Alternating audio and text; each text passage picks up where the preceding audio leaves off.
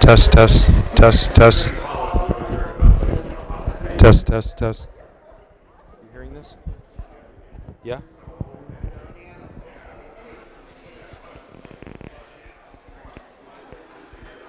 No, you want that like 3/4 up.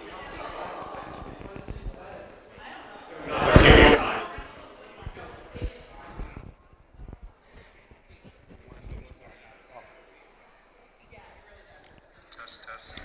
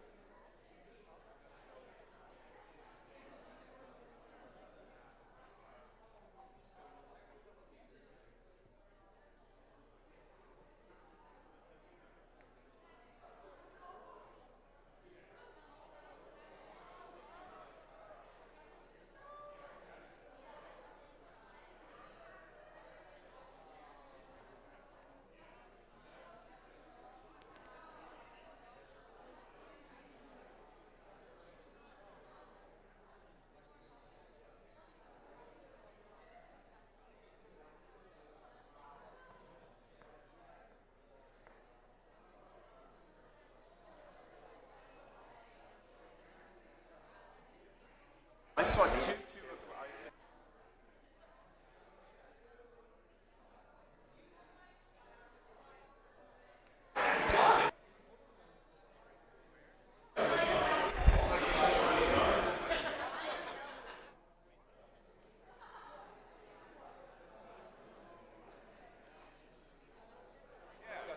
Check, check.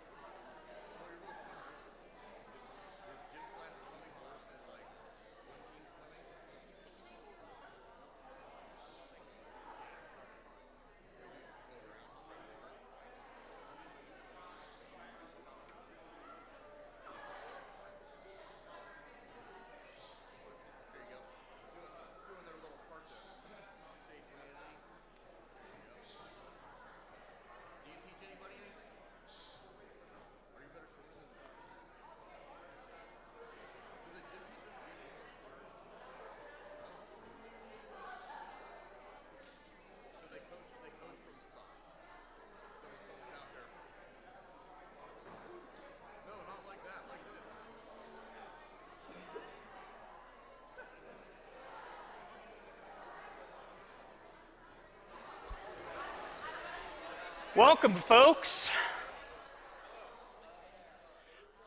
How's everybody doing? Good, good, good. Come on, you're doing great. You didn't have to be in school today. You get to make music. Yeah. My name is Andrew Yozviak, and I'm the director of bands here at Westchester University.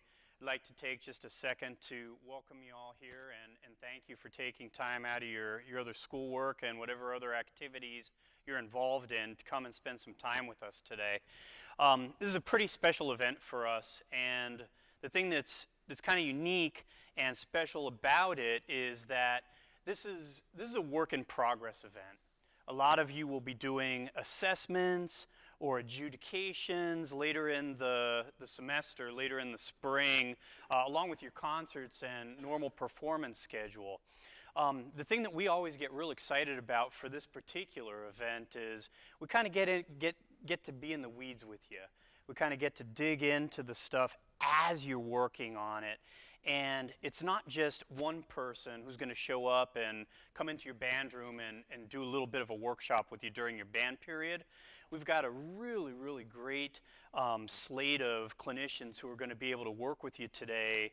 And the cool thing is, every single different person that gets to spend a little bit of time with you is going to be coming at these pieces from a slightly different angle.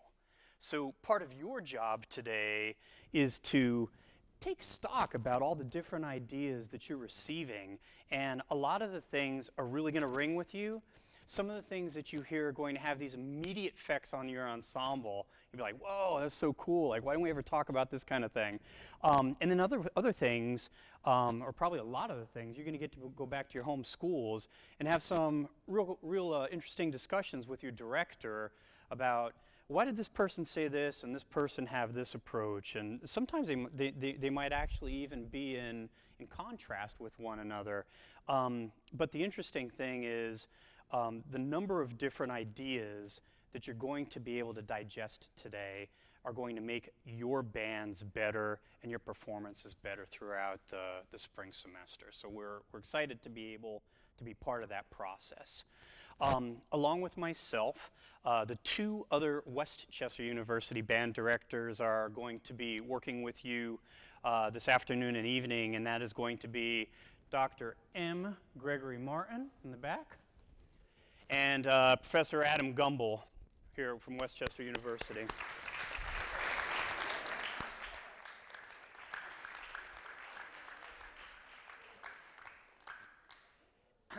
And in addition to our home staff, we're very, very fortunate to have with us from Western Michigan University, Scott Borma.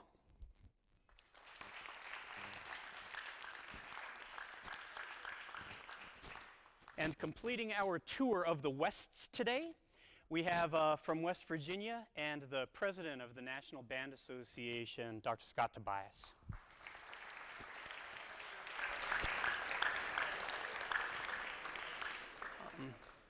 We are very, very, very, very lucky to have some good friends in the industry, and in addition to support we get from the National Band Association, from a very local group, the Peak Travel Group, who are friends of ours, has been very, very gracious enough to sponsor a live stream of this entire event. So everything that goes on stage today is going to be piped out through banddirector.com.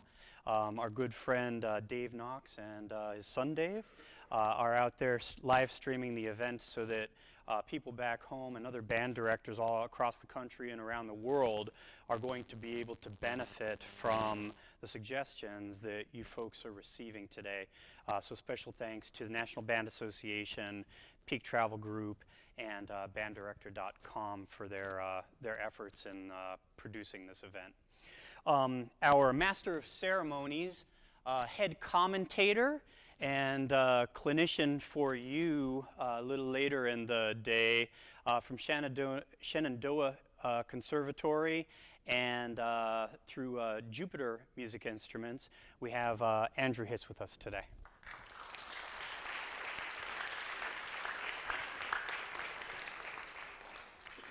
All right, so just a couple housekeeping things about the day. We have a clinic, and then there will be a little break. We have a clinic, and then there's going to be dinner.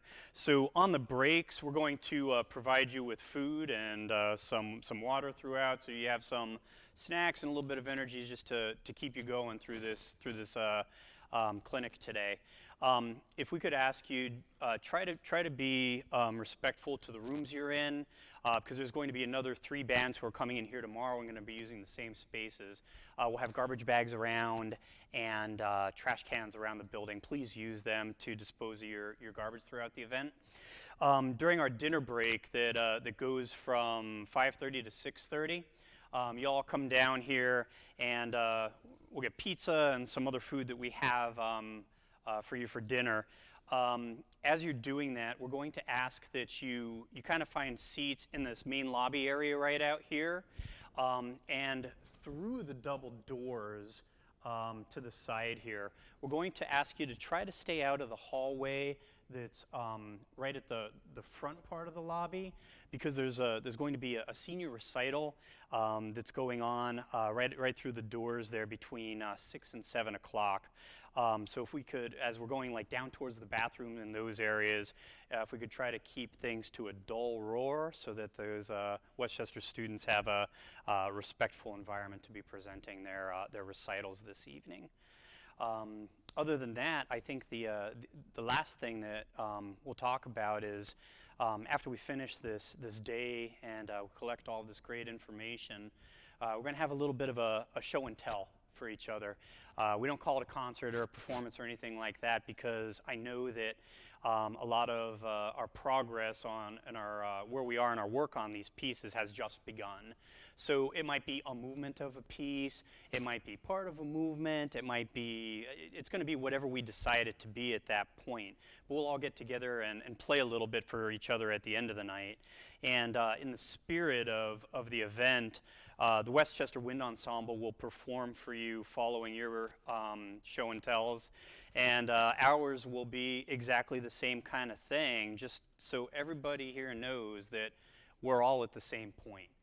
We've had 3 rehearsals, and we're going to play a part of a movement of one of the symphonies we're working on, and we'll all be able to support each other and just hear where we are, and when we hear each other again at assessments or adjudications later in the year, we'll be able to applaud all the great work and progress that you've made throughout the spring. So welcome to Westchester University. I hope you enjoy your time here and your stay, and take some good notes from all these great clinicians you're going to be able to spend some time with today. Okay? Have a great time, friends.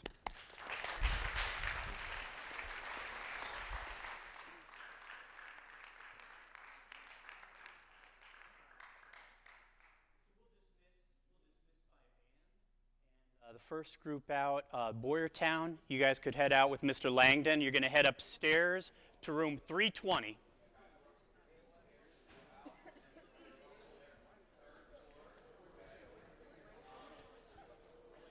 Phoenixville. While they're going that way, if you go through the exit doors right over here, they'll come right around to this side of the stage, and you could get yourself set up here, okay?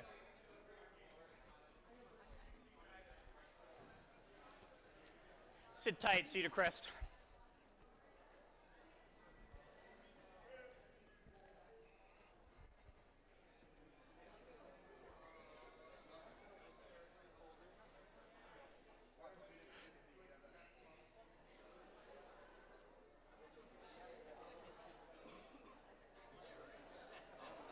Stevenson Symphony No. 2. The Voices one they did for the Marine Band.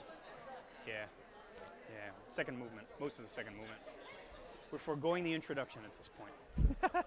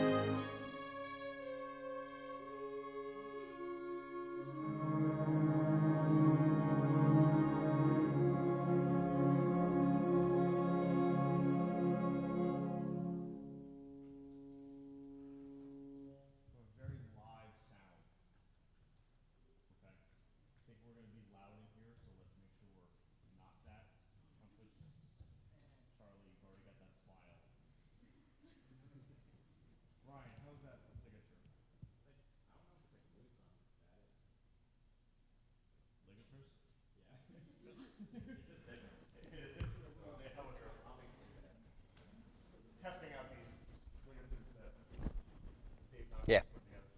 Yeah. Cool. Okay, how do we feel? Same as you were on. Let's start with Prelude Siciliano Romano, right at the top.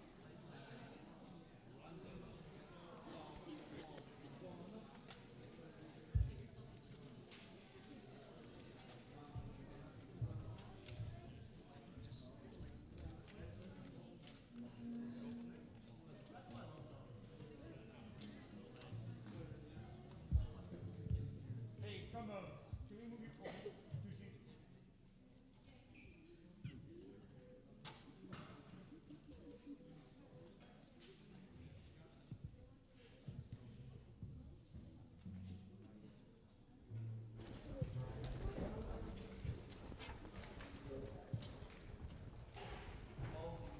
Jackson, I'm gonna move you up front.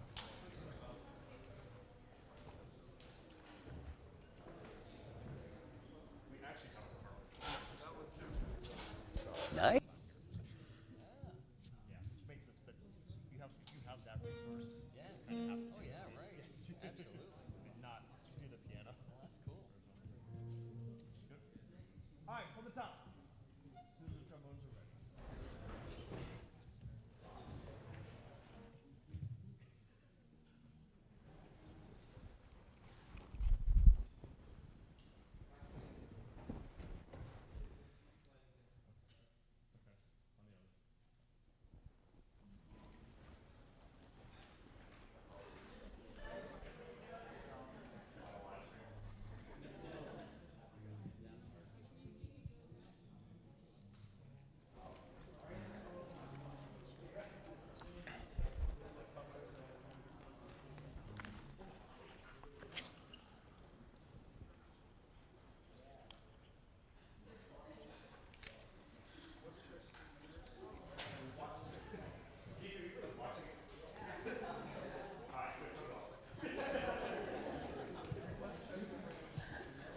From the top, here we go.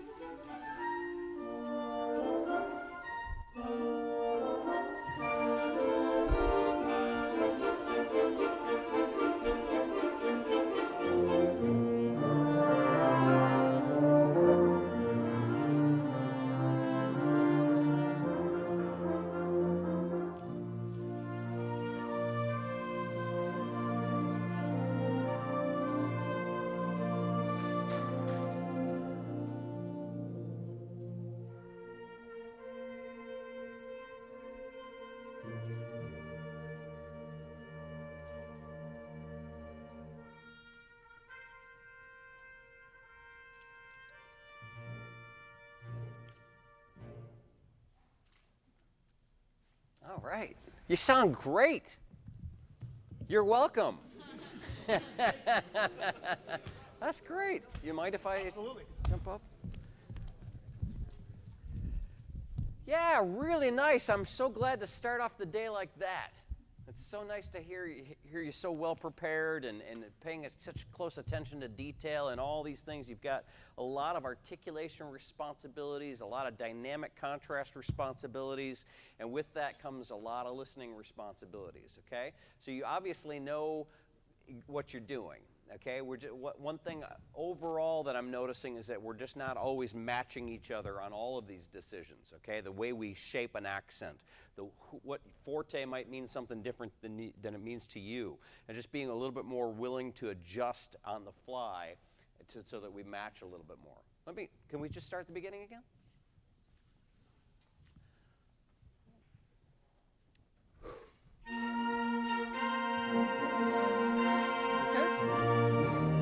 Right off the bat.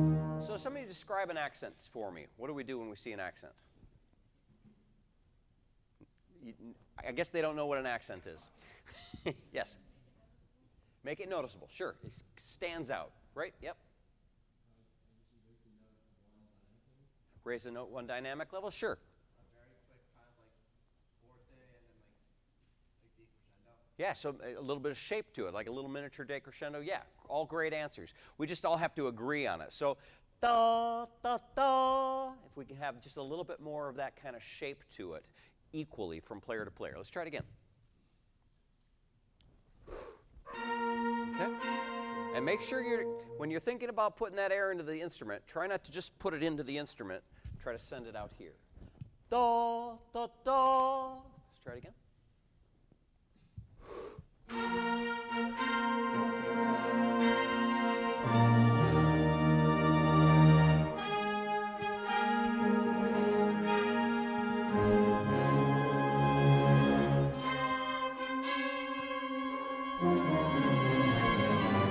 Okay, very nice, very nice. I think we got a little bit better there. We're trying to match each other more. So always be thinking beyond your stand and how does what I do compare to the person next to it, and which sound do you like? Typically we go to our principal players and want to try to match that sound. That's why we have principal players. So try to be thinking about that. Tell me about the accents that lead us into A, low brass and low reeds.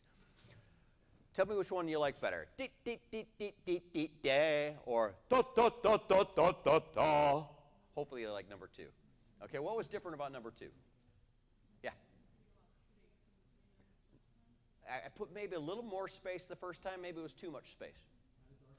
Darker tone? More full, okay? And I think as low reeds, low brass, we want to have that kind of presence. Dee, da, da, da, da, da, da. Can I hear just those people on that measure? And 1. Yeah, okay? Let's play the first note. Okay? So for some of us, that's a tricky note to find out of nowhere, okay? So you have to be so confident about the amount of air you need to find the center of that tone right all the way. Otherwise, it goes boom, boom, boom, boom, boom, boom, boom. Okay? We can't have that. Play the first note again. Okay? Now in tempo. 3, 4, 1. Yeah, so I'm getting a lot of good low saxophone sound, right, which is delicious. Okay, but let's make sure it's more of a blended sound. Da, da, da, da, da, da. So try to sound more like the euphoniums. Euphoniums sound more like the bari sax. 1, 2, 3, 4, 1. Yeah, so always we want to have that aggressive, confident style, but it's got to be uniform from player to player. Horns and, let's see, tenor saxophone. These letters are so small. Tenor and bari saxophone, and anybody that in the first measure has rest, 2, 3, bum, ba, da, da. Could I hear you? And 1, 2, 3. Sorry, I sang the wrong pitch there. Okay, so what I'm hearing is dee, dee, dee, dee. What I'd like to hear is dum, da, da, da. What's different? Yes? Maybe not necessarily the length of the tone, but you're onto something. Yes? Yes? You phrased it in a way that wasn't as separated. Yeah. Instead of going note, note, note, note, I want dum, da, da, da. We're always heading toward something or away from something in all music we play. Okay, so think about the phrasing even when they're short separated notes. Let's try it again. Just that much. And 1, 2, 3. Yeah. Ooh, I like that. Dum pa ta tum. We're always leading toward the long tone. Okay, beginning, everybody. Okay. It was a little scattered. It's like, okay, there, da. You don't have time to be scattered. You got to be right there. Again.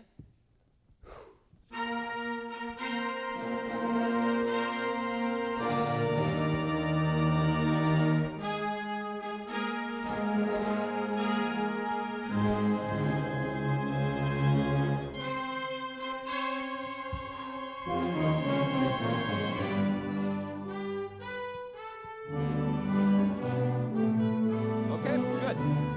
Very nice. Okay, hey, very nice. Okay, so when we get to A, who's got the melody? The horns and one trumpet player, right? Okay, so what's your name, one trumpet player? Rod? Ryan. Ryan, you need to pretend you're a horn player. Okay, so try to match the tone of a horn so it kind of sounds like you're all unified there, because it's pretty much, it's the horns moment. Let's go A, please. Also, tell me about the first, who has an eighth note with a staccato on it and then a bunch of rests at A? Okay, some of us are going, ee. Some of us are going, oh. Some of us are going, okay, oh. You have to decide what's it going to be. That last note of a phrase is as important as the first note of a phrase, okay? Everybody at A, without the people. Right at A, here we go. Okay, here we go, right at A. 2, 3.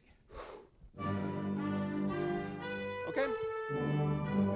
Could I hear the cornet voice and the horns, just your first note on beat 2? Here we go. Okay? So it took us a couple seconds. There it is. You don't have a couple seconds. Do. You got to find the center. I'm sorry, I'm singing out of tune. Do. Okay, just that note. Okay. Are we hearing more horn or more cornet? I want to hear more horn. I'm hearing more cornet. So Ryan, right? Ryan. I love your confidence, your aggressive style there. Chill out a little bit, okay? Horns. Do. Big fat sound. That note. Here we go. Yeah. Okay, so I don't mind a little edge with the horn tone, but make sure you're thinking how fat you can make it. Boom, boom, boom, boom. Okay, everybody please at A.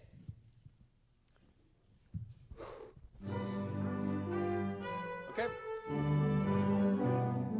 Need more accuracy, horns. Okay, you got to demand those notes. It's all about you, so don't blow it. Low brass and low reeds that have the dotted half note, raise your hand. Tell me which you like better. Or da. Number 2. Okay, not the first one. It's never the first one. Okay, so it's not a forte piano, right? It's a forte with an accent and a decrescendo. Boom. So give me some body through that note. Everybody, please, at A, except for the eighth note person. 2, 3. Okay, again. Let's just hear the dotted half note, people. Okay, but you got to tune it. We got to find the center of the sound. Who do you think is the most important voice? Low people or high people here? Low people. So defer to them. Make sure you're part of that sound. Here we go. Okay. Sometimes I feel like trumpets were going. We're attacking the beginning of the sound as opposed to oh, sending the note through the instrument. Okay. Let's try it. Just that note. Did you guys hear that? There's a better sound, okay? We're just thinking about the richness of the sound. Everybody, please, at A.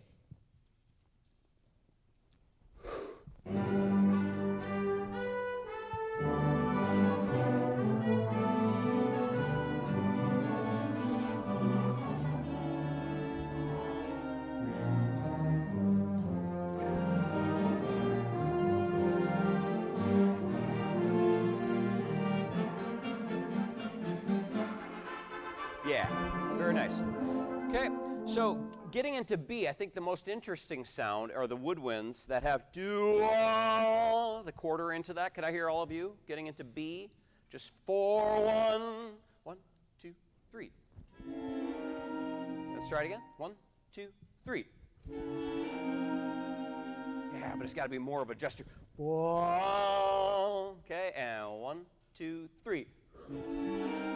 Yeah. So make even the small moments are moments, and they can be a rich part of the musical idea. So make sure he even gives you that crescendo there into fortissimo, so take advantage of that. Let's go, please, one measure before B, everybody.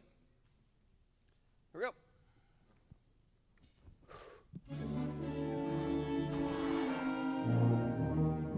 Come on, action.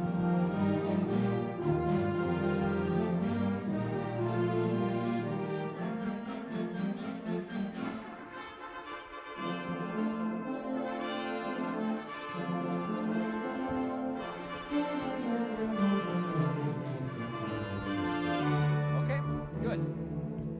Just now we're back to the matching thing. Okay, I'm hearing some people go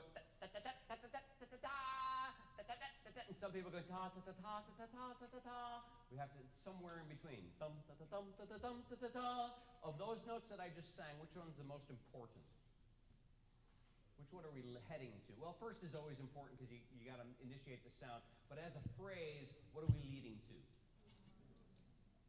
The last one, yeah, the long one. Okay, dum ta ta dum ta ta dum ta ta dum. Okay, can you play it with that in mind? Everybody at wherever that is. Sixth measure of B. 2, 3. I'm watching your body language, and I see.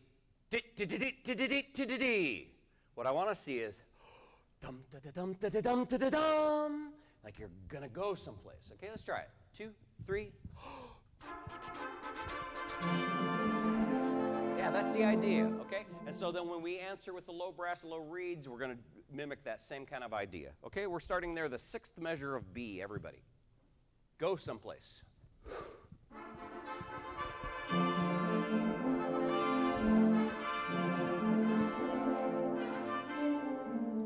Yeah, some really nice things in there. I like the first 4 beats especially. So tell me, everything is either a downbeat or a pickup note.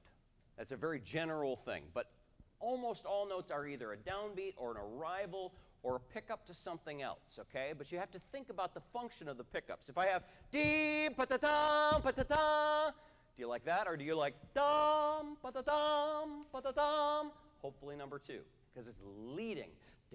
You like number 1 better, okay? Let's go sixth measure of B, please. Here we go. Sixth measure of B.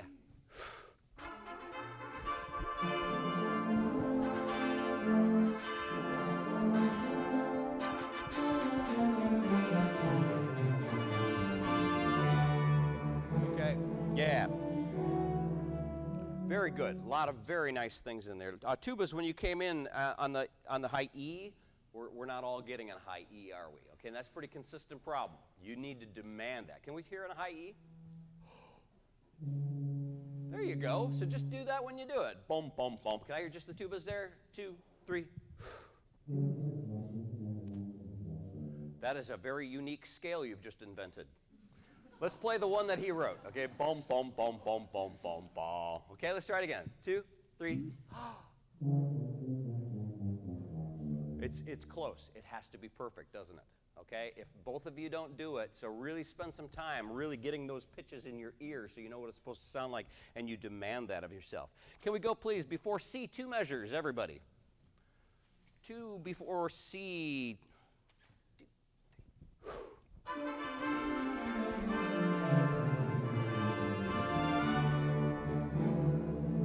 Horns!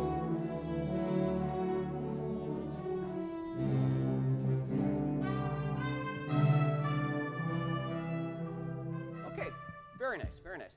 Trumpets, when you come in on those, I'm hearing almost forte pianos. Bung, bung, bung, bung. I think if we could kind of balance that a little bit, da, da, da, da, shape them, but not overly. It seems like we're attacking them as opposed to presenting them. Okay, let's hear trumpets right there. Pick up to 2 before D. And a 1, 2, 3. Yep. We have different interpretations of that, don't we?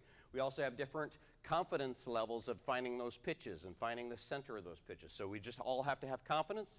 Put the air through the instrument. And a 1, 2, 3. Okay. The decrescendo, I like a decrescendo that's shaped like the front of the Goodyear blimp, or like the head of a fish, where it's da da da da da, as opposed to da da da da okay? Don't get there too soon. Dum, pom, pom, pom. So take your time on the decrescendo there, okay? Again, trumpets. And 1, 2, 3. Yep. Too many trumpets missing the partials. You got to be confident, get the air through it, demand it. And 1, 2, 3. Yeah, so shape it a little bit more toward the end without losing your breath support. Everybody at C, please.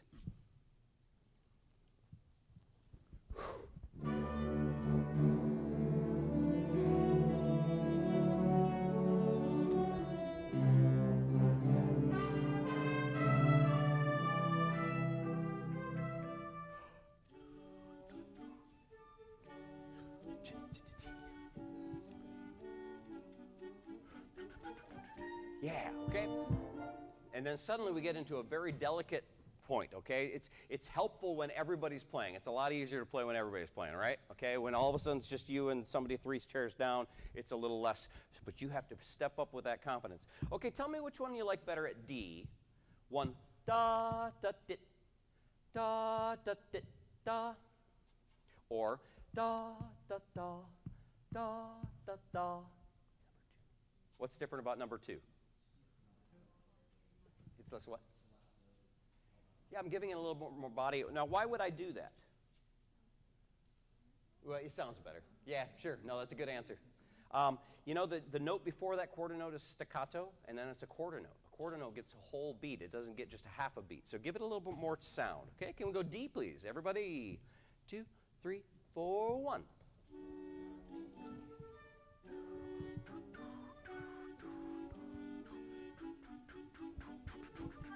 Yep. What's your name on the bassoon? Grace. And you weren't playing, right? Or you were playing?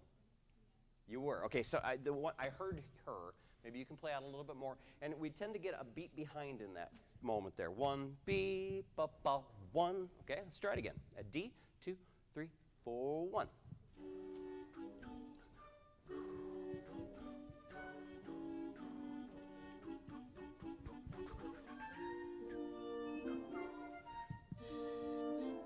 Okay, yeah. I don't want to dwell too much on these kind of things, but I'd like to have us all feel a little bit more like we're always going someplace. Sometimes I feel like we're going, play it right, as opposed to dum, bum, bum, dum, bum, bum. Okay, there's a shape to it. Everything in music is like speaking poetry, okay? It's got a meaning to it, okay? So think about where it's going. Let's try it again. D, 2, 3, 4, 1.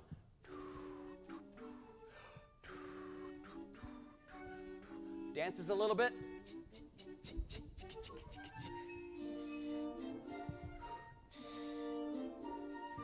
Good.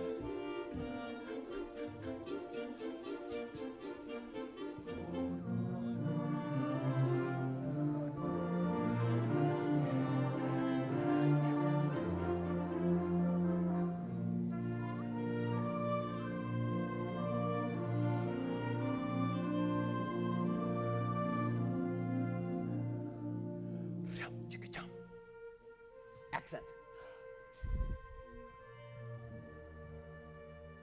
Support, support. Okay, good. Flutes, are we playing with vibrato?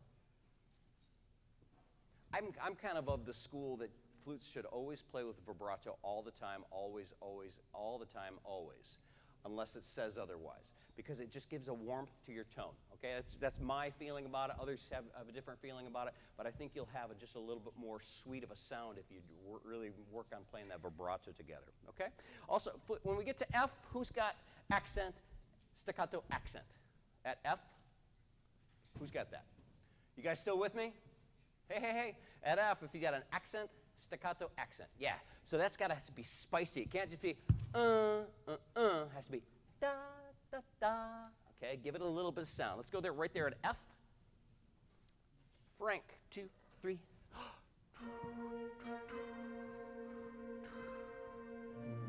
Let's try one more time.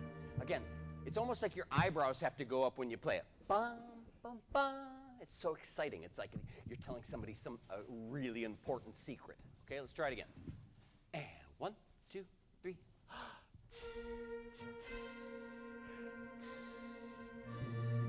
Now support, tone, tone, tone.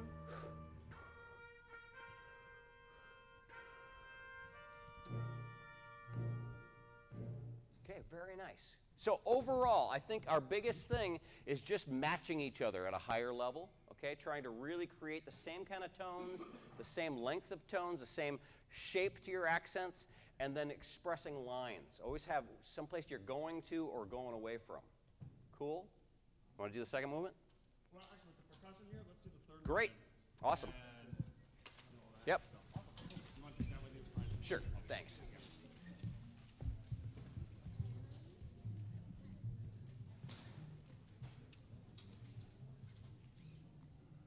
Hey, percussion, third movement, rondo, and someone needs to cover Gregor's part. Let's see that. What's the part? I believe. I really don't know. I think he's playing crash cymbal, suspended cymbal.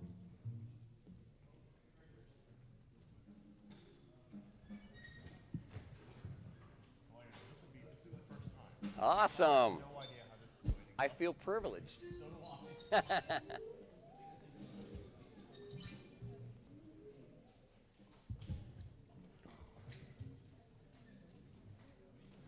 Hey, so wind section.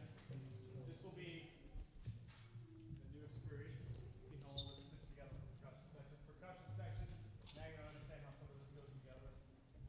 Kato, are you ready? Ryan, you good? Jack?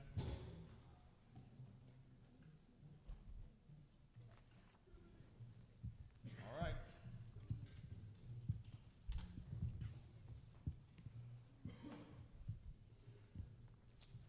Greenery.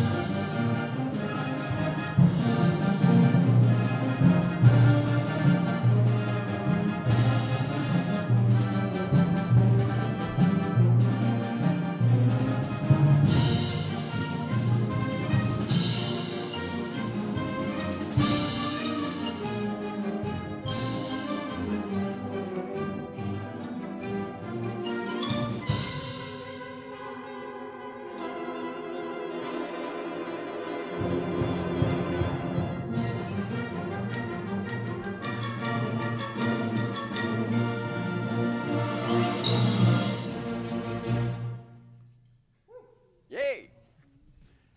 Hey, we are obviously missing a couple of clarinets. Let's make sure all parts are covered, especially all in the Xango playing system. All the one-on parts and all that stuff. So, all right, that We ended together. we ended together. Yeah, that's awesome. Cool. Oh, it's fantastic music. All right, cool. Let's try a couple things. Very nice work. It's, you know, again, we're doing all the things right. Okay. I think it just comes down. I think this is going to be just a consistent thing we talk about. Is just making sure we all go someplace. Okay. We got somebody there we're all very interested in. Hi. All right. Now we're back here, and okay. So at H, what is H about this piece? Like, what happens at H? What's that? Build up to the end. Yeah. So it's like, oh, something's going to be crazy and exciting. Okay? So what I heard was, and then the low brass came in, and bum, bum, bum, bum. Okay, we lost the gas. Okay, we lost our juice. We lost the momentum to take us home. So low brass and low reeds, when you start that one, bum, bum, bum, bum, bum, bum, take us home. Okay, don't let us down. Let's try it. Right at H. Here we go. 1, 2.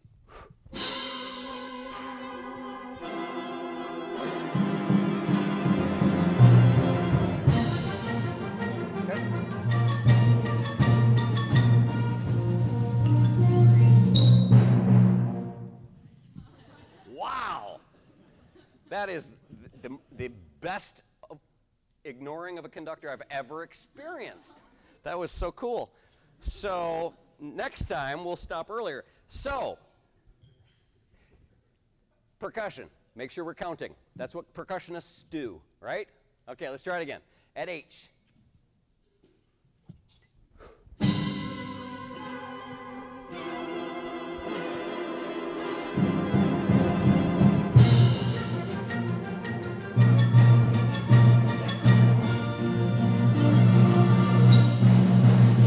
Okay, could I hear the people in the last 4 measures that have 1, da, da, da, da, da, dum? We're just going to play that much. 2, 3, 1, ready, and 1. We're just going to play, we're going to stop on that 8th note. Again, 2, 3, 1, ready, and 1. Okay, we need to be much more excited about that 7 notes or whatever it is. What I'm hearing is boom, boom, boom, boom, boom, boom. Okay, what I'm boom, boom, boom, boom, boom. You're capping us off. This is the end of your performance. Let's try it again. 2, 3, 1, ready, and 1. Yeah, and that last note is the one we're leading to. So take us home. Everybody, please, right at the presto. Tell me which one you like better. Da da da da da da da da da da da da dum, or this one. Tito ta tito ta tito ta tito ta dum. I do too. There's no crescendo, though, you may say. It doesn't matter. Take us someplace. We're always headed to someplace or away from someplace all the time. Rarely does music just sit still. Let's try it. Everybody at depresto. 1, 2, 3, 1, ready.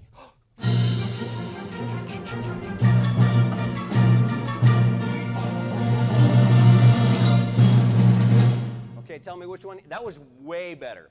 Tell me which one you like better. Da da da da da. Or da da da da dum.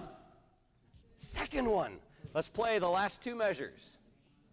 Last 2 measures. 1, 2, 3, 1, ready, and 1. Da da da da dum. Again, 2, 3, 1, ready, and 1. Always go someplace. All right, let's go back to the beginning of this movement.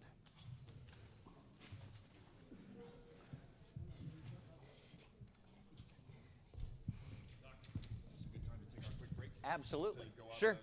Yeah. You guys are going to get a leg stretch while I go bother him for like 3 minutes on camera. You should do everything that he says, just like you always do. And we will be right back. Stand up.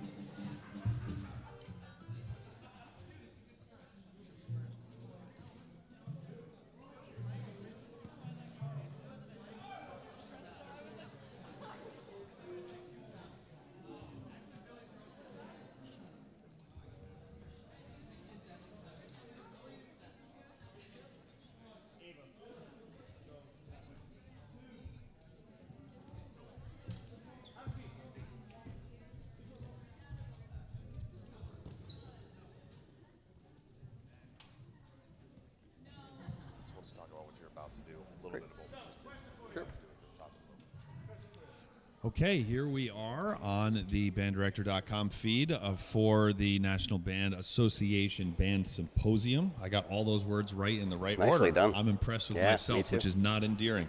So we are here with Scott Borma, and can you talk to us a little bit about what you just did with the band? Lots of really great stuff. Sure. Yeah, they're playing Malcolm Arnold's Prelude Siciliano and Rondo, a classic band piece in 3 different movements with contrasting nature. And they played the first movement, and basically immediately the thing that I think they could work on more is having a little bit more direction with their lines. Always having are they going someplace or are they leaving someplace? And never just static note, note, note, note. You So said that in a bunch of different ways, which I really well, good, liked. Yeah. good. You know, just them thinking about. They've been taught very well, so they seem to know that this is exactly what I'm supposed to do, and now they're at a point where they can now make some expression and take it someplace different than just playing their notes really well. Right. Yeah. I really liked when you sang the note, note, note, note, note. I don't remember what the rhythm was, and then you sang, rather than actually saying the word note, Yeah. you sang the line. I try to do a lot of modeling of listen, which one do you like better, Yeah. and for having them just realize that, there are different ways of saying the same grouping of notes. And complete sentences, not just focusing Right. on the words or on the syllables. Exactly. So I just heard you say that you're going back to the beginning of the third movement, Right. which is where you just ended at the end of that. What are you about to do with them? Same kind of thing. There's a lot of inflections throughout it. There are a lot of accents, short notes, long notes, accented notes, marcato accented notes. They're not all deciding to interpret those the same way. So they just need to improve their listening skills from player to player, from section to section, so that they're making the same kind of choices with those bits of information. That was another thing I really liked was when there was I think it was euphonium, bari, sax line together, and you asked the bari sax to sound more like the euphoniums, and you asked the euphoniums to sound more like the bari sax. I just Right. kind of liked that. There was another moment in the first movement where the horns have the melody, bum, bum, bum, bum, and there's one cornet player that also has that doubled with them. And it's about the horns there, and so the cornet needs to kind of match in that tone a little bit more. Yeah, until we were all taught that, you don't necessarily understand Right. that there are different, even within the same piece of music, you have to try and sound like different things according to the Awareness context. of who else has got the same thing, who's got different things. Yeah, that's great. All right, well, we are going to have him head back in to hear a little bit more of the Malcolm Arnold Prelude, Siciliano, and Rondo with the Phoenixville High School Band under the direction of Justin McAdams. Thank you so much. Thank you.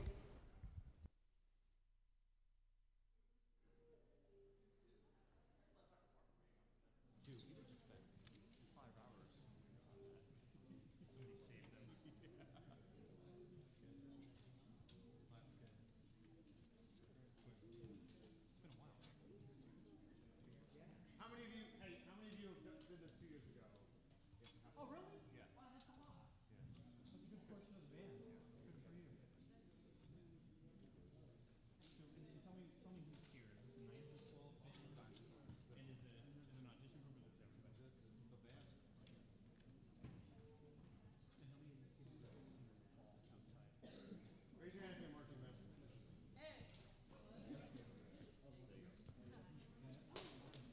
So hey, just kind of a follow-up on some of the things that you said were takeaways. I got to visit with you for like this long in the fall on a rainy night. Man, as much as you could start to apply these things outside, it really starts to create a more unified sound on the field. The listening environment's a whole lot different, right?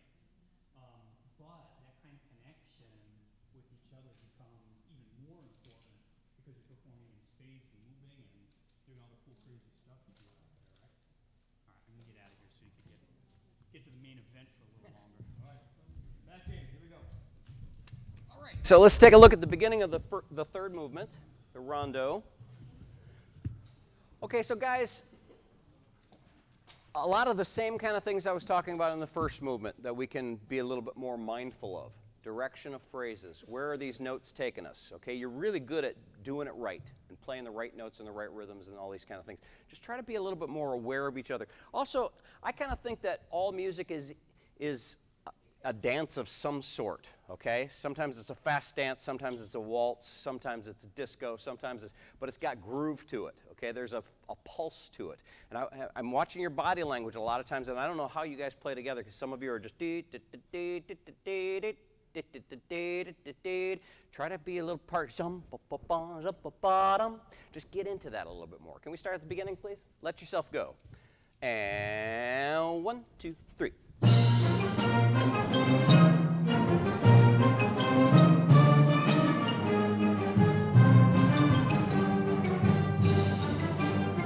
Great. You guys like finishing phrases, don't you? Yes, they do. Second measure is the last note accented. I'm hearing dit-dit-dit-yet, okay? Dit-dit-dum. Give more weight to the long tones in general. Dip-a-bottom. Okay, let's try it again. 1, 2, 3.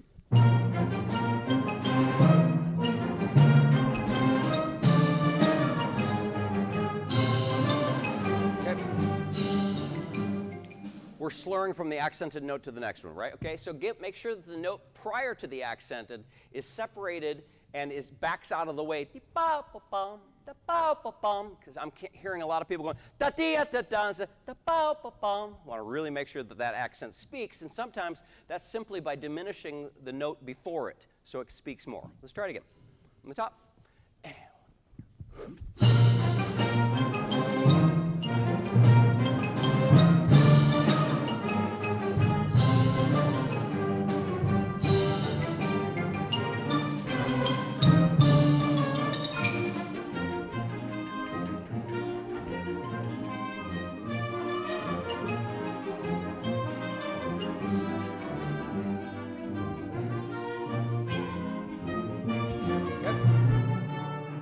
Okay, who plays this part? Bum, bum, bum, bum, bum, bum, bum. Okay, don't play it like I just sang it.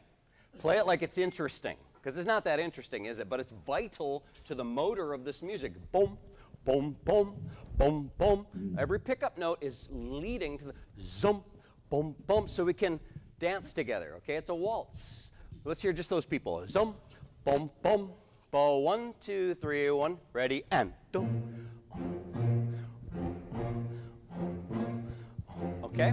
Now, we were talking a few minutes ago about matching each other's tone. Okay? Now, I loved the style there. That was awesome. But I'm hearing bari saxes. I'm hearing bass clarinets. I'm hearing bassoons. I'd like to hear band. Boom, boom, boom. So strive for that, a more unified approach to how you play. Let's go to B, please. B, 2, 3, 1. Ready? Right on it. Right on B. 1, 2, 3, 1. Ready?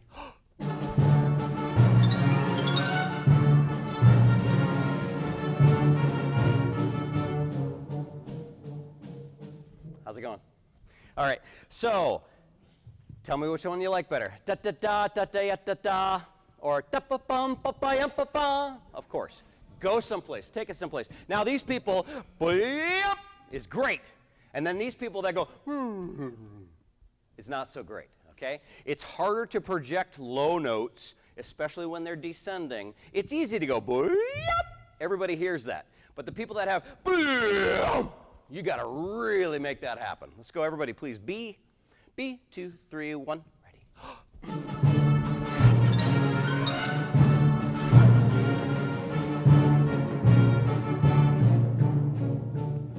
Okay.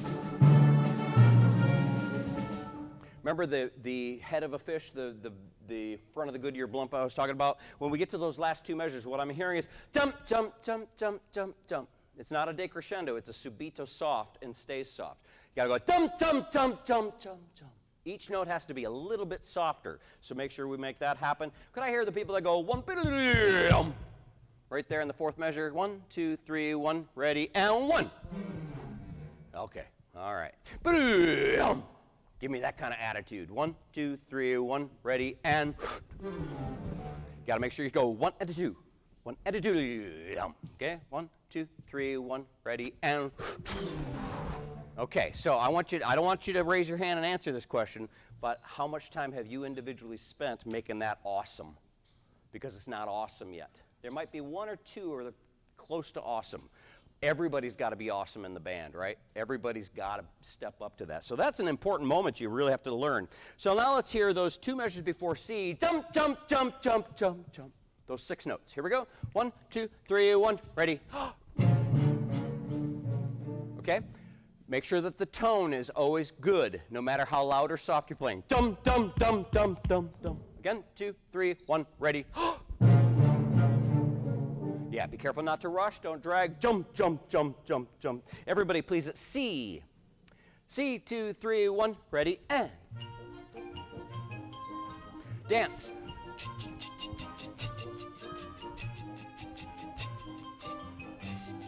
Woo! Pitch. Yes.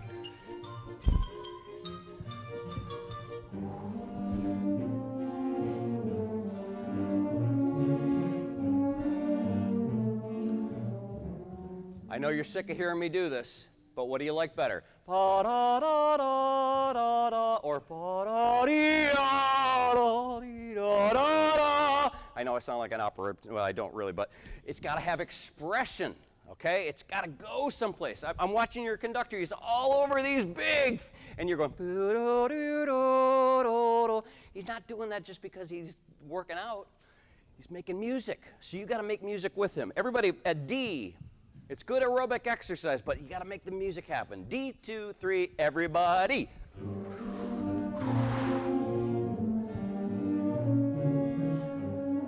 Stop. Can you see me okay? When I stop moving, you can stop playing. So, horns, euphonium, who else is playing? I want you to be that crazy with your dynamics. Let's try it. 1, 2, 3, 1, ready.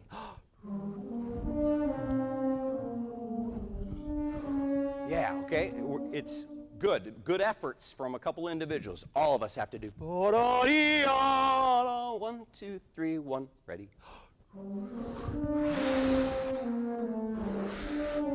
All right, so yeah.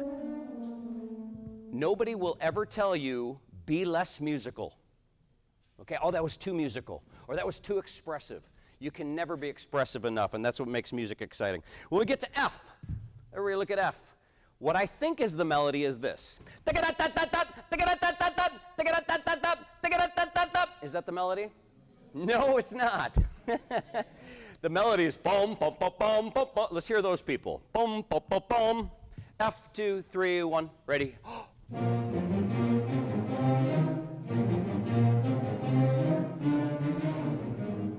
Awesome. Yeah, you played with more conviction that time because you knew exactly what was happening. Now, ask yourself, I don't want an answer, ask yourself, did I think about the direction of the phrase? Did I think about going to the long tones and being less concerned about the short tones? Let's try it again. Same people, 1, 2, 3, 1, ready.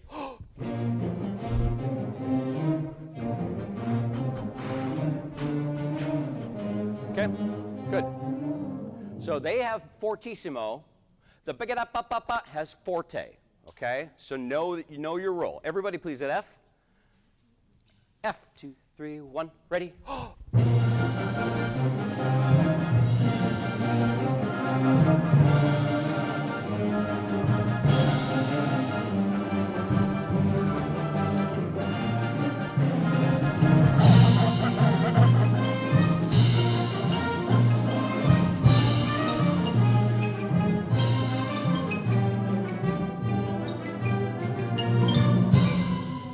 Cool. So G is a big arrival. Okay, that's our last big statement before the ending stuff. Okay, so I heard dum pa pa bum pa pa pa dum. I'm getting bored. Dum pa pa dum. Less interesting now. I can't wait to get to the next fun part. Okay, you can't. You got to commit and you take us home. It goes all the way through that phrase until we get to the exciting trills and stuff like that.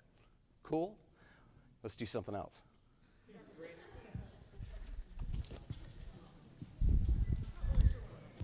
What's that? What do you do? So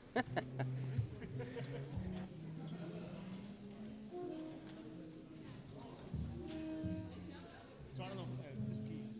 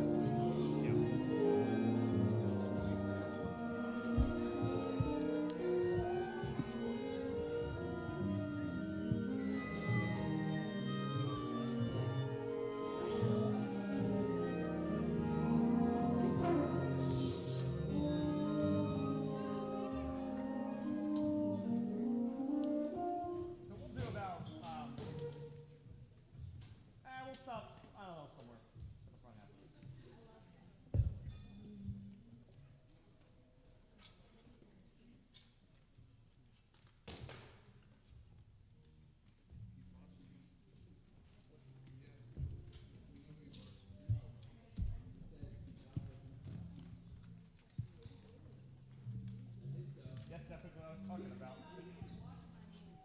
Yes, I did say wash my hands. So, Alex, you good? Corey, Dave, close. Ryan, you good? From the very top.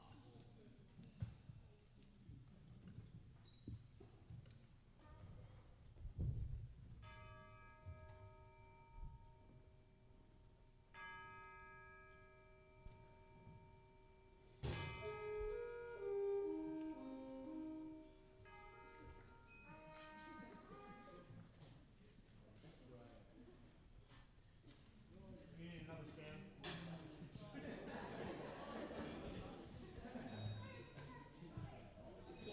Mr. Ballmers, if you're watching this live stream, sorry.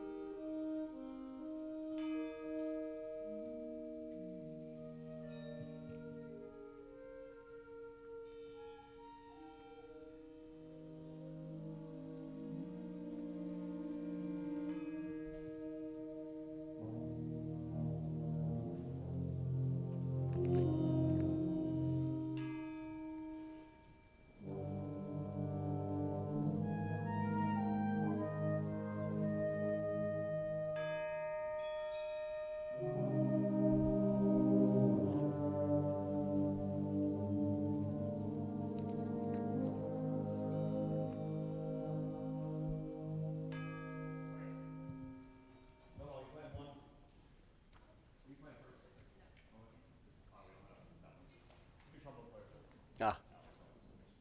All right, can we start at bar 9, please? At bar 9. Yeah, we started bar before, that works. So we've talked in rehearsing this opening thing. We've talked about no fear in any of these parts. You're now playing like it's a very exposed stage and you don't want anyone to hear you sing. So what? Bar 8.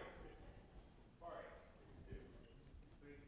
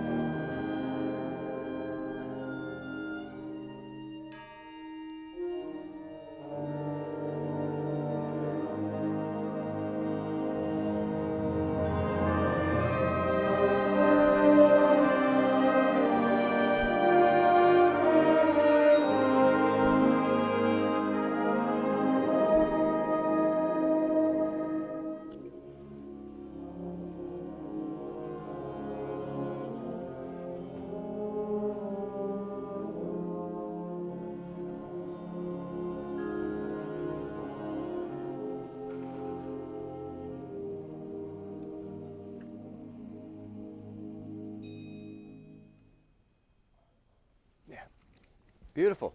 It's really lovely. Yeah. Oh, yeah. Definitely. Hey, horns. At the 3-4, that was really beautiful. Horns. At the 3-4, say thank you. You're welcome. Yeah. Yeah, I really like how you kind of came out of the texture there and made that your own. That was really, really pretty. Yeah, you know this. Okay, this music is the hardest music to play because it's so exposed, as you know, and there's so much fear of coming in out of a rest. Right? Is everybody with me? Yeah. So you have to. What I want you to think about more is not how to start that note out of the rest. This is an important concept. This is something, as a trombone player, it took me years to figure out. I would always be obsessed about coming into that note, piano, out of a rest and going, you know, something would always go wrong until I learned to go, oh, and just kind of, is everybody with me?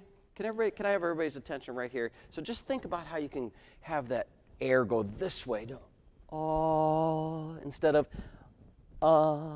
because that's where the fear gets the best of you, okay? If you just take a breath and let it soar, 9 times out of 10, you're going to be more successful. I think you'll find that your sound is better too. I really liked the shaping of dynamics that you're doing in this, okay? Really fine. What I tend to hear, however, for instance, at 29, could I hear the clarinets and the bassoons? I think those are all the people that have a crescendo. At 29, 2, 3,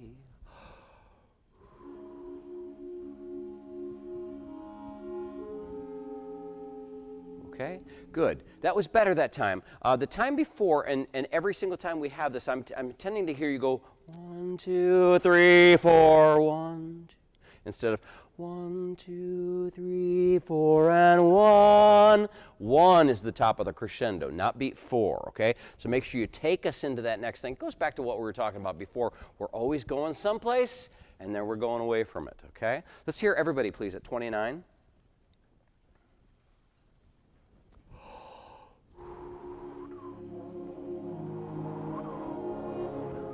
Yep. So who's got the melody here? Euphoniums, okay?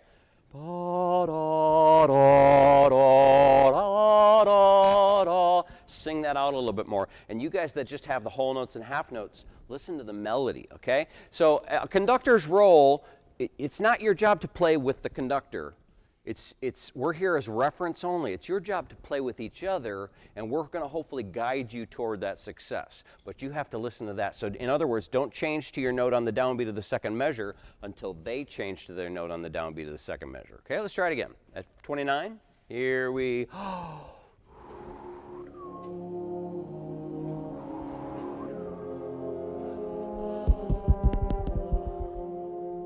That was luscious.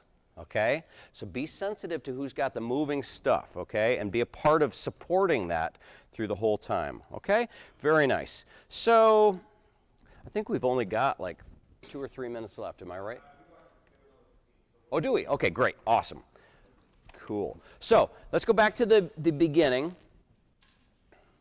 These little entrances by the trumpets and the horns are pretty vital, okay? So you really have to hear what those notes are going to be before we make them happen, and don't just guess at it. Let's try it from the top. Beginning. That was nice.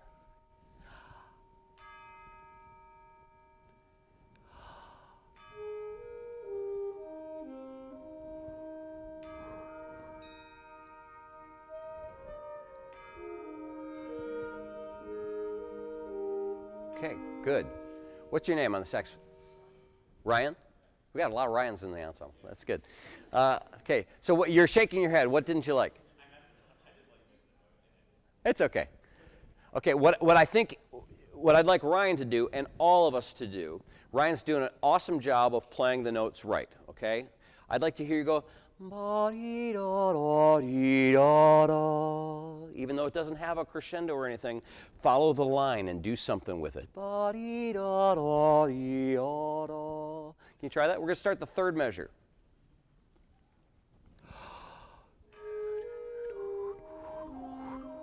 Excellent.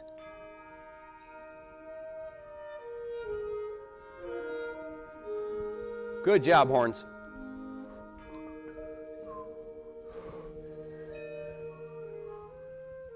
All right. Good. Nice entrance. Same thing I was saying to Ryan. Could you go? And what's different about the rhythm in the second measure of what you have than the measure before it? quarter note triplet, okay? Is that going to be slower or faster? Right now you're kind of playing them just as eighth notes, okay? So I'm not just talking to individuals here. At some point you're all going to have something like this that you have to be discerning about the exactness. Ba-da-da, triplet. Really pull it back, okay? Can we start please in measure 6? So clarinets, you heard what the horns did the measure before you. 1, doo-ah, doo-ah. So have that same kind of projection there. At 6, please. Again, and make sure we're not ahead of the beat. And pop-pop-bee. Here we go.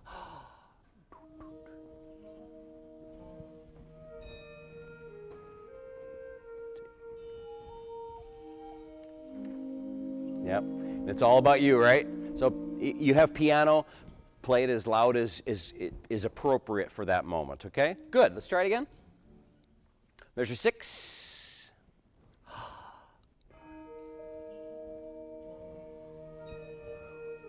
Okay, so how do you know when to play on beat? Who's playing on beat 4? Is it just you? The 2 of you?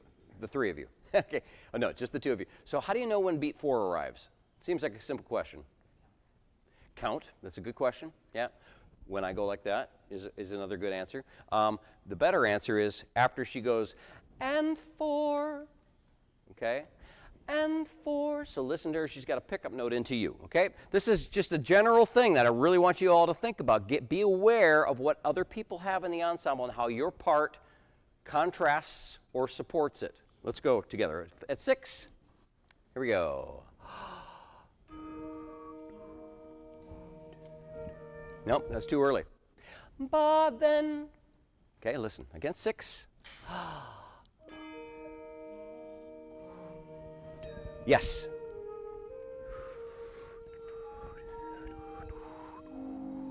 Yeah, just blow through that phrase. Once again, at 6, that was very nice, very nice. 6, here we go, and. Too early. But then, here we go, 6.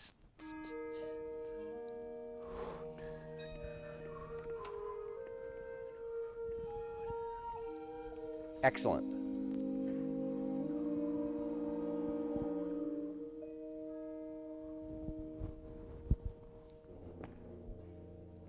Count. Measure 9. Measure 8. You're welcome. Measure 8, here we go.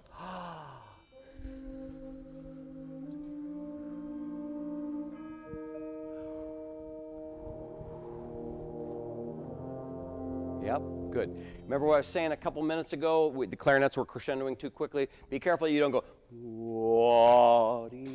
I'm exaggerating, but you make sure the top of your crescendo is, I know you're adding a crescendo, which is awesome. That means you're being musical. That's your goal, the long note. Measure 9, everybody. 9. Here we go.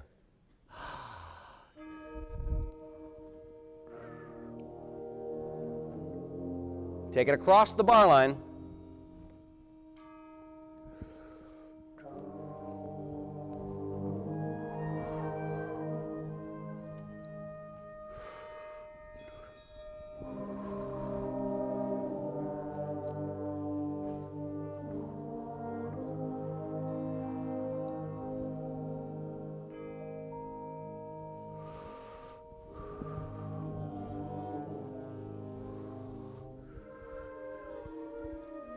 All right. So the first clarinet, B-da-dee, oh, really dig for that low note. Who's playing that? Just you, or all of you? Everybody that's playing that, please play that with me on beat 4, 2, and 3. Yeah, very nice. Okay. Now can I hear the flutes on your entrance there? 1, 2, and 3. Okay, that was way better. What happened last time? Okay, let's try it one more time. Now, can you do this general overall concept we keep talking about? Which one do you like better? Da da dee da or ba da dee da. Have direction. Here we go, flutes. 2 and 3. Okay, that's the idea. Thank you. Let's go, everybody, please, at measure 16. No, I lied. 15. 15. Is everybody awake? I know this is slow. Oh, you got to force yourself. You know how old I am? 93 years old. Not quite. But I should have less energy than I do, shouldn't I? You are what? 14, 15, 16, 17, 18 years old.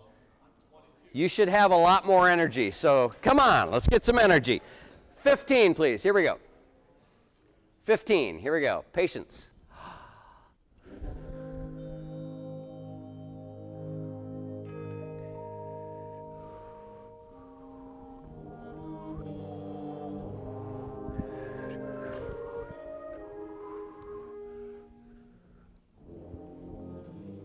Now, okay, we're losing track of beats. 4 will always look like this, okay? So just be ready for that entrance. Okay, we can't take any more time on this. Just overall, look into my eyes. You must start thinking about this and pushing air across through the notes horizontally, okay? Because you're doing some crescendos and decrescendos nicely, but I don't think we're always thinking about there's the arrival. That's where the flower blooms, okay? And that's going to make this music a lot more effective. Cool? Want to go on to something else? Or do you want to keep going with this? Yeah, you want to kind of go into the next one? The next Sure. section? Yep. Sorry, let me grab. Do you have? Yep. Hey, can you start at 36?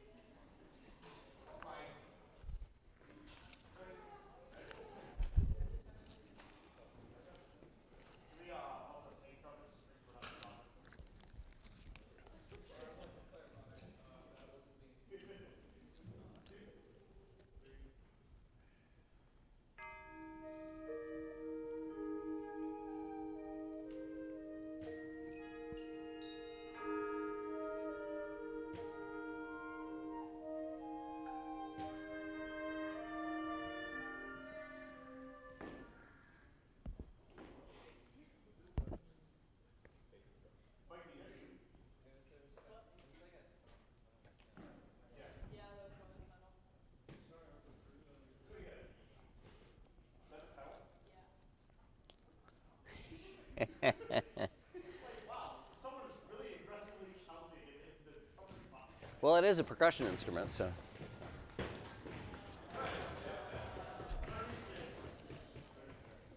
Let's less than that.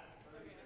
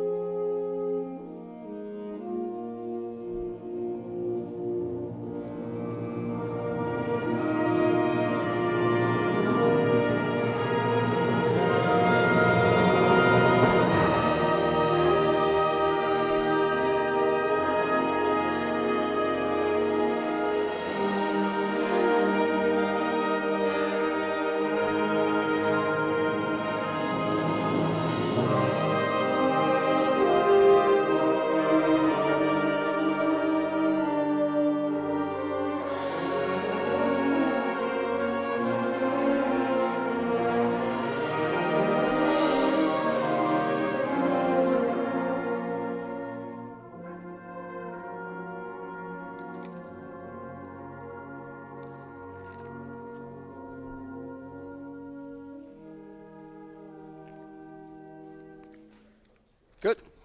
Awesome, yeah. Cool. All right, let me see if I can find this. 55.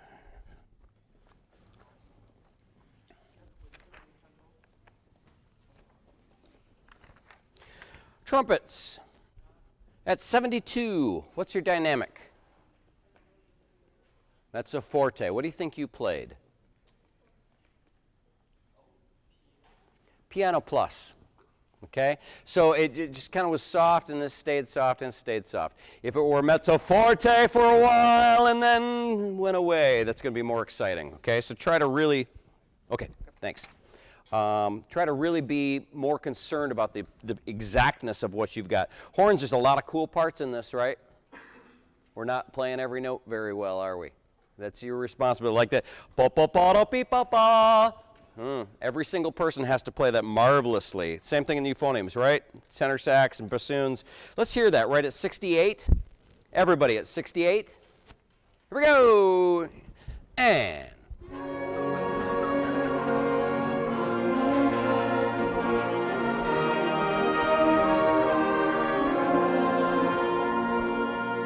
Okay, good.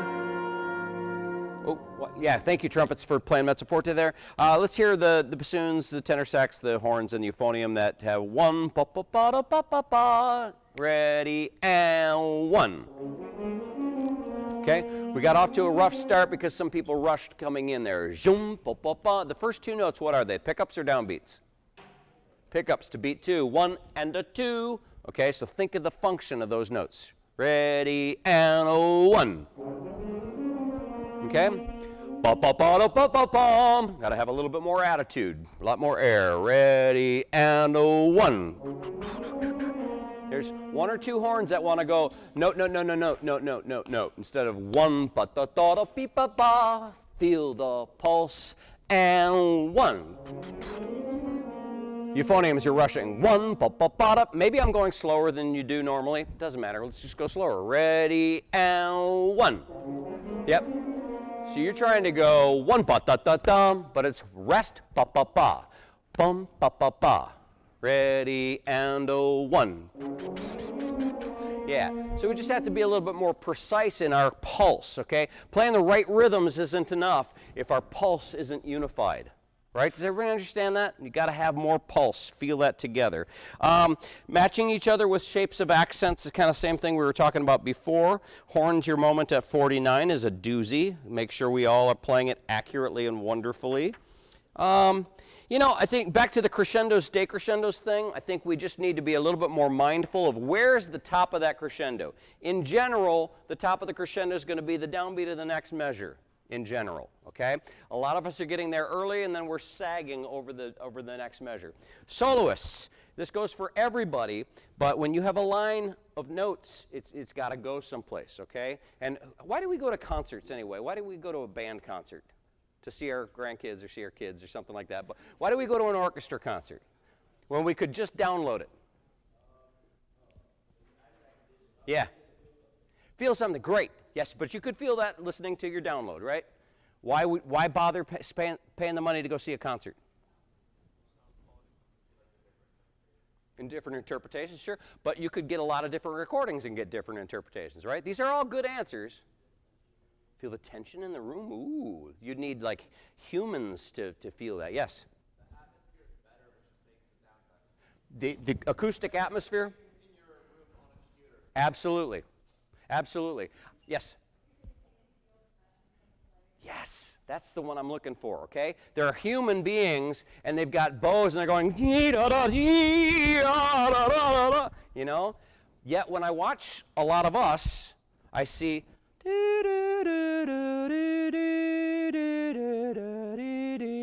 you sound better than what I'm singing. But I don't feel anything, and you don't feel anything. Anytime you've got a solo or anytime you've got a lyrical line, put some human into it. Move a little bit, and it's going to be more enjoyable to play. It's going to be way more enjoyable for your audience, and you're going to phrase better. All right? I think we're out of time. You guys are awesome. I really appreciate your hard work on this. You're playing very well. It was a joy to work with you. See ya.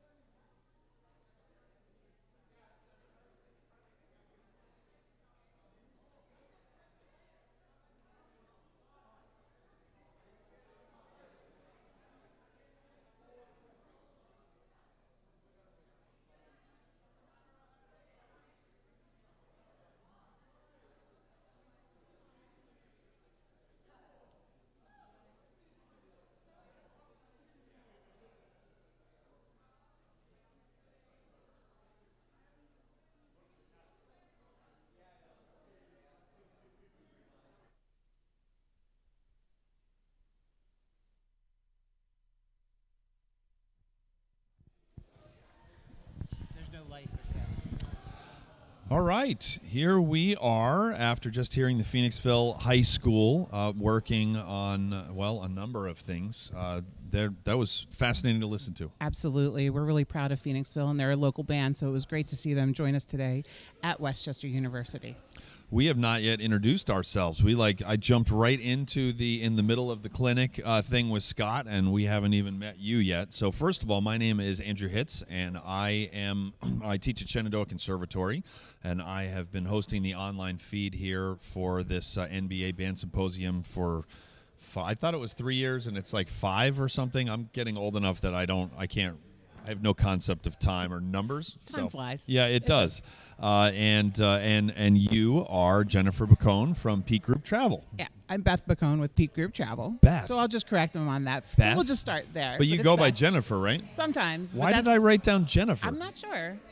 But my name is Beth Bacone. I'm with Peak Group Travel. Are you sure your name is Beth? Maybe I should change it. Should we have an online poll to see if I should change it, or should we keep it at Beth? I think I'll keep it at Beth. My mom would be very happy if I kept it as Beth. All right, fair. I'll allow it. Thank you. Anyway, so tell us about Peak Group Travel. So I'm a tour director and sales manager for Peak Group Travel. We are a group travel company based out of Jamison, Pennsylvania, which is just north of Philadelphia.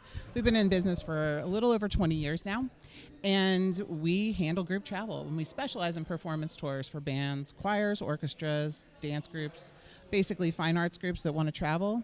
You pick a date, and we can make the tour great. We get you where you want to go and to achieve all of your educational and performance goals. Oh, that's awesome. And you are making this live stream possible. So for everyone at home who is getting to watch either their own child rehearsing or performing later, although we don't call it a performance. This is just we're sharing all of the work, because one of the coolest things about this event is that this is very early in the cycle for their assessment. Absolutely. And so things are not polished. And Correct. And it's even, I think it's orchestra honor. They don't call it orchestra honor band. I'm doing great. Yeah. No, how do you think I'm doing, Linda? You're doing great, Bill. It's been great to chat with you. So anyway, there are some principal players missing from each of the bands, actually, because they are doing the orchestra thing.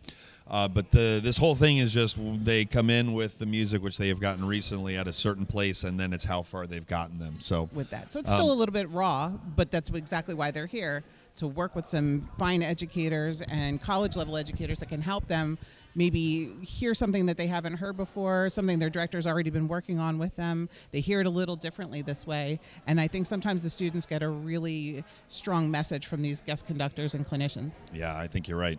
And they will also get a message from me. So it's usually not strong, but whatever.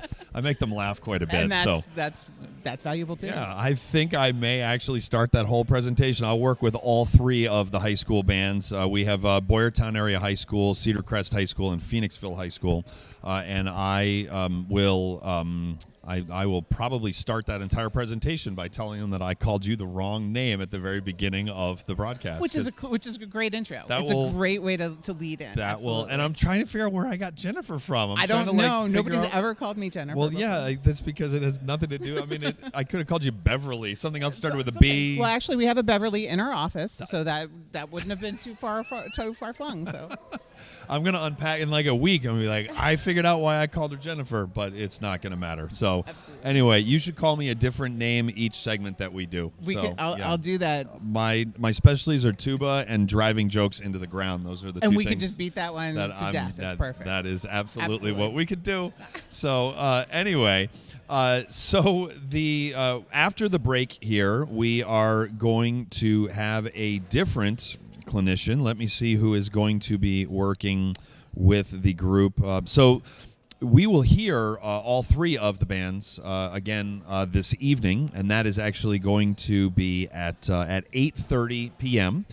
We will hear all 3 of these bands plus the Westchester University Wind Ensemble, which will be great. Yeah, that is going to be. It is going to be. You won't want to miss that. You should tune back in at 8:30. If you have to take a step away, be sure to catch that on the flip side, because the University Wind Ensemble here is phenomenal. They are well known. They are renowned. and you will get to hear just a world-class ensemble. Yeah. I personally think they should just keep watching all the way through. Just stay hydrated. Absolutely. Just stay they'll hydrated, be get a fine. snack, come back, join us. That's what we're here for. We are also at 6:30 p.m. We are going to have a director roundtable. Which is going to be here, which is going to feature Andy and Greg from the university here, Andy and then Yuzviak and Greg Martin, absolutely. and then also all of our clinicians, Scott Tobias and Scott Borma, and then also the 3 high school directors from the groups that are here today. Terrific. Yep, and so that's gonna be fantastic. And while that happens, I will actually be in the hall, not on camera, but I will be in the hall working with all 3 bands at one time. That's terrific. And, you know, and this event is great because it's just one of a number of events that we hold in this area, including in 2 weeks in Philadelphia, there's going to be the National Jazz Festival, which I would encourage anybody to attend. And if you haven't already signed up, try to do that as soon as you can. You can contact us at Peak Group Travel. We can put you in touch with the proper people and get you set up for a full day of performances and clinics and options. And if it's too soon for this year, which it just might, maybe you just want to attend this year, next year you can sign up, give us a call. We can get you signed up for 2021. No problem, because we're going to do that again next year. And we were talking a lot about food at the Reading Terminal Market right beforehand. We were. We should have known that I was going to do something like call you the wrong name when I told someone to get a roast pork sandwich with extra sharp cheddar, which I know it's provolone. It's wrong. It's so do not wrong. email me. But I said, and she very politely was like, "Do you mean provolone?" I was like, "What's wrong?" Yes, I mean provolone. Yes, you So should never cheddar and roast pork. No. Provolone and No. roast pork. Yes, and you have to go with extra sharp provolone, not Extra just the sharp, regular, and the 'cause broccoli rabe. It changes the whole sandwich. Or greens, as many of the finer places in Philly because call we don't them. want to we don't want to discourage people from eating broccoli. So we're trying to encourage them to eat greens on their sandwich. Yes, a roast pork with cheddar Greens cheese. with cheddar and broccoli. I'm going to be struck by lightning Probably when I leave the building. The culinary gods will find Yeah. you. Yes, they will. So we have got just a few minutes left here in our break. Next up, I started looking this up, and then I stopped. Next up, working with the Phoenixville High School Band is going to be Scott Tobias from the University of West Virginia, or West Virginia University. West Virginia University. Don't email me. Yeah, my brain's not working. So, yeah, people tend to be sensitive, not in West, just in general. If you get the order wrong of the Yes, they will. the University We're all of proud Northwestern we're all proud of our University. schools. Yes. Absolutely, we're very proud of our schools. He is fantastic. He is I believe, the president of the National Band Association, and and he's great. And I really loved listening to Scott Borma, just working with them on phrasing and on matching each other, and as we talked about in the break, if you're just tuning in. One of my favorite, trying to concentrate while a student just went by with those wheeling shoes. Sneakers. So he just like roller skated past us. Yeah. With a look on his face like, I'm not sure if I'm supposed to do this, but I'm doing it. I'm doing it so, anyway. Yeah, exactly. Halfway through the rehearsal, I will go in and retrieve the clinician and then bring them out, and then for just like 3 or 4 minutes, talk very quickly about what they were doing within the rehearsal, and then what they're about to do for the second half. So it's really cool that you get to see. I think it's also a fascinating look inside of a clinician, because you're seeing the same kids playing the same music, and they do have 3 different pieces, so it's not like all one piece. And some of them, like the Malcolm Arnold, are a few movements. So, but you get to see the same kids playing the same music with different clinicians, and so you get to see them each getting at different things, which is really neat. A different tone and a different idea. Sometimes it's a different suggestion, and sometimes it's even the same idea but said in a slightly different way, and it just resonates differently with each student, and then you can actually hear the difference in each performance, I think, as a result of that. Yeah, exactly. And so it's really neat to be able to talk to them right in the middle. It's kind of a rare glimpse into the middle of a clinic where, anytime that I'm giving a clinic, I was going to say I always have a plan. I don't want to get struck by lightning twice. I pretty much always have a plan, and yet a great teacher is always teaching the students in front of them. So you have a plan, and then you are always willing to course correct. Adapt and course correct as the students need it. Yep, and so it's kind of cool to check in with them to find out exactly where they are headed with the rehearsal. And the next rehearsal, by the way, which is going to start here in just a couple of minutes, the next session is 4 until 5:30 is that second clinic session. And then we will have a break from 5:30 to 6:30 for dinner, and then the director roundtable. While I tell old Boston brass war stories and make them all laugh under the guise of making them better musicians, from 6:30 to 7:30. Again, that's the director roundtable, which is always great. That is always very informal and it's very conversational, and it's just band directors hanging out like they're at a conference, just talking shop, and the conversation kind of goes wherever it's going to go. Sure. Sharing ideas, and sometimes it's just nice to have that opportunity that they don't get on a frequent basis. Sometimes it's easy to isolate in your own classroom and your own program, and you know what you're on track for, but sharing ideas with other directors and opportunities is always welcome. It's one of the best parts of the symposium in general. Yep, agreed. And then there is a quick break, and then the third session is this evening from 7:45 until 8:30. That is a shorter session, and I think that is going to be Greg Miller, I believe. And then we will have our performance. It just says WCU, so it actually could be any of the three of them. And then we'll have our kind of sum it all up performance, as I said, from 8:30 until 9:30 tonight. Sounds great. Yeah. We look forward to that. And if you get a chance and you have any interest in traveling with your group, feel free to click on the link at the banner at the bottom of the screen right now. We're happy to take your call, regardless of the size of the trip you're looking at, where you think you want to go. We're here to help you. Consider us your assistant for your trip. We're actually really excited about being able to help students travel. We know what benefits they have, especially through a touring program with a performing arts group. The opportunities are endless, and the kids become better students. They're better in their communities, and they're better citizens as a result of being part of a music and arts program, but also as traveling, and it gets to expand their world, and they can bring all of that back as features to their own community. So we really look forward to that. Make sure you check out the link, peakgrouptravel.com, and we'd be more than happy to chat with you about anything that you want to talk about traveling, big or small, one day, multi-days, international, domestic. We're here to help you and be your assistant. Fantastic. All right, we are going to head back into the hall now. They're going to be getting underway very soon here with the second session, which is going to be under the baton of Scott Tobias from West Virginia University. Terrific.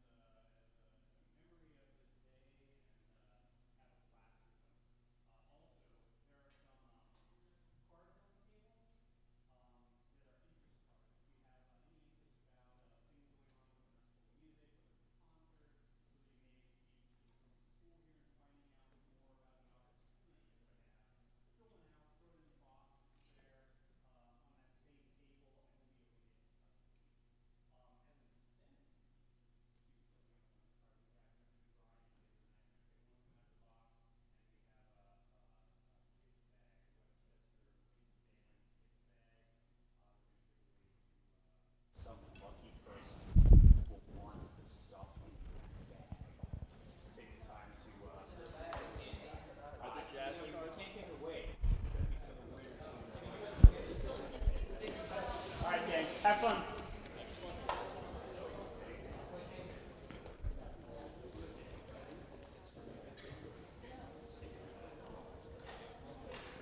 On this note.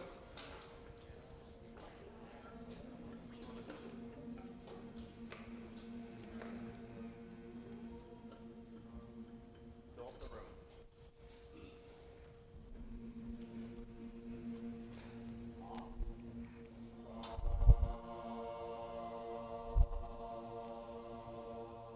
Sing a chord, B flat chord.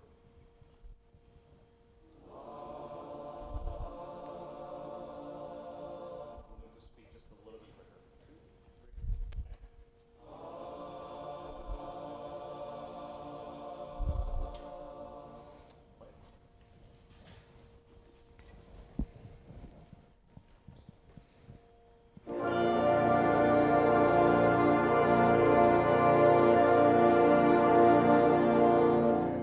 More relaxed breath.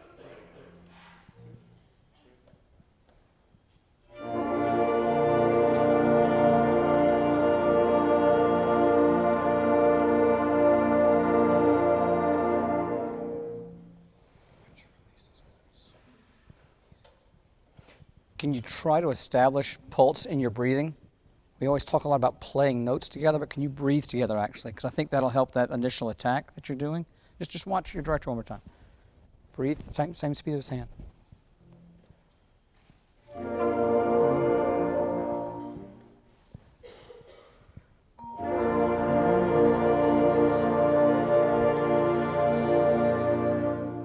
Can I try it with you one time? Percussion, you breathe as well. And when you breathe, mallet goes up, and the mallet comes down when you exhale. All right, try it with me one time. Ready? Breathing.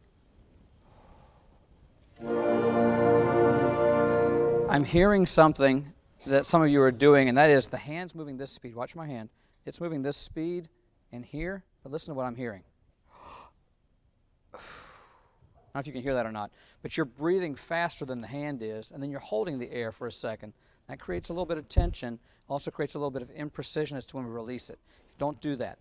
Air is always coming in or air is always coming out. So however long this hand goes up, air is always coming in and it comes out here. Can we try it one more time? You have a nice sound.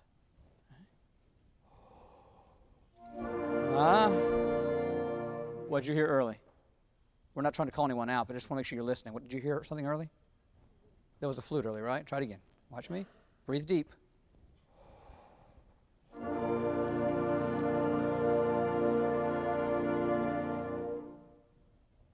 It was a little bit better.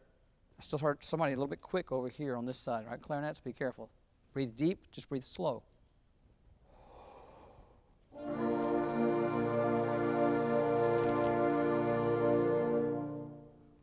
And the release is, because you've done a couple too, and the release is, will you try this with me one time? We don't need your instruments, just for a second.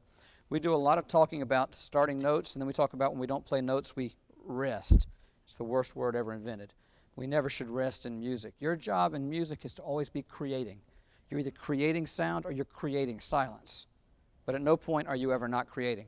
So when you do a release, you don't want to think about a release as ending a note or stopping sound. You want to think about it as starting silence. I'm going to show you what that means. I'm going to ask you to in a second. I'd like for you to make some random sounds. You can snap, you can clap, you can shuffle your feet, whatever. Just make sounds. And then watch up here while you're doing that. And we're going to start silence, just like we started a note. Okay? And then we'll release the silence. We're just flipping it inside out. All right, make some sounds. Watch me.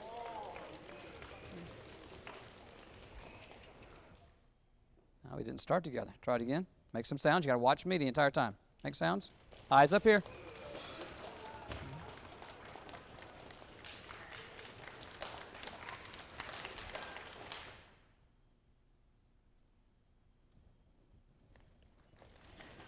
Yeah, right.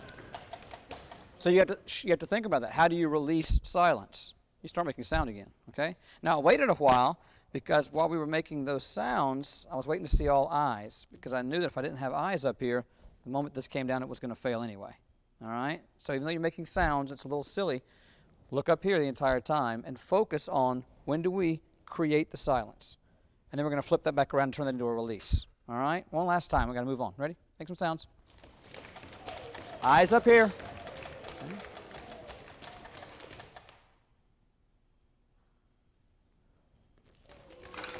Okay. Now go back to the note you're playing. Ready? Shh. Go back to the note you're playing. When you release the note, it's not about releasing the sound, it's about starting the silence. All right, here we are, breathing together.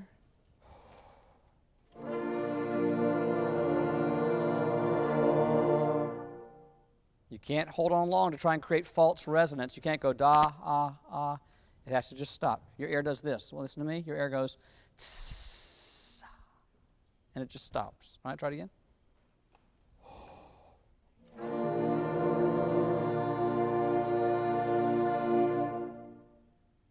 That's better. Do this with your air. Percussion, you can do this as well. Listen to me again. We're going to do that. When it's time to release, we're going to open. So it's this.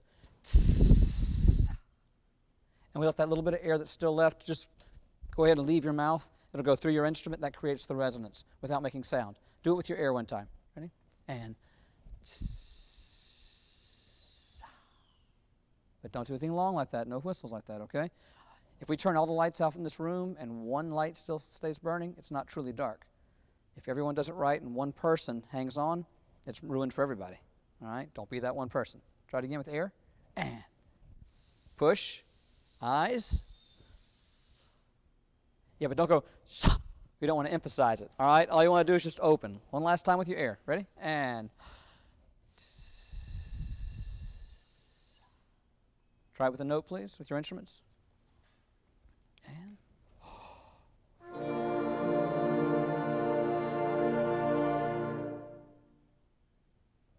not quite together, but the room started to ring a little bit more. I heard more echo in the room. Try it again. Ready? Eyes here, because the trumpet came in early a minute ago. Good.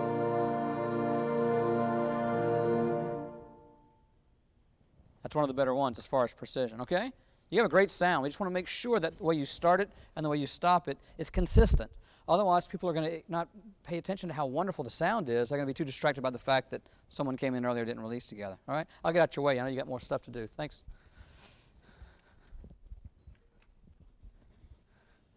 A little longer there than I anticipated, but thank you, yeah. We have a problem with starting together, so. Mm-hmm. It all comes down to breathing. It really does. Breathing together makes you play together. So if you have problems with precision and you know you're watching, then you're just not breathing at the same speed at the same time. That'll solve it. You can work on that in the next few weeks, next couple of months, and you can get used to that. But it's all about eyes. It's all about breathing.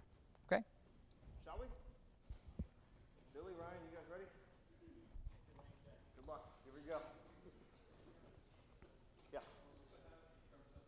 Let's go, you know what, let's go no mutes until it actually says mutes at the very end. Yeah. Okay. Easy. Easy there. From the top.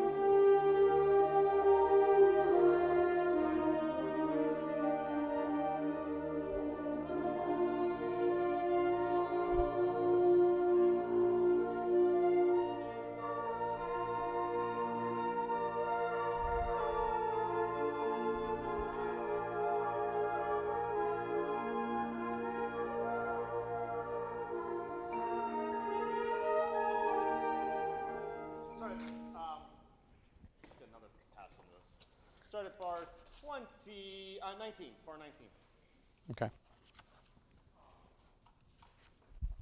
Here we go. 1, 2, 3, 1, ready.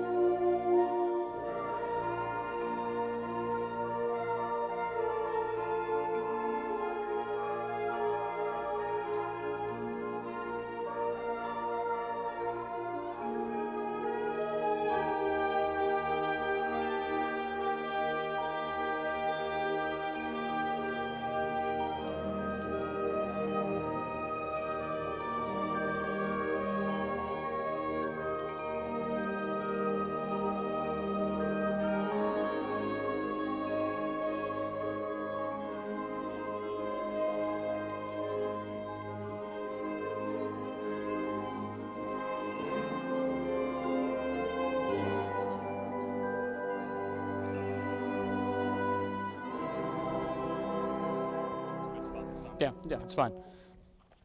No, it's good. It gives me an idea. I wanted to hear how that worked. All right. It's very Maslach. It is. It's very much. If you know his music, it's very much. A few thoughts initially. Woodwinds. Can we start with your arpeggiated figures that you have at the beginning? Can you reverse your dynamics of what we're getting right now? As you ascend and it gets to the higher notes, those are really coming out louder, and as you descend, we don't hear it as much. So we want to, as you descend as far as the pitches go, can you do more crescendo there and then back off as it goes high? Otherwise, we get yada, and we don't hear the middle part. Can we try that one time? It starts at the beginning, doesn't it, that way? Yeah. Yeah, just the woodwind line. You can take it if you like. Ready? 2, 3, 4, 1. Hang, Woodwinds, do you have fortissimo right there when it first starts? Yeah, and so it's very soft, we don't hear it. Ta-da-dee-da-da-da. All right, get some momentum going. 2, 3, 4,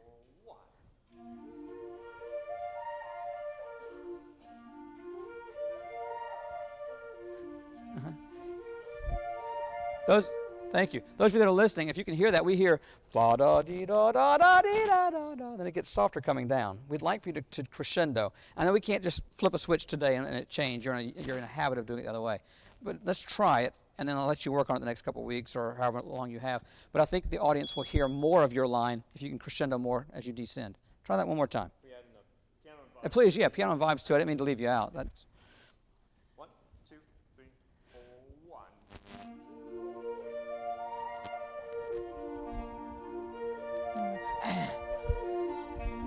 1. Do this, because it can be a little tricky coming in the middle. Start on the 3/4 measure, measure 2. Would you just play that one time, please? Play measure 2 to measure 3, just that much, and do a big crescendo as you descend. 1, 2, ready, and. Because I hear this, I hear ba-da-da-da-dee-da. Then loud on 1. Can you lead to it? Be-da-da-da-dee-da-dum. Try it that way and see what happens.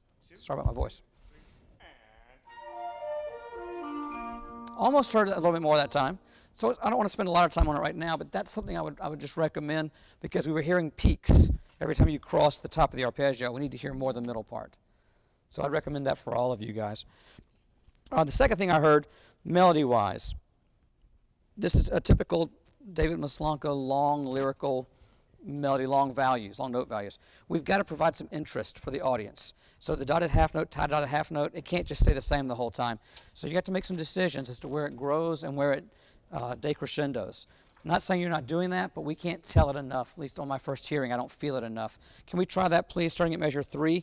It's with the horns and trumpets, I believe, and altos. Yes. 1, ready, and. Like right there. That first note, it was just static for that beat. I would rather hear da da dee. Doesn't have to be huge, but a little bit. All right. It's like a roller coaster without any hills. We call it a train. You know, we've got to have those hills in there. Okay. Yeah, I guess it is. Can't surf on a flat lake. No. You know. You could try. 1, 2,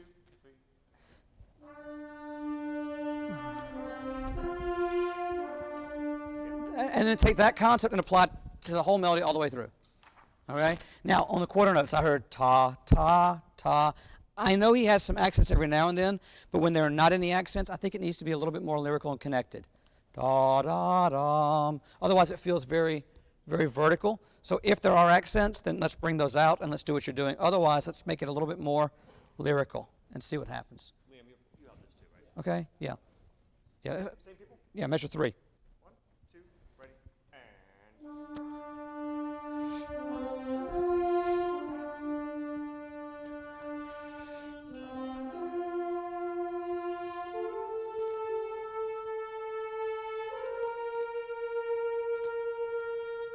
And just don't get tighter as it starts to get louder and higher. You don't want to tense up. Again, we lose pitch, we lose blend, we lose tone. All right, that nice sound you have.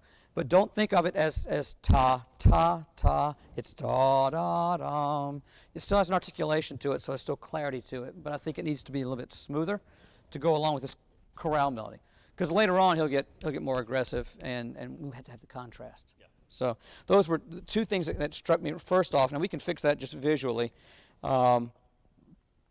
from up here, I think. So why don't we just try it at measure 3. Let's get everyone in. Yep. And From the beginning? yeah, well, beginning's fine. Yeah, why not? All right. This is my first time with this piece, so we'll see what happens. Ready?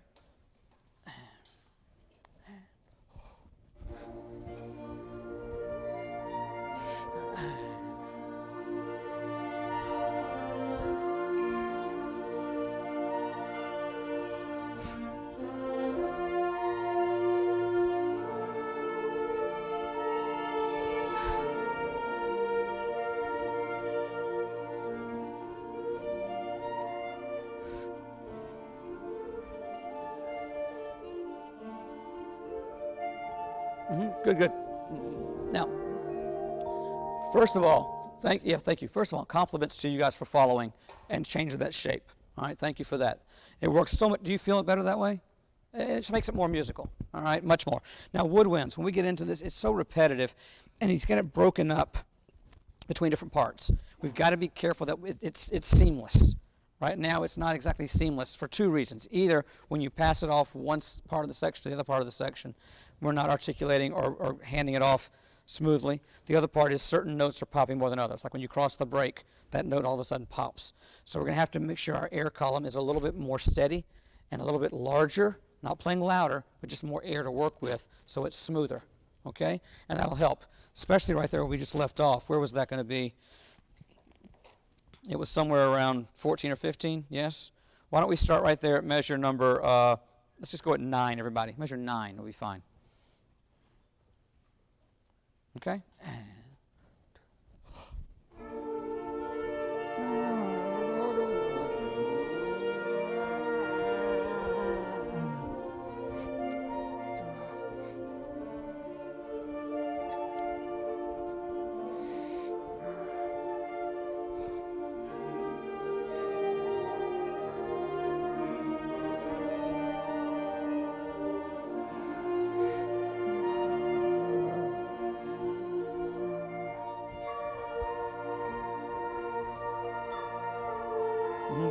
Good, good. Now, two things come to mind right here. Trumpets and euphonium, saxophones, bassoon, all of you that measure 19 that have the melody. Look at what he's done rhythmically to the melody. Earlier it was always on the beat and it was always long notes. Now he's done a little syncopation and he's moving it earlier. If he's moving it a little bit earlier rhythmically and have you come in earlier, what is he implying he wants the feel to be? He wants it to push forward. He wants it to have a little more energy. So instead of playing it just kind of square, let's see if we can crescendo a little more and get the energy pushing forward a little bit more. Otherwise, it's just going to be too repetitive for too long. Okay? Now, second thing, at the same point, trumpets is a moment now where you take over the arpeggios and you take over the melody. It wasn't clear to our ears that this section ended and the next section started. So we have to be a little bit more confident, woodwinds, on that first long note of the melody, and trumpets do everything we said with the woodwinds as far as keeping it smooth. Okay? Can we try that again, same place? What was that, 19 or something? Was that where that? 9. I knew there was a 9 in there somewhere. Okay. Here we are. All right. Eyes here.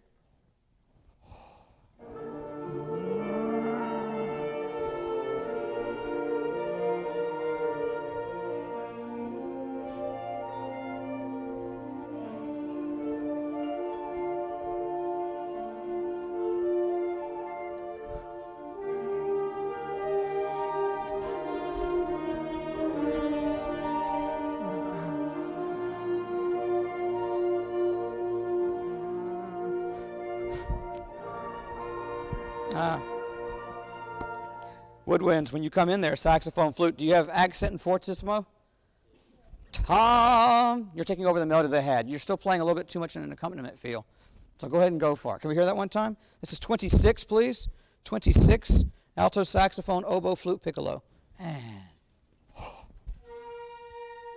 it still feels like there's a little bit of tongue and not much air behind it. Can you put more air behind it? Ready? Breathe more. Ready? And good, but keep this firm so we don't get that reed kind of a subtone. We don't want to have that saxophone, okay? One more time. Ready?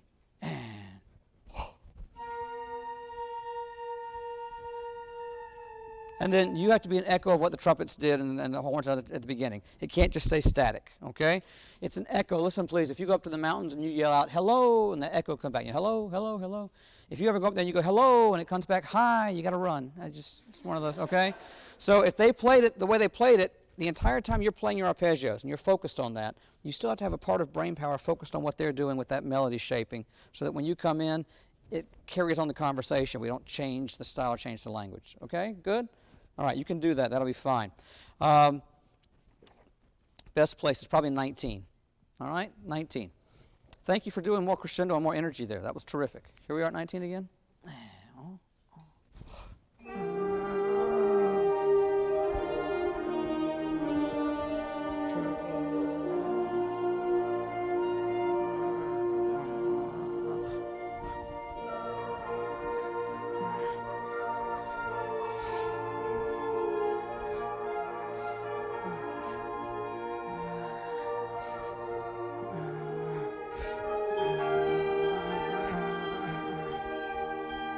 Good.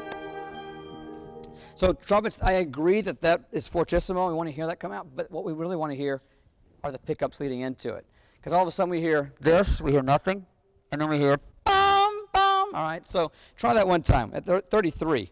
This will be just the trumpet one part. But if we were to take your instrument away, I'm not so sure we'd hear an increase in air. So we want to hear so we hear yada-yada-yada. Try that again. Ready? 2. Do you hear, and do you hear, everyone else here, as they get higher, the notes start to chirp and start to break up? The air is just not there. So just increase the amount of air. At first, it may make you play louder, and we'll temper that. All right?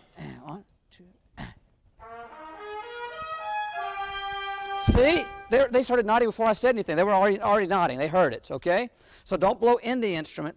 Blow through the instrument, all right? And don't blow to here all the way to the back wall. And that was a nice sound. It was a much better sound that way. Good? All right. You're fixing. Okay, I'll keep going then. That's fine. That's okay. No problem. Start there, please. Let's go at measure number 26.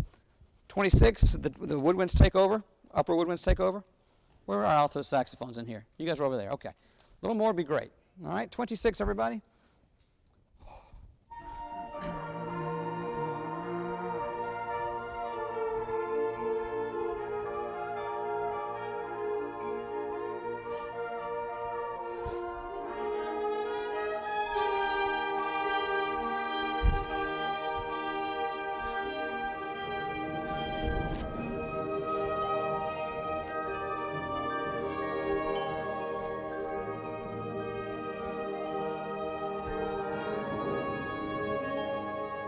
Okay.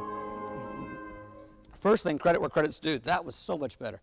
That crescendo is starting louder. Did you guys hear that? It made a lot more sense. So thank you for that. Next thing, when you get to 38, we're dying on these long notes. All right? When I say dying, I mean we're just losing the sound. He's written that I'm going to be, my voice is cracking, so this is going to be really weird, but we need to hear this. Do, do, do, dee. What we are hearing is do, do, and they're dying away. All right? So catch a sneaky breath, and stagger breathe, but don't let the sound stop. Can you try that at measure 38? 38.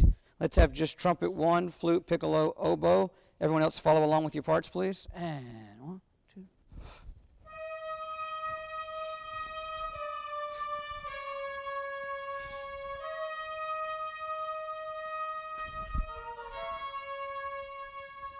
Yeah. Okay, careful in the pitch there. That was better. What do you think the most important note? This is open for anybody. What's the most important note in that melody? The 8th note. Yeah, the shortest note value, and we tend to cut it short. Make it longer. Da da. All right, when I say longer, just longer in length. Don't change the rhythm. All right, make it a louder, longer note. That'll be terrific. All right, everyone join in at 38. They've got the idea. 38.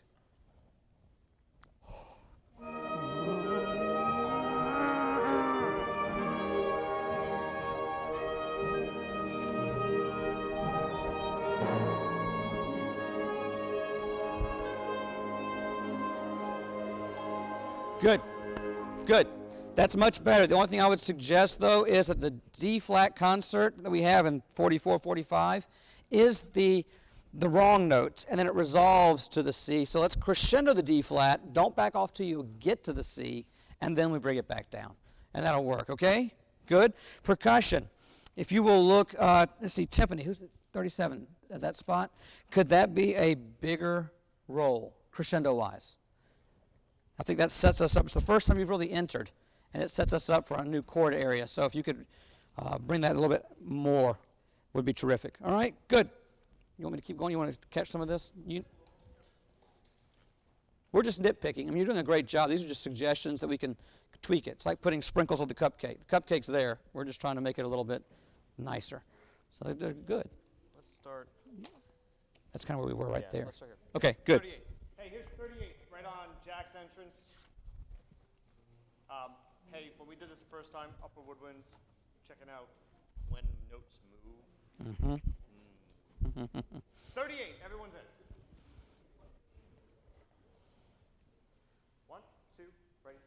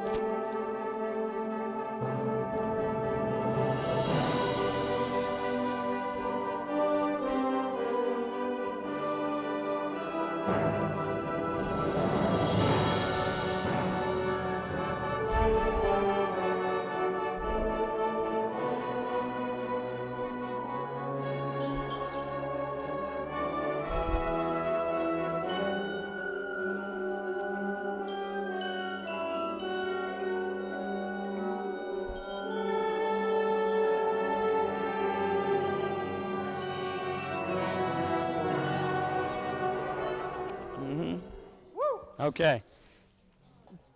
All right. In music, you have to look at several factors. You have to ask, what is the, let me try this again. My mouth's not working. I was up early this morning. You have to ask, where is the interest coming from? Is it rhythmic interest? Is it harmonic interest? Is it melodic interest? All right, in this case, a lot of what we're doing in this early part, even though there's all those are represented, most of the interest is being generated where, do you think? I'm curious what you think. What is it? She says dynamics, and I think the dynamics are supposed to be used to help us with this, so you're on the right track. I think a lot of the interest there is harmonic. We have these long sustained chords, and then they resolve, sometimes where we think they're going to resolve, and sometimes like 52 to 53, where we don't think they're going to go. And so we need to be a little bit more careful about how we lead dynamically into the change, and then we have to change precisely. Because if we don't all change at the same time, the audience doesn't hear the chord. They hear pieces of it, and they hear finally the chord later. So I think we need to be careful of that. Rhythmic interest is repetitive rhythms. So that just keeps the engine going. But I think what we really want to hear are those chord changes that we're looking, all right? Because the melody's so long that we have to make sure that's there. So that's what comes to my mind right away in looking at that. Will you play, please, measure number 50? Play whatever chord you have at measure 50. Those with arpeggiated lines, take the very first eighth note you have and just sustain it. This is 5-0. Next measure. Next measure. And then, and that's what I heard last time. We heard chord, chord, chord, wah. And it's got to be ta. Play the downbeat of 53. Downbeat of 53, articulate. Ready? One more time. Find 53. Look at the note. Then look right up here. Play what you see.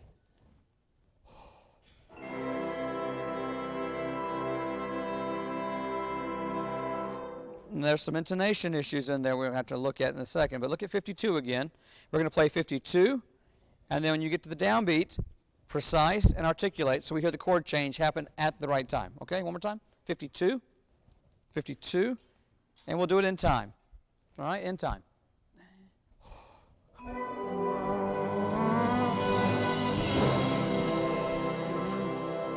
Now, here's the big suggestion. Can you move? Because I watched all of you, and you were perfectly still. You sitting up nice with good posture, but you don't move. If I were playing that, and I'm a clarinet player and piano player, if I had my clarinet there, I'd be playing 2, 3, boom. I would actually lift my bell and come down. Flutes, I would do this, and you're going to be amazed how much more precise you are. Okay, move, and it's okay. Try it again. 52, move your body.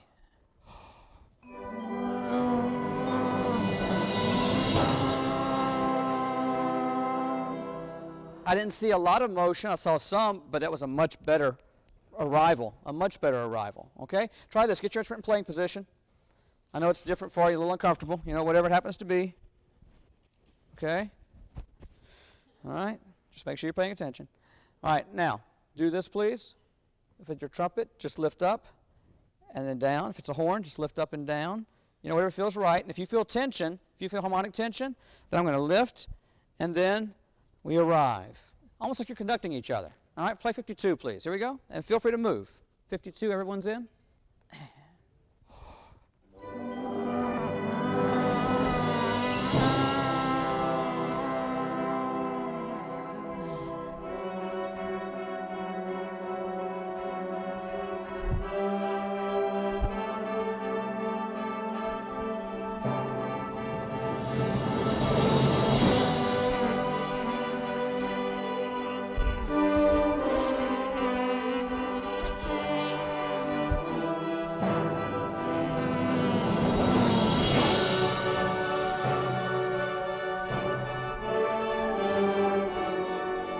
Carol. Now look, when you come in with the quarter notes, euphoniums and trombones and tubas, little reeds that move, I'm looking at measure 62. That figure has already happened up here several times. When you came in, you didn't play the same style of articulation that they did. So it was just a little bit of a discrepancy there. Listen to what they're doing. You have all that silence. Just listen to them and match them when they come in. All right? That feels a little bit more engaged, I think. I don't know how you feel. There's some accidentals in there we're missing. Careful. All right? Circle those. I'll give it back to you. It's funny. Do you feel like you're listening to the same speech that you had about an hour ago? About what? Movement. Like, seriously, the other Scott, we're like, Sorry, son. and we're like, Do this for, excuse me, my voice. so Get water. here's my question. How do we get all of you, and I say this very, I know what, like, how can we get you to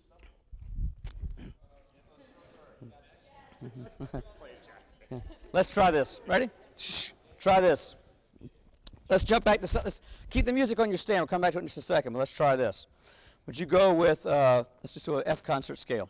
All right? Just an F concert scale. All right? And what's your name? Ananya. Ananya? Okay, this is Ananya. You guys know her, right? She's right up here. You go to school with her. Good. Hope you know her. And you may not be able to see her, but those that can see her, I want you to put your eyes on her. Those of you that can't see her, on the sides, then I want you guys to watch here. You watch here. You watch here. So find somebody who can. So in other words, you're going to watch here. You're going to watch here. You're going to watch here. She's going to guide us through the scale. She's going to move her piccolo, and you all have to watch and follow her. Now, in order for your colleagues to see it, when she moves, if they can't see without turning weird, they're depending on you to move, and they're depending on you to move, and so forth. So you all have to move, all right? And I don't care what speed you go, but every time she does this, it's the next note of the concert F scale. Let's just see what happens, all right? You've got to move, or your friends won't know when to change, because these guys can't see over here. So you guys are going to watch the bassoon. You're going to watch the flute, okay? You lead us, all right? Try it.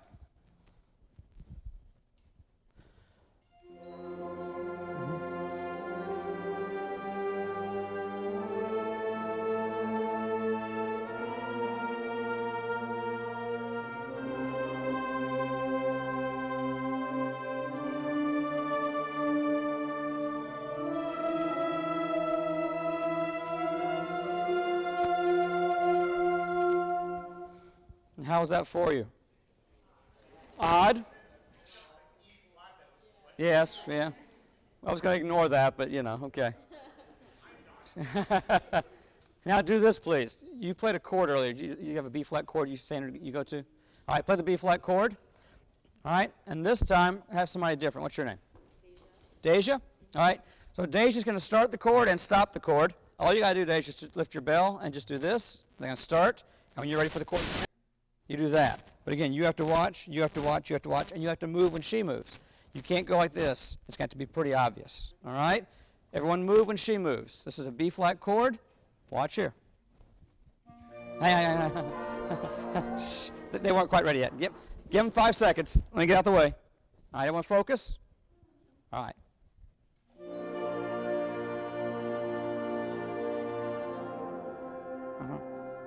And we're just going to release. That's all. I didn't. That's okay. Yeah. Shh. All right. Try it again. Just one chord and just a release. All right. I'm seeing more of you move, and that's good. Do it again.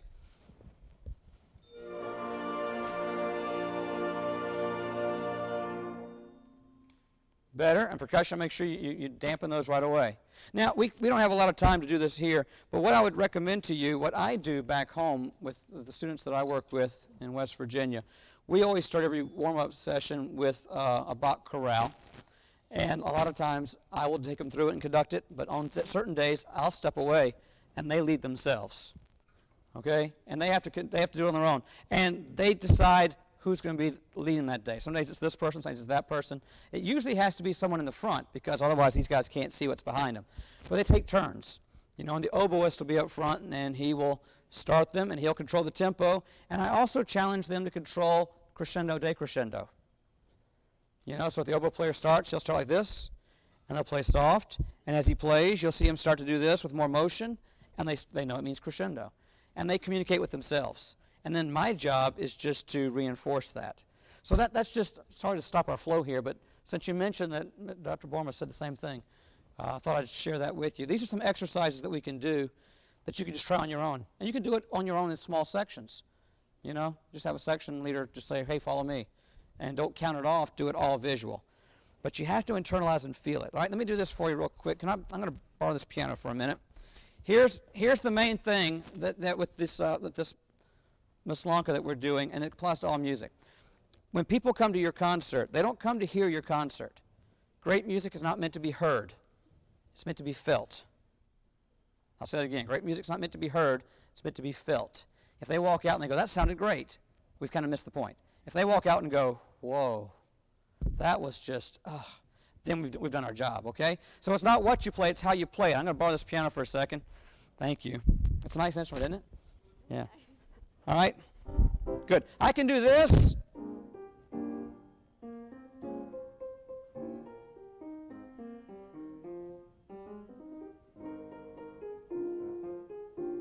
It's all the right notes. But wouldn't you rather hear it this way?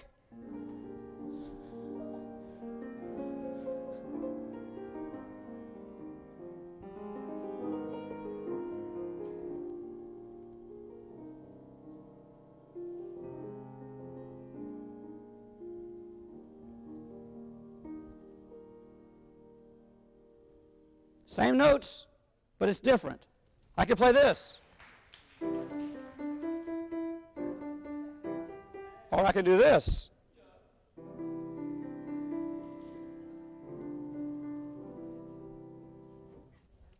And it's not what we're playing. It's not the what, it's the how. So you cannot play the Maslanka by going arpeggios. Da da dee da da da dee da dee da dee da da da da. Long note. That's not the music. What is Maslanka wanting us to feel? What does he want the audience to feel? Is it anticipation? Is it nervous energy? Is it beauty? You've got to make a decision, all right, and then agree with your director. And that's what we're trying to get to here when we talk about shaping those lines, articulating, hearing the chord change. We're trying to make sure that we are feeling something. I hope that makes sense to you guys, all right? Good? All right, I know, yeah. So I've got to go. I'll let you keep doing what you're doing. Stand up, stretch. We're going to continue on without waiting.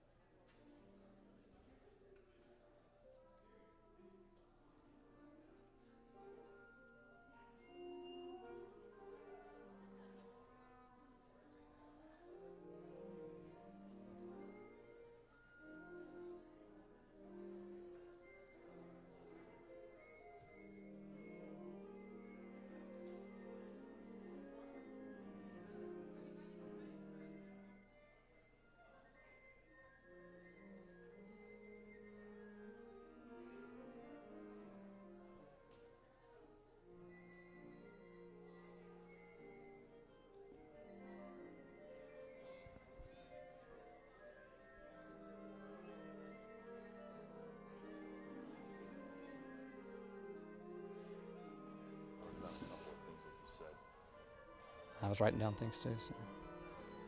Okay, here we are with Dr. Scott Tobias. Can you talk about what just happened and then a little bit about what's about to happen?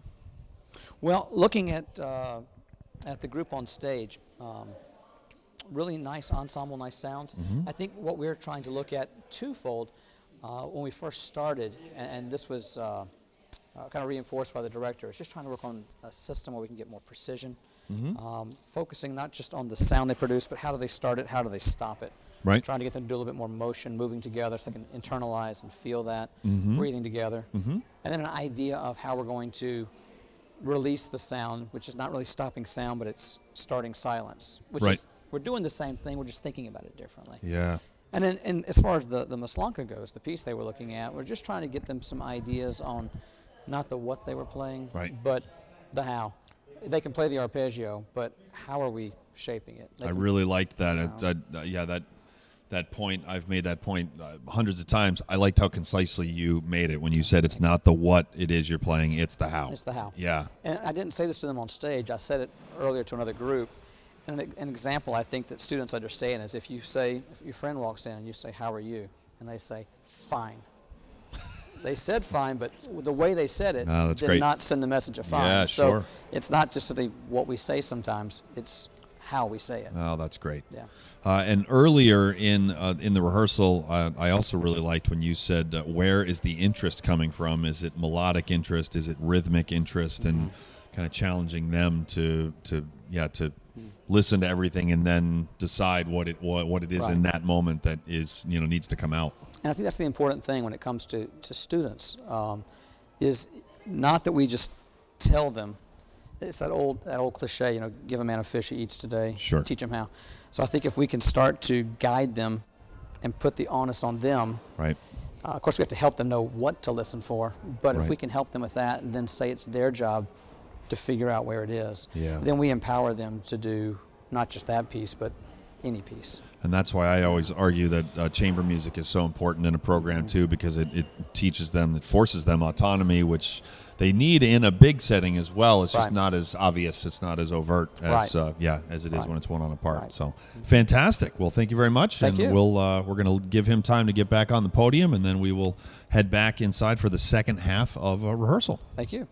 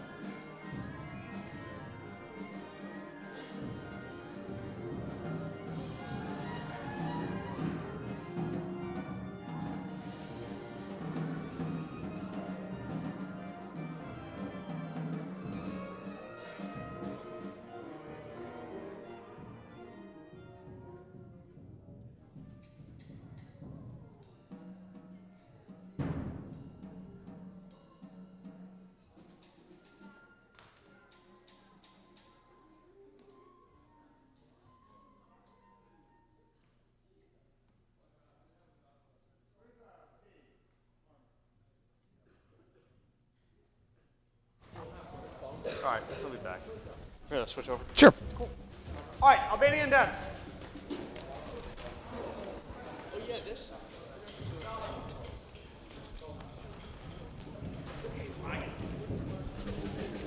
This is fun. Yeah.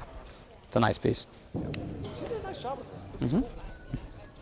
And it is not. All right, shall we?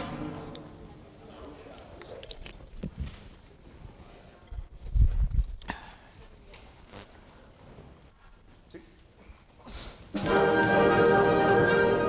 try that again. 2, 3.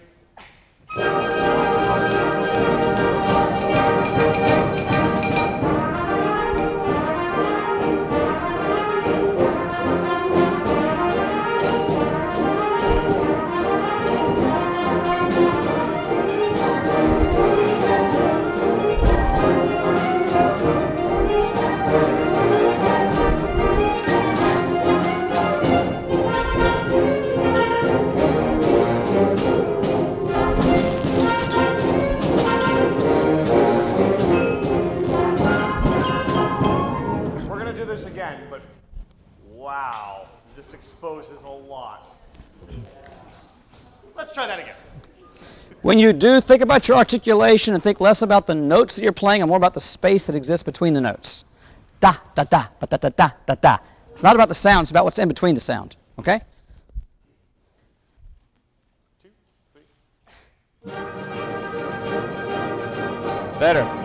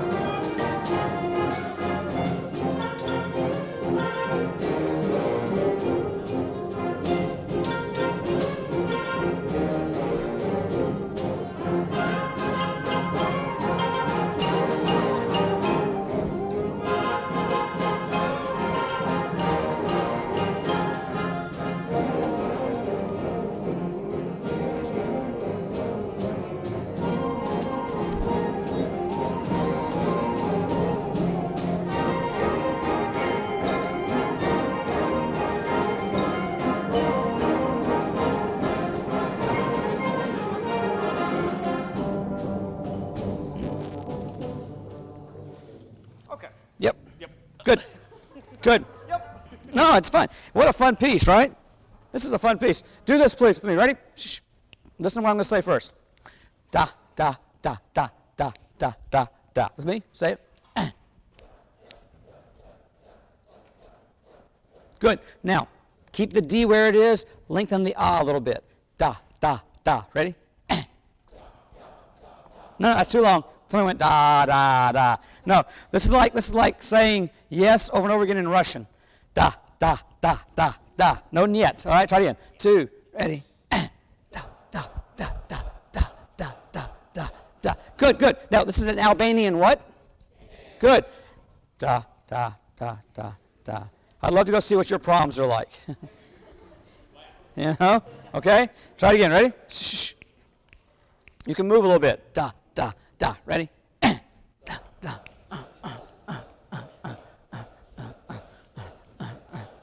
Okay, good, good. Play, please. Ready? Beginning? Shh.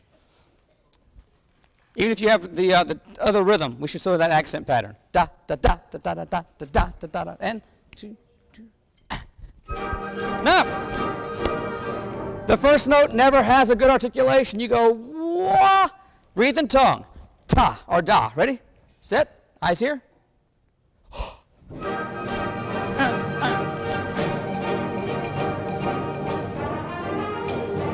Good. Do what you see. Ready? Do it again. But do what you see. I'm going to do something different. You got to watch me. Ready?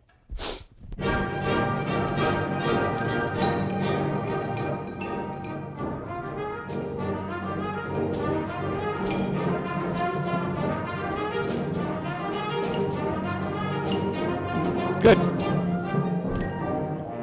Thank you. Measure 5. Thank you for the decrescendo, by the way. Yes? You saw it? You responded? Beautiful. Measure 5, please. Can we hear trumpets? Just trumpets one time. Measure 5. Ready? All right. My ear hears 6 notes, grouped in 3 groups of 2, all played the same.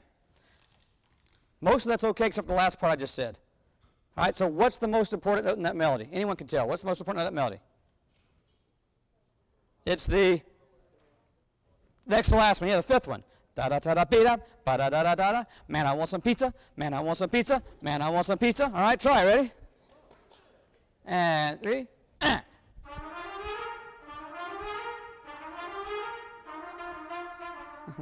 This is really boring. This is really boring. This is really boring.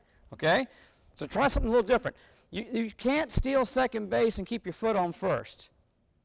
Everything takes a little risk. So it may mess up and it may sound bad, but then we'll come back and fix it. So take a chance. Try something different. Ready? Ba-da-da-da-do-da, do-da-da. Crescendo into it. Ready?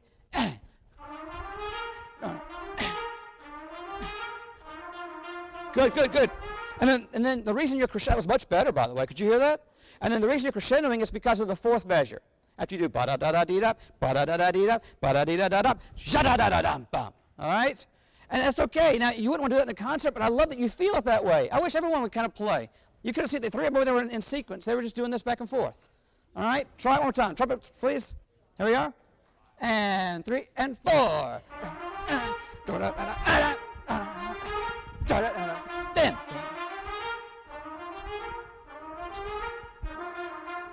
Good. And then you pass off to someone else. Now, you guys over here have to be the answer. Saxophones and somebody else. Who is it? Oboe, maybe? Clarinet? Flute. Shh, ready? At 5. Flute and saxophone at 5. You're the person. Shh, shh, shh. I don't know if this means anything to you, but you're the person in the corner who's agreeing with them. It's like, you're saying preach. Ba-da-da-da-da-da. Yeah. Ba-da-da-da-da-da. Uh-huh. Ba-da-da-da-da-da. Woo! Can we hear you one time? Ready? Flutes. Shh, shh. Flutes and saxes. And 1 and 2. Uh-oh. That wasn't yes, that was maybe. All right, try it again. Right at 5. Right at 5. When I say downbeat, that's downbeat at 5. 1. Do it this way. Shh, do it this way. I'll do it in 4 for you. 1, 2, 3. Bottle up, right? And it's on 4. 1, 2, 3. 1, 2, 3. 1, 2, 3. Good, good. Will you play it one time? Play those 3 notes as loud as you've ever played anything in your life. Okay? And I'm going to go 1, 2, 3, and you're going to play 4-and. We're just going to do it that way for right now. All right? So 1, 2, 3, butt it up. Okay? Super loud. And 1, 2, 3. Yeah, but you're going da. You're making the last note more emphasized. Make the first one. Everyone in the room. Everyone in the room. Do this. Shh, shh, shh, shh. Say da da da. All right? On 4. And 1, 2, 3. 1, 2, 3. 1, 2, 3. So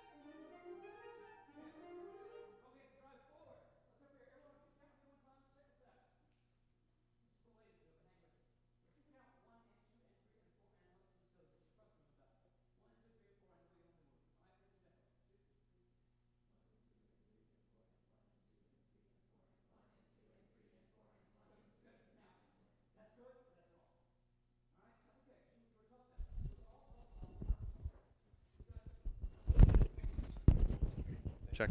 Check. 1, 2.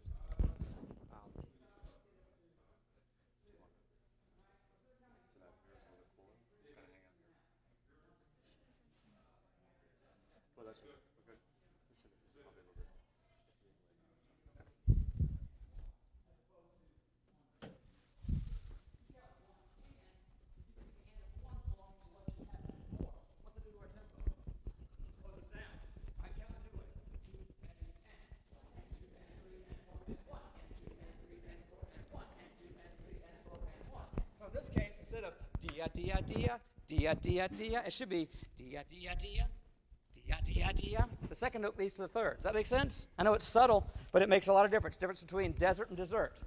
All right, you get the accent on the wrong syllable, and it makes no sense, okay? Some of you will figure that out later. Okay, it was a bad joke. All right, I'm wired up again. Good.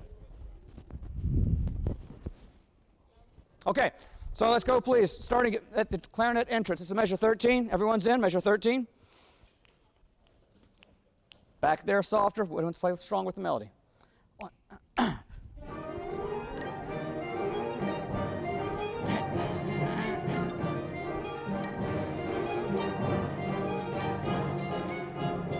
Good, good.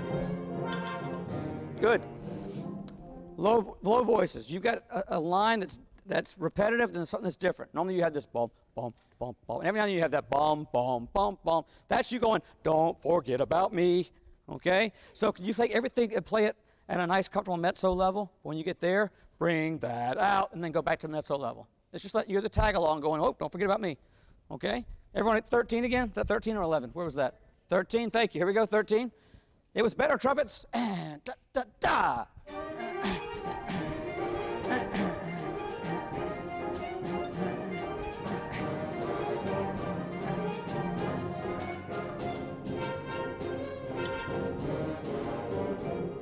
Good, good. Shh. Thank you. When you do have that line, though, the da, da, dee, da, there's nothing there that indicates legato. Nothing indicates to play connected. So everyone else is dancing, so this has to be separated. Da, ah, e, ah. I know it's written like it's connected, but it has to have some space in there to make it make sense. Okay? So can you play that one time? Let's just take a measure, say, what, 18? Measure 18, you have that? Can you find that? Low voices? 1, 2, But put space in there. I mean, physically stop the sound between the first two notes. Da, ah, e, 1, 2, 2, Do you guys still hear it touching? Yeah, there's got to be space in there, okay? All right, one more time. 1, 2, 2, Do this. Would you, instead of playing a dotted quarter note, would you get rid of the dot and put an eighth rest in place of it? So it's a quarter note with an eighth rest. Thanks for marking that. I see some pencils going. Good. Now try and play it that way. Ready? 1, 2, That's getting closer, yes. Da, ah, e, ah. There has to be space. Otherwise, it's like trying to read a text message or a book or something where all the words have no space in between the words. They all just run together. You can do it, but it's not as easy. Yes? So put the space between the notes like you do between words. Cool? All right, at 21, please. What's the most important line at 21? I'm glad when people say it's not us, but it's even better when you can say who it is. It's clarinet, it's oboe, and it's saxophone. Can we hear that one time? Shh, listen. See if you can hear this. All right, 21. 1, 2,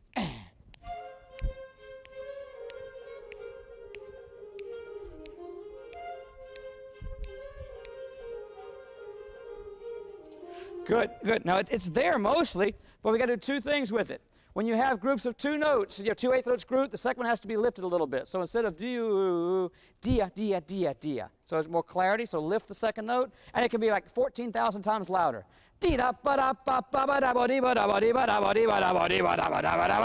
Yes? So blow, blow. It's better to be wrong and strong than right with fright. So play loud. If you play wrong note, you know what? Who cares? All right, here we go. Try it again. Same group. 1, 2, 2, blow. There it is. Blow. Good, good, good. All right. So they kind of have a tell. A tell is, shh, listen please. The tell is, yes, we know this and we can play this. This is the part that we really don't know. And it kind of fades away. It's what you're saying. Now, whether that's true or not, that's just what it comes across as. So push all the way to the bottom, okay? Push. Everyone, please, right there. 21. If that's the volume they're giving you, you got to play super soft over here. 1, 2, 2.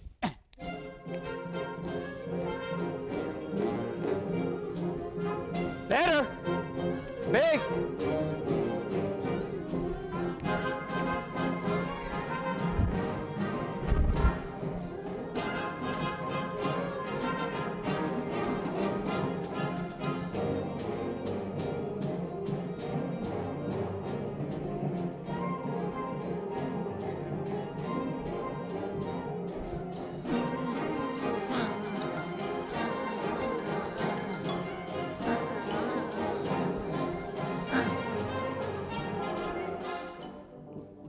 And then we get into the fun part. Yes, good. So the main thing I would say with you guys right now in this piece, two things. We need to work on improved clarity, and clarity comes from space separation, like that da, da, di, more space, or dia, dia, dia, dia, as opposed to di. That's taking the second note and lifting. That's one thing, clarity. Second thing is just relative balance, knowing who the most important part is and getting out of their way. I know you guys may say, well, we want to play louder there, and you're not necessarily wrong. But if that's the melody and that's the volume they give you today, you've got no choice but to stay underneath it. It's like the wide receiver. They may want to go left, but the quarterback throws it there. They got to go right and get the ball. They can't just go left and say, well, you know, whoops. So you have to follow the lead of whoever's leading. Does that make sense? All right, so if you do those two things, the piece is going to liven up and it'll be quite nice. We just have to get those two things done. Other things you want to look at on this? Let's keep going. Yeah, please. We still got about, what, 7 minutes or so? So, yeah, what a fun piece. We got to 5:30, so we got a whole. Oh. Okay, yeah. What else do you want to do then? That's fine. Keep going. Let's Keep go on to this? the back half of it? Yeah, sure. All right, from 53. Good. 53. Yeah. So take everything we just talked about, apply it to the back half, all right? 1, 2, or 1, 2, 3, and.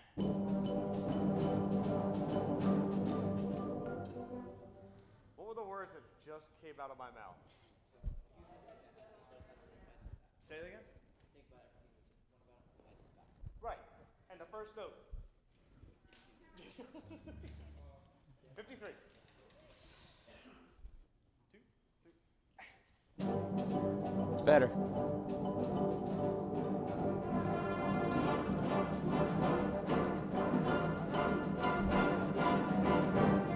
I'm missing my first two.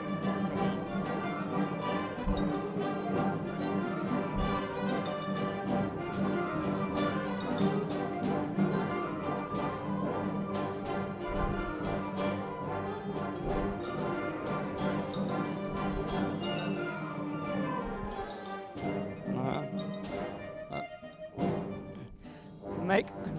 All right, easy, easy. Keep an eye up here, okay? Make a note at measure 75. Those of you that are in the repetitive rhythms that go over and over again, you've got to know kind of where you are, because an important part of the piece is at 75, all of that stops. And that silence for those two measures is an important part of the piece. So don't get lost. A lot of you did quit, but a couple of you kept playing there, and that got in the way of that effect. So it has to be everything stops. It's like dubstep. You know, everything stops, and they drop the bass in later. You got to stop everything ahead of time. I hope I got that right. I don't listen to dubstep. Did I get that close? Close enough. All right. I'm just trying to keep it real. Can we go to 60? All right? Let's start at 60. Yeah, that's fine. 1 and 2 and 1, 2, 3, and.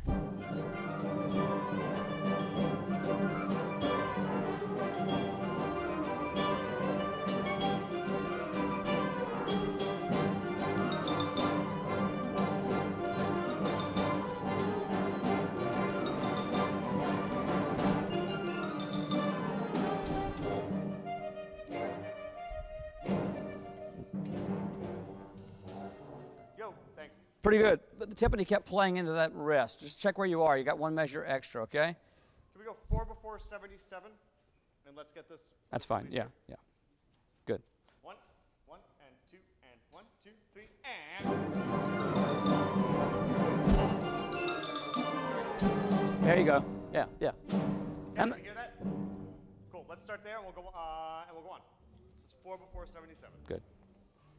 1, 2, 1, 2, 3, and.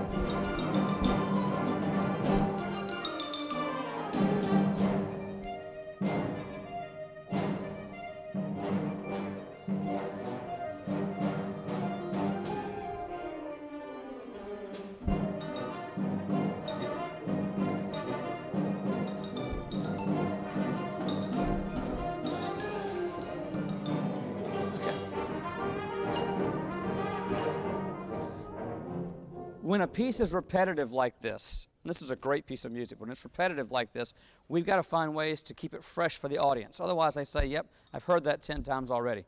What are the ways we can do that? Ideas. What? Dynamics are a big one. What's another one? Crescendo, crescendo, same dynamics. Also looking for parts that may be different, like, oh, the trombones played a different rhythm here. Let's bring that out. Or, oh, the clarinets did this, all right? Look at this spot we just stopped. What is that, 80-something, 85? 85, yeah. Subito, mezzo, piano, yes? And then we have a long, like 12-bar crescendo that happens. Will you please play at 85? Have your instruments up. Play at 85, but don't make a sound. I want you to do the motion like you play, but don't make a sound. 85, and 1, 2, and.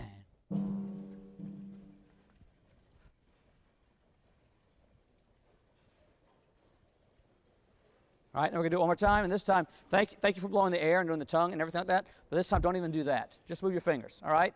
Absolute silence. All right, ready?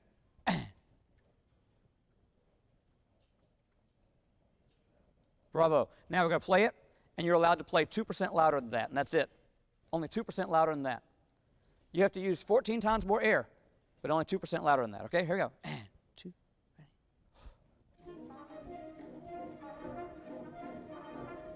All right, good. Now, in your attempt to play softer, you didn't use enough air. That's why I said 14 times more air. So play a little louder than that and use more air and blow to the back of the hall. Try it again. And 2, ready.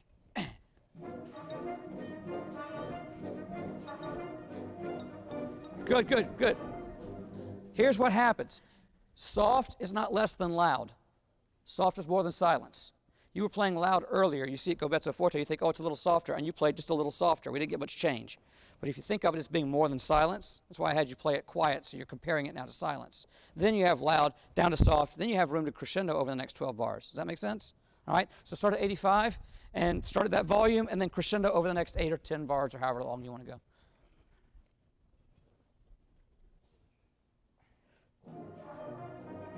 Let's start building.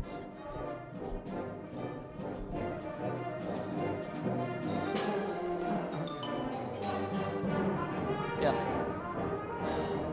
Now, quick question. You did soft crescendo, but what was wrong with the crescendo? Not enough, fast enough. Yeah, you gotta get louder quicker. All right? Try it again.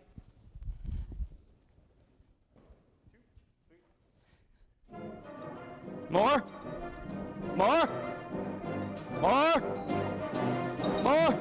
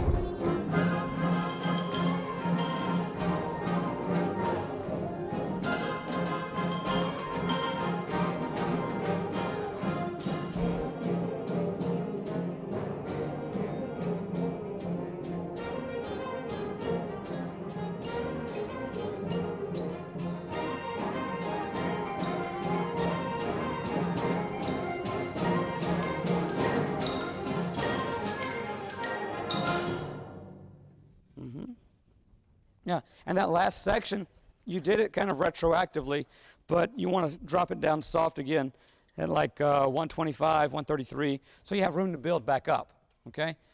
Does it make sense that if I want to go here, I can't go here if I'm already here? So I can't go to a loud spot if I'm already loud. So I got to start somewhere else, okay? There's one more thing that's important. My voice, sorry. Yeah. I don't know what's going on. One more thing about dynamics is you have to know what your destination is. That's why the first time you did that soft, you didn't get loud enough quick enough because you weren't thinking about what the destination was. So you got to know I'm starting here and I'm going there. Then you could chart your course.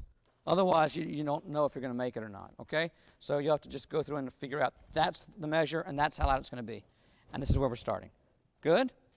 Yeah?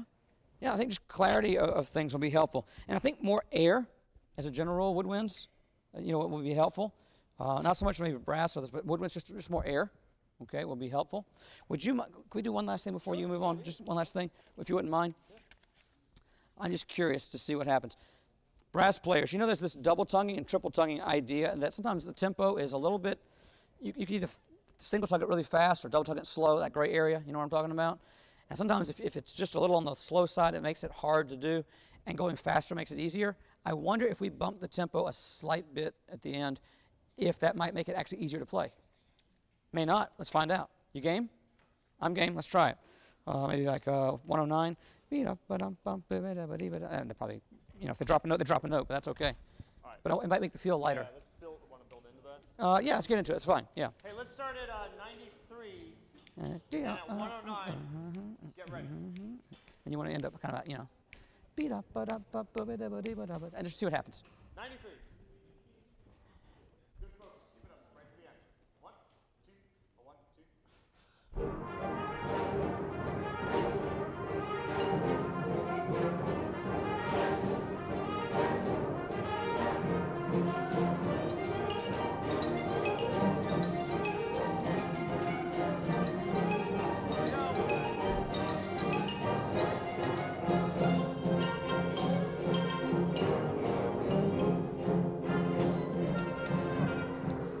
However, if you're not watching, Dave, we can't catch that tempo change. And I'm not so sure I would change it abruptly. I would wind it. Okay. It's like these folk dances where they're dancing in circles, and as they get more excited, they start spinning faster and spinning faster. So make it more of a ba-da-da-da-dee-da, ba-da-da-da-da-da, ba-da-da-da-da-da, ba-da-da-da-dum, bum, ba-da-da-da-da-da, ba-da-da, and it just kind of winds up. All right? Here's 101. Watch, Dave, watch, Dave, watch, Dave, watch. 101. 1, 2, 1, 2, 3, and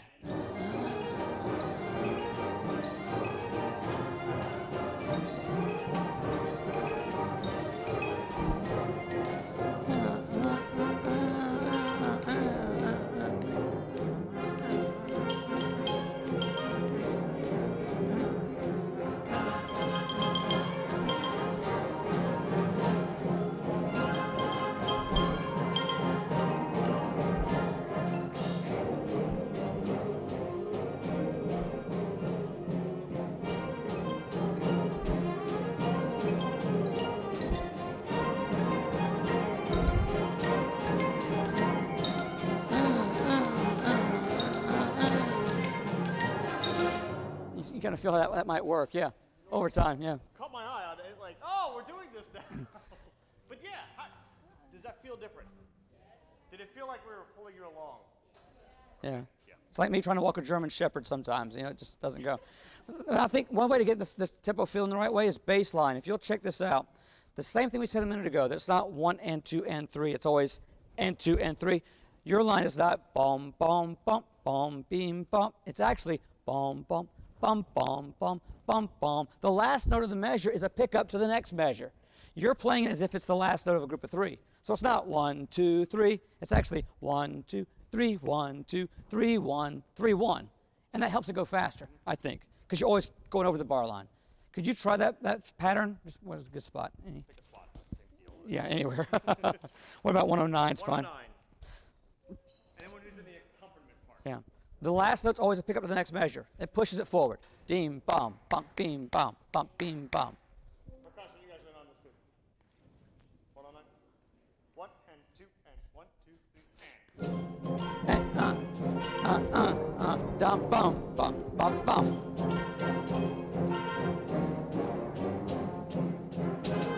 Bum, bum, bum, bum.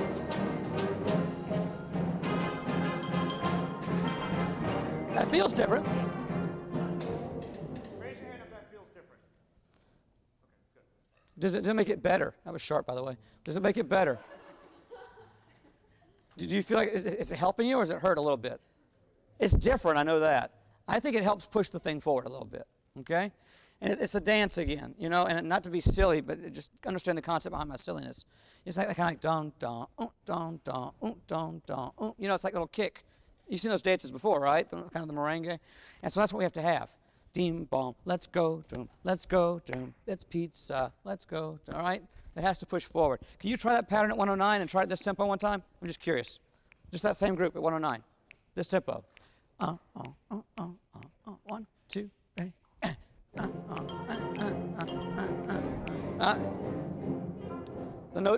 The first note's too heavy and too long. We're getting la, ding, bum, bum. Just barely touch it. Make every note super staccato. Dit, dit, dit, dit, dit, dit. 1, 2, ready. Yeah. Yeah, good. But when you went to the change measure, you played too long. It was great. It was dit, dit, dit, dit. Then you went, we're going slow. And then you got back to it again. Keep it all the same. Try it again. 1, 2, 1, 2, 2. There you go. Yeah. Now you can go back and add length to it.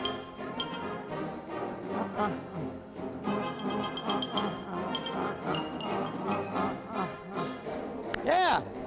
Now, if I'm in the audience and I hear that, I want to get up and I want to dance a little. Yeah. Now we can go back and add some length in where appropriate on that da, da, dee, da. But start with that as your bass line. Now that means clarinets we're going to have to play in saxophones. Be da da da dee da da da dee da da da dee da da da da. All right? It'll happen over time. I promise you it will. But that feels better. Can I do the ending with you? Then we got to move on. You have 18 days to learn how to do that. We can actually, we can actually finish on this. Probably a good idea. We have 10 minutes. Yeah. So maybe let him run it and see what happens. Go for it. Yeah. I was going to run it and do it fast, but you do it. You do it. No, do it. Okay. No, it's fine. I can do this all day long. Okay. Here. All right. Here we are. Beginning. Ready? Beginning. Beginning. Listen, please. I know you still got some time to work on it. It's not concert ready, polished ever. So listen to this concept. The audience, most audience members, won't be able to tell if your note's a little sharp or a little flat, or if this was a little bit off precision-wise. They can tell if they get excited or not. That doesn't give you license to make mistakes all the time. Your goal is to strive to be as perfect as you can be, because we're human. But more important than getting everything perfect is the emotion that you give. So if it's like you hit a wrong note, you hit an F sharp, 7 F natural, if it's a blurb or whatever, as long as it's exciting, moms and dads are going to go, that was awesome. So don't think so much about what you're playing, think about how you're playing. Here we go. It's going to be faster than you think. It's faster than what you're used to. Hang on, clarinets. All right? All right, here we go. Everything has to be shorter. Just think about me. Short. You got it. Ready? And 1, 2, 1, 2, 2.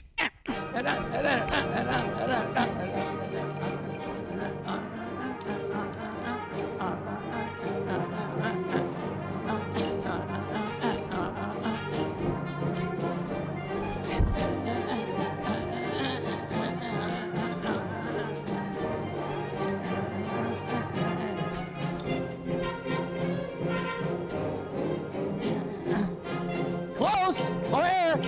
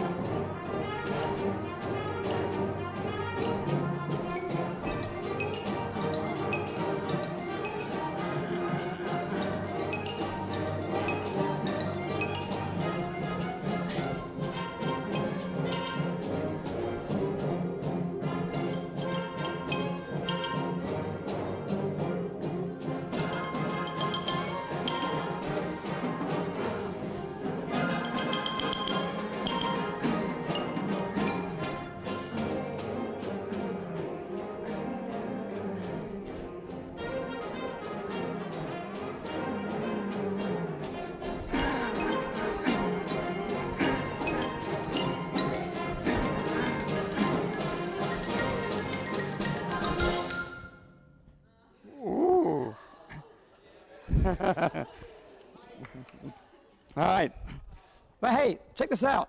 At least he played it strong and with energy. Better to be wrong and strong than right with fright, okay? So look, check it out. Your energy was much better. Your feel was much better. What we're losing right now, it's because it's faster in its technique, so we've got to hear more of the the melody parts, because we had a lot of sections where we heard bop, bop, bop, bop, bop, only that. So that's going to come as they get more comfortable with it, and the tempo may have to come down a little bit, and that's okay, as long as there's energy. But you have to look at that spot. There's a spot in the middle where we have bop, ba, da, da, da, da, da, da, da, dum, bum, and the trumpets answer. Bop, ba, da, da, da, da, da, da, da, dum. So that's going to have to be louder there in the middle. And percussion, I was doing this an awful lot. That was for you guys back there. Make sure you look up a little bit more. I know you're trying to make sure you don't lose your spot, but make sure you glance up because it got a little loud at times, okay? That felt different, though. How about you guys, yeah? You like it better? Yeah. Now, it has to be. That actually did better on that than you thought. Yeah. So, never know. Worse than you thought it was going to go. Okay. About how you expected it to feel like, yeah, I'm probably going to hang on it. So. All right. Something to think about, okay? Thanks for being willing to try something different, okay? Thank you guys for that. What else you got? You good? Oh, we're done, yeah, okay. Hey, so when you go back home, I want you to think about being as strong as you can be and as good as you can be. Aim for perfection, but know you'll never reach it. Make sense? Aim for perfection, but know you never reach it, because then you end up higher than you would have if you had aimed for low, okay? And always remember that it's not simply what you do, it's how you do it. It's not what you play, it's how you play it. If your friend walks in the room one day and you go, hey, how you doing? And they go, fine. They said fine, but you're going, but they ain't fine, okay? And it's not what she said or he said, it's how they said it. So I want you to think about in your music, what's the mood? What does Maslanka want the audience to feel in every single section? It may be different measure to measure. And what does Shelly Hansen want you to feel in the dance? So think about that, okay? And be willing to try some things. You're doing a really nice job. Thanks for letting me hang with you for a little bit. It was a lot of fun. And I look forward to hearing what you have to do. I'll get a recording or something. I want to hear when it's all ready to go, because you're a really fine group, and I enjoyed spending some time with you. All right? Have a good one. Thanks, guys.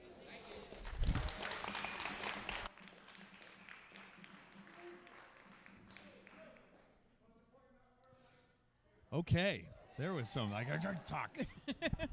We are live here. We're about to do the dinner break. I am here with not Jennifer. Not Jennifer. Beth from Peak Travel, and I'm sorry, the official name of the group is Peak Group Travel. Peak Group Travel. I'm a professional. Absolutely. Actually, you can click the link and you'll find us. It's yes, fine. the link right at the bottom. Right at the bottom of the screen. And we are going to be back in 1 hour's time. Absolutely. For the band director roundtable, and then we're going to have another round of coachings, like the first two that you just saw. And then all of the bands, including the Westchester University Wind Ensemble, are all going to play for us. Definitely not going to want to miss that. It's going to be a great performance. Yep, absolutely. So, any thoughts before we head to break? We're just so excited to be a sponsor this year Yeah. for the symposium. They are the reason why we are online. Why we have the live feed today, and we're really proud to be a participant in that. So visit peakgrouptravel.com for any kind of trip you might be interested in taking with your performing arts group. We also have an upcoming festival for directors. It's coming up at the Kimmel Center on May 5th, and your group would get a chance to perform at the Kimmel Center, have a clinic, a 60-minute clinic with possibly even one of our esteemed Westchester University faculty. So we'd be happy to see you there again Tuesday, May 5th, 2020. Give us a call, reach out to us via email. We can give you all the details on bringing your wind ensemble, concert band, symphonic orchestra to our festival for that day. You'll get to actually perform on the Kimmel Center stage and get a recording afterwards. So it's a pretty big deal and a pretty great opportunity. We encourage you to check it out. And right down the road here. Right down the road. It's our backyard. We're happy to sponsor that. Fantastic. So we are going to break until 6:30 when we will have the band director roundtable. And until then, I don't know. Do something. I don't know. Just enjoy. Have a great break, and we will chat with you later. Thanks for joining us. Thanks.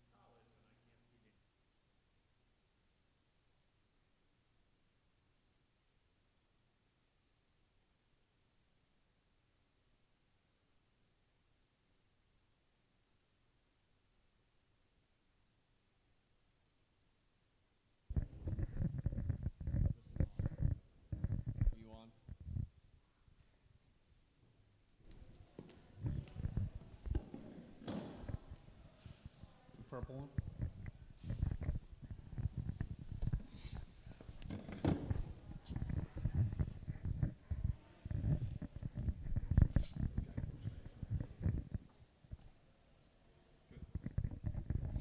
Well, good evening.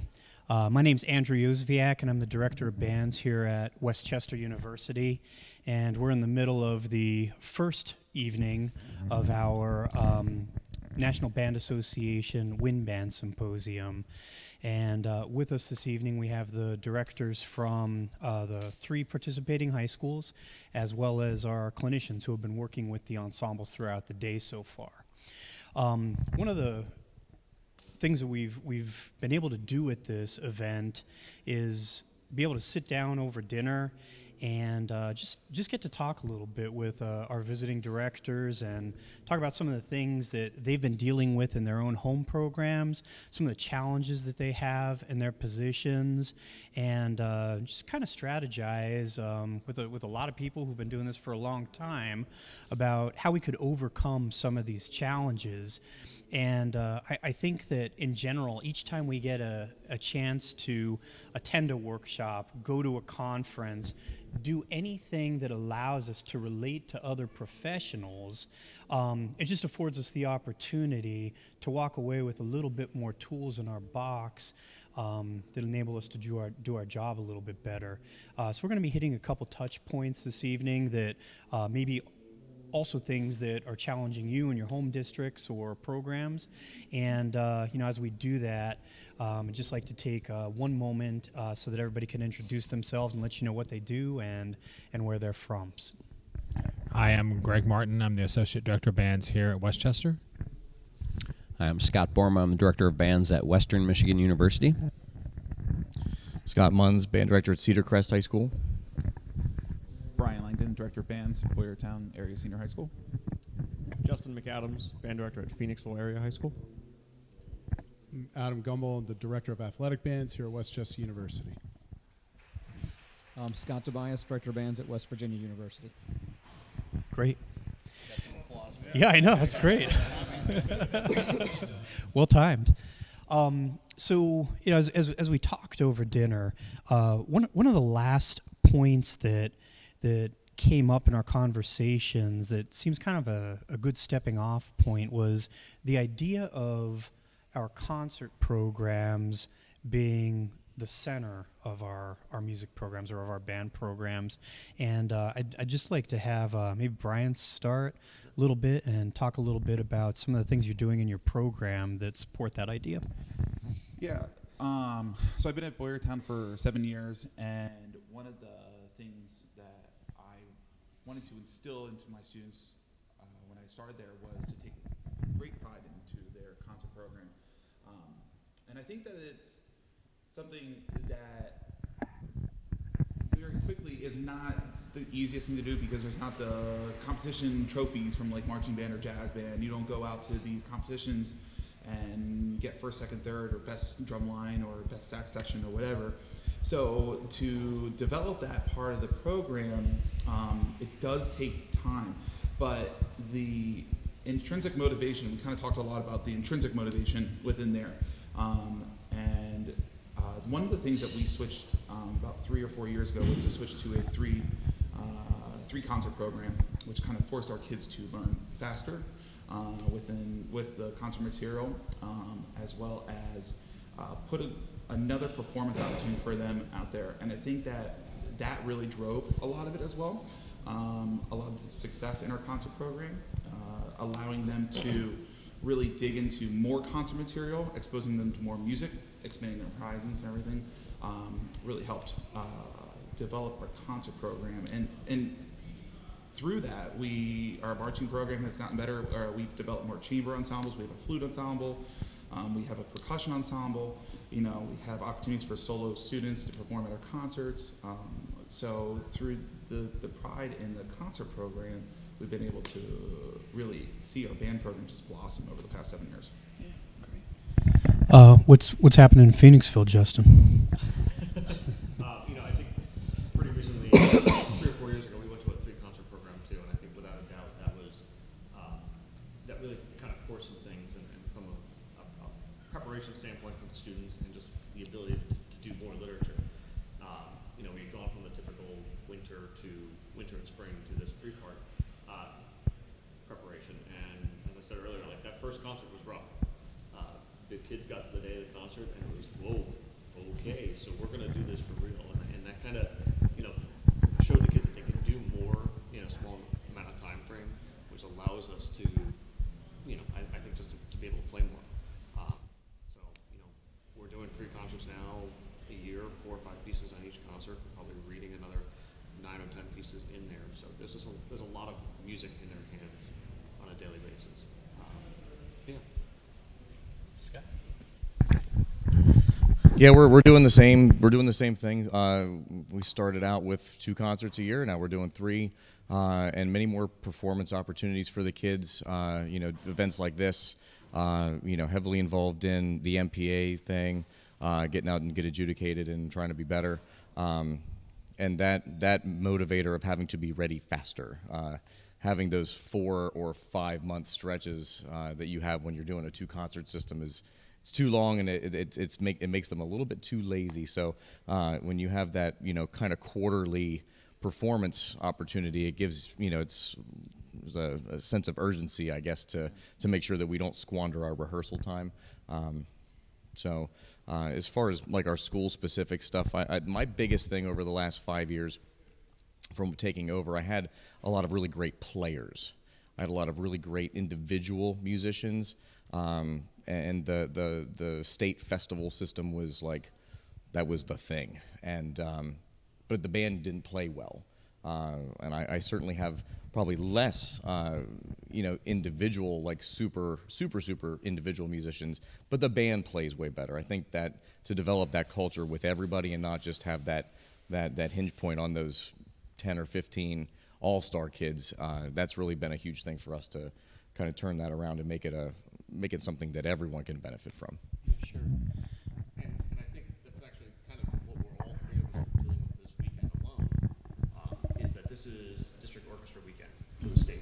Yeah. So each one of us, we're missing key players Yeah. in the ensemble. Lots of lead kids. But I gotta be honest, like, and like, hopefully you guys are hearing the same thing that I'm hearing. Like, the other kids are stepping up. It's like, all right, well, so-and-so's not here, someone has to do it. Next man up. And I think an event like this especially kind of puts some of those, like that next tier on the spot, and if anything, it's gonna help them out long term. I think something that you said that stuck out to me was by adding more performance opportunities was the increased sense of urgency. And when you have 2 concerts, there's no sense of urgency. No sense of urgency plus. Yeah. You get and comfortability. You know. You have 45 rehearsals in the next concert. Yeah. Okay, I'll practice right now. Comfortability develops complacency. You don't progress. And when we switched to 3 concerts, some of the parents kind of like turned their heads, like, really, we have another concert? I was like, yeah. Well, like, would you be happy if your kid went into their English class and read the same book for 6 months?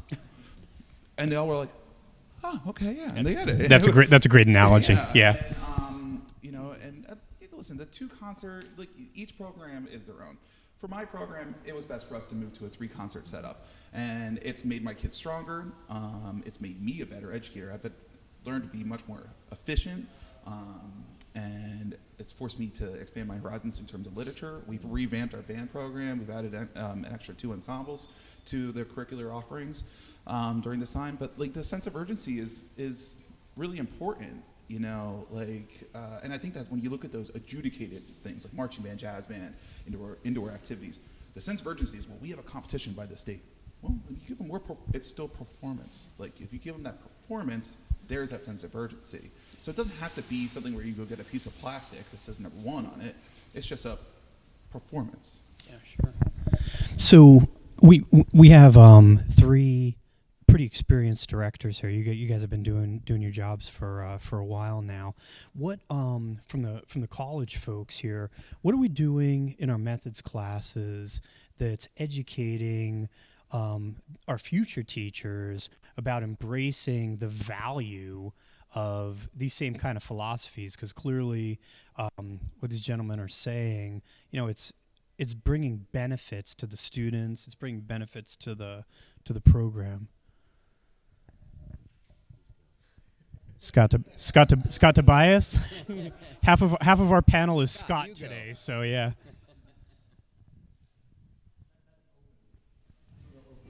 Yeah, sure.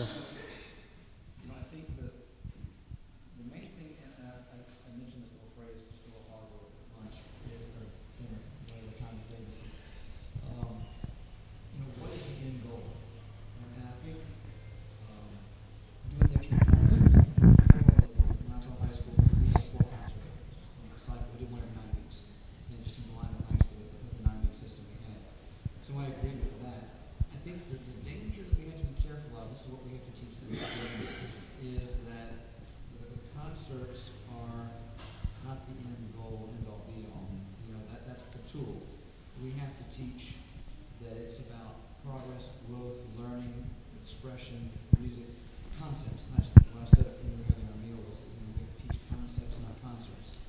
Because it's easy to get in there and see, this is the flip side of what you're saying. I agree completely with what you guys are doing. But the flip side is if we have a concert coming up and we have to get it ready quick, we just say, do this, push that button, play this, do that. They do it, the concert sounds great, everyone clapped, yay, we were successful. But what did they learn? And what did they gain from the experience? And that's the one thing I think we have to really make sure that we're trying to, in our methods class, is say that if you do your job and you teach the concert's the logical outcome. But make sure that priority is straight. Yeah, I think it's when you have more performances, you're going to increase the level of urgency and force yourself to be more efficient.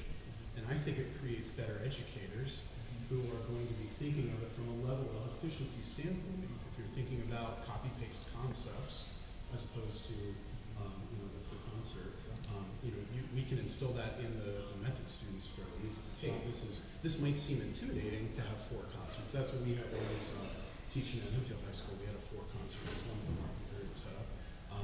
And it was just, all right, well, hey, for us to be able to be successful here, we have to make sure that we understand all these concepts and that we're able to copy and paste them from context to context. Getting back to the concert being the center of the wheel. Hey, these are, if you're doing it really well, the musical concepts that you're learning in concert band, they're going to be copy-paste concepts all over the place. And then I also think, you learn an awful lot about life by being part of a band program. You can go even 50,000-foot view on things. Like, hey, this is being proactive with intonation is a really good thing. But then also, hey, being proactive with everything else is a really cool concept that you can copy and paste everywhere. So from our standpoint here at Westchester, we're really trying to instill that in all the future educators. And I think this all gets back to like a human nature thing.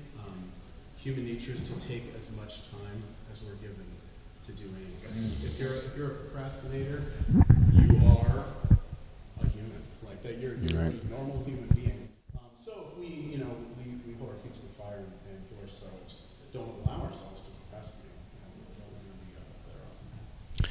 And I think ultimately we want to teach students to love music. I mean, it's a basic thing that we hope they're not, most of them are never going to be music majors. Most of them are probably going to remember even some, not amusical parts of their experience in band, but some of the activities that were involved in. We want them to learn to love the music that they're creating and that they get to create. And I think it's too often that I'll be out clinicking ensembles and watching a band director in front of an ensemble, and understandably the band director wants to make sure they're playing the right notes and rhythms and the right articulations and all the dynamics and the style and all these things that have to happen, but I don't see a love of music in their eyes, in their actions sometimes. And it's sometimes something I try to instill in all my students and my conducting students when they're in front of an ensemble of their peers or in front of one of our ensembles.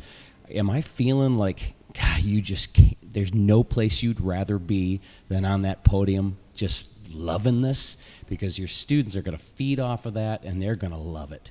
And all the pedagogy stuff, obviously we have to do those things, but I'd like to hear a phrase sometimes. I'd like to hear students make a decision about music making that maybe I didn't dictate to them and that they just learned because it feels right. And I think sometimes we lose the feeling of this And ultimately, we want them to be lifelong consumers and lovers of music and art.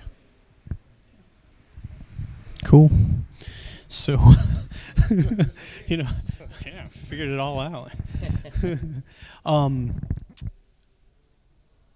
From the standpoint of programs that are pretty healthy, knowing what you're doing with your kids when they're there, what are some of the issues or the challenges you might have in ensuring that we're able to get the kids into the seats, that we're able to connect with the people we need to make sure that they could be in our programs during the school day. There are a lot of other areas that are pulling at smart, talented kids. So what are some of the things you're doing to ensure that? My is so excessive late. I think, from a scheduling standpoint, the band director has to be actively involved. You just can't assume, like we're going into elective scheduling next week. This is the 1 week where kids are going to decide what classes they're going to be on. And, the kids are going to choose, and I'm going to hope that, all my kids sign up for band again for next year. And then on Friday, when I get the list from the guidance department, I'm going to hunt down every kid that didn't sign up for it, and I'm going to start to figure out why they didn't and what the issue is. So I'm going to take an active participant there, and then when they start building the schedule, we're going to start to, I hopefully look at some of the challenges that might be put in there, like why, I'm sure you're going to get into this, like, let's not schedule the top level science class against the only band period that exists. But that stuff doesn't happen just by hoping that someone else is going to pay attention to it. That is it. It has to be an active participant, and that means time, that means energy from, right in the middle of the school year where there's so many other things going on, but that's how programs succeed. Yep. I think we look at advocacy as like this buzzword for like when programs are being cut, but that's advocacy right there. It's you got to go and talk to the administration and the guidance department of when it comes to scheduling to make sure that your program is set up for success. And I said, like we talked about this earlier. We ask our students to be very detail oriented and to be vigilant about what they're doing as musicians. Our job as the director of these ensembles is to be vigilant for our students. Like, you are not signed up. Why are you not signed up? Oh, you did sign up. Well, why isn't there a schedule? Okay, let me go talk to person X and figure it out. We're really lucky at Boyertown. We have a great guidance department that figures out the mess of scheduling, and those people are incredible. And through the past couple of years, we've really developed a nice little schedule at Boyertown where we run into very minimal problems in terms of scheduling, and we figure out ways. You make it happen for the kids. You got to figure it out. I'm also our district's music and performing arts coordinator. So not only am I looking at band scheduling, but I'm looking at orchestra scheduling and choral scheduling. And we're starting to look at the numbers and starting to look over the last couple of years. I mean, I can confidently sit here and say that 99% of the kids that have asked for an ensemble at Phoenixville for the last 4 years have gotten it in their schedule. And I'm pretty darn proud of it. I wish it was 100%, but there's always going to be that one, all right, you took the wrong sequence of classes in 9th grade and now you're kind of stuck here. But, one student in a span of, probably close to 1,000 over 4 years, I think that's pretty good odds. Yeah, I think that at Boyertown, I don't know the percentage, but I think we have a very high percentage of I signed up for band, I signed up for orchestra, I signed up for choir. We make it happen, and I think it's because we're really, we pride ourselves on how devoted to our students are to get them in our ensembles. So, I don't want to belabor the topic, but I think, we all have to be salesmen and make sure we give our due diligence to making sure that, when you see that you had, X number of kids this year and then there's minus maybe 2 or 3 and you got to go track those kids down and figure out what the problem is and, self-analyze and self-assess and figure out what your next steps are to, can you get that kid back? Is it a scheduling thing? What's the real issue? And that's all great too.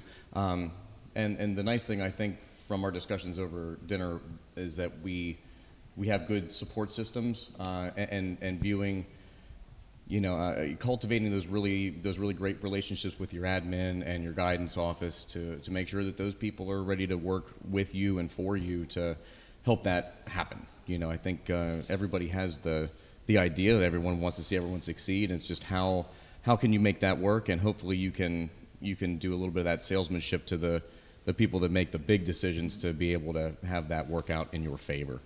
And I think it's important to note that there are going to be school programs that have challenges with scheduling. Sure. Like it could be a litany of reasons, but I think the biggest issue that usually gets in the way of that sometimes is that's the way we've always done it. And this has worked for 95% of the school for the last 15 years, so why change it for that 5%?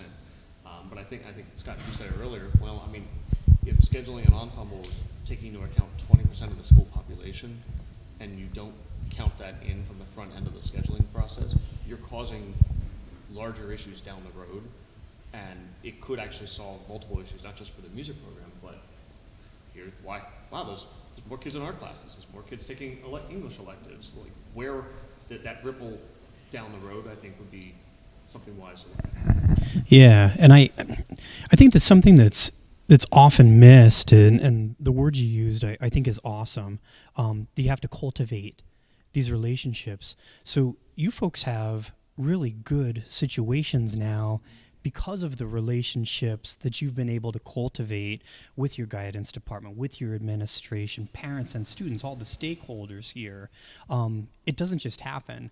And even when it is going well, we still have to make sure that we're advocating and equally educating the people who are around us to ensure that this continues, right? I think Dr. Tobias's story, you need to share that about your principal and the meeting that you'd have at the end of the school year. That was wonderful. High school in South Carolina, we had an assistant principal who was responsible for making the master schedule for the next year. And that 2 weeks after the school year's over, when no one's in the building with the custodians, the administrators, and band directors, she would always call and have us come down, have me come down. And she was going to plan the whole schedule, so she'd wipe the board clean and start plugging in classes. She would always start with the singletons, or the classes that were only offered once. So each band class, ROTC, choir, AP classes. And she'd put them in a configuration and run the computer monitor to see, all right, if we do it this way, there's 2 conflicts. If we do it this way, there's 8 conflicts. We'd find one that had the least number.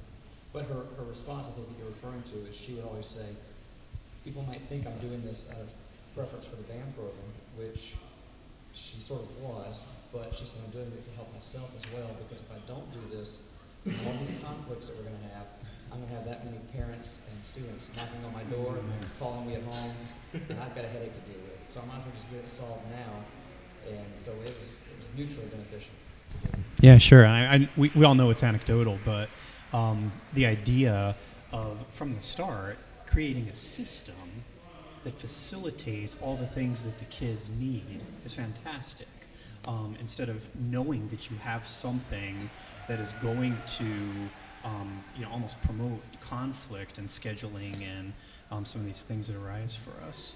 And I think you mentioned the comment about educating, and we said this over at the table. It's easy for us as band directors to not realize that they don't know what we know. We assume sometimes that the principal or the guidance counselor or the administrators know that we have to have a certain number of trumpets in that class, a certain number of flutes, a certain number of horns. But unless we've taken the time to go educate them, they don't know that. And I think that's an important part, is before we get angry at the conflicts coming our way, we need to look and see why did they occur, what do they not know. Because I've always found when you sit down and explain to them how things need to function for us to be successful, a lot of times you'll get, oh, I had no idea. Thanks for telling me. Now that I know that, now I can work around it and fix it. So I think before we react, we have to include not just educating our students, educating our community, but educating the rest of the school as well.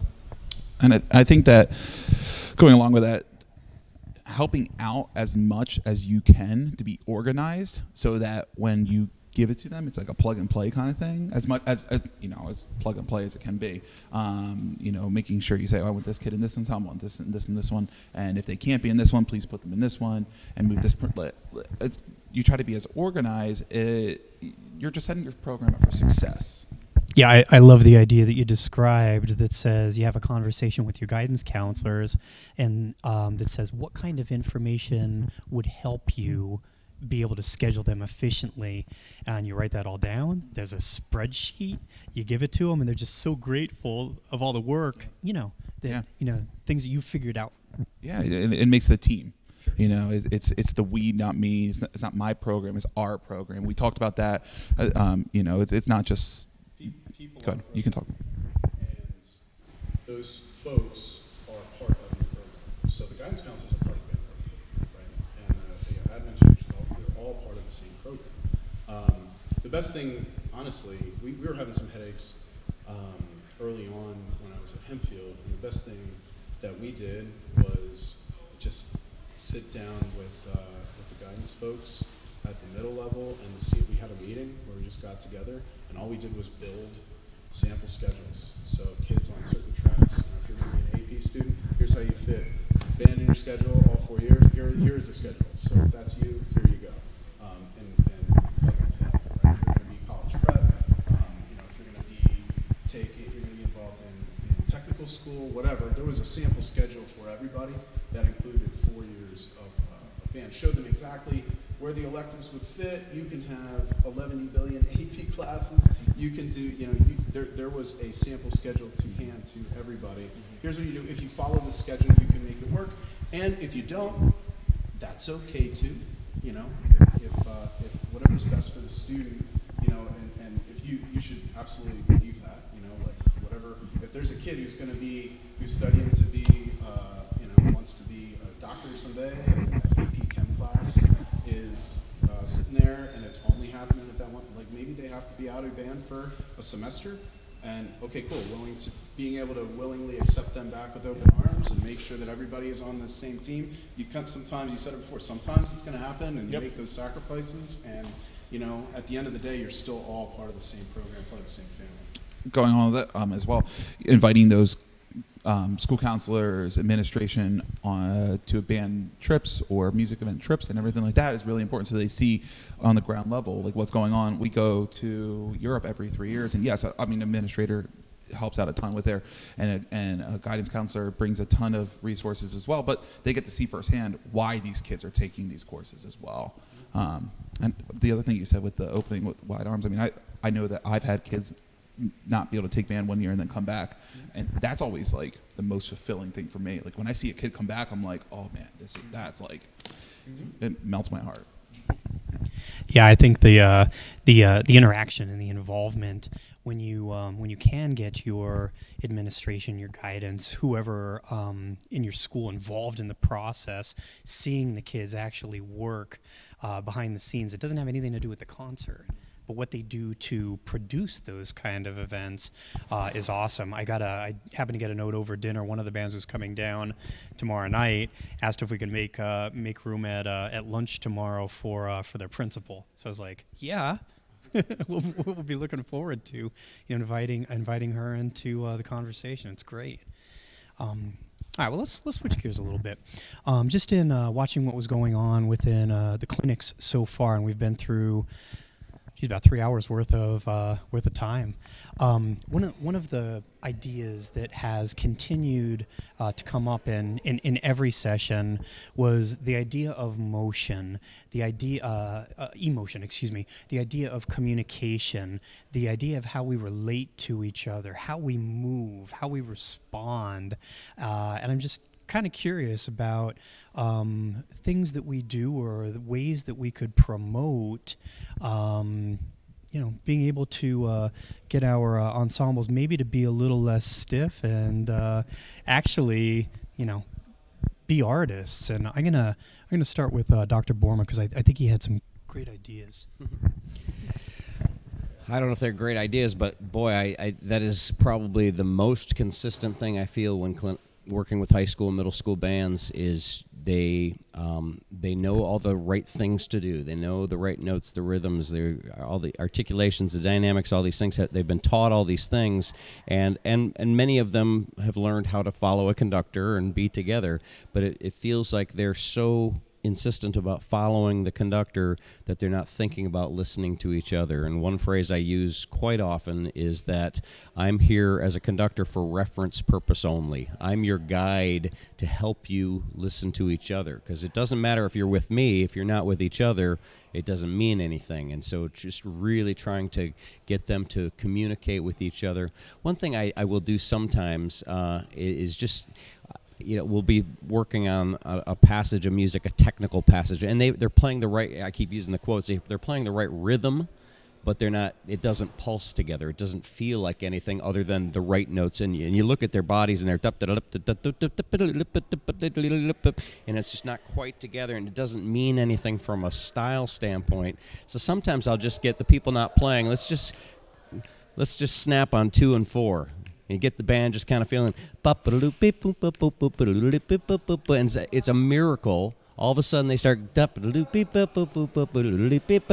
why don't we do that every day? Why don't we just feel pulse and make those kind of decisions? Because, and as we were talking at our lunch, I think they feel vulnerable. They feel a little bit afraid to put themselves out there about these things, and it just gets in their way.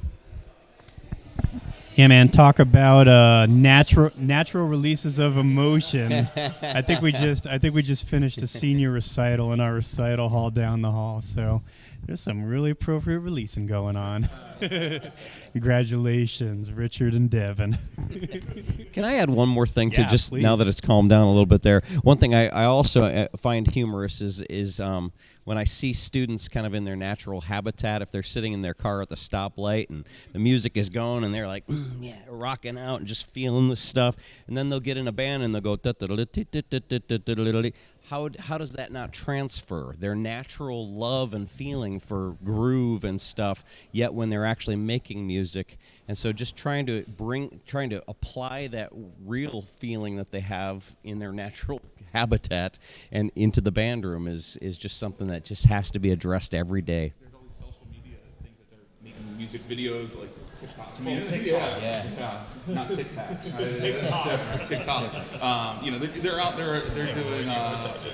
They're on TikTok doing these music videos, and they're being vulnerable there. But I think it's a vulnerability aspect of things. But I think it's also a cultural thing. We tell the students in 4th grade to come onto the stage and sit there. And it doesn't matter if your mom or dad's waving at you, you just sit there and hold your clarinet, and when I put my hands up, you put your instrument up, and we play together, and stand up together, sit down together. And sometimes I just feel like maybe we just need to have a culture of, hey, this is your time to show off. Have fun. Like you're in band because you enjoy it. Let's show people that we enjoy it. Let's not just play music. Let's have fun. I mean, I think that can kind of play a little bit into it, as well as this culture of professionalism. And there's a place for it, but there's flexibility, right? It's so funny, when I've done clinic bands all the way through our college bands here, I actually have to have a conversation of when we finish a piece and I have you stand up, or whether you're just sitting there and people are applauding, it's okay to smile. It is okay, because people want to know that you appreciate what they're doing when they give you back. Sorry, I had to leave. I had to go be dad. That doesn't end in college. We're going to let them know. Yeah, okay. But this whole idea of getting the music inside of our bodies is a huge thing with NAFME right now, that we have to move with the music. And I wanted to point out, when Dr. Borma was talking just now, did you notice how much motion? And we do it naturally when we talk. How come we can't get our students to do the same thing when they play?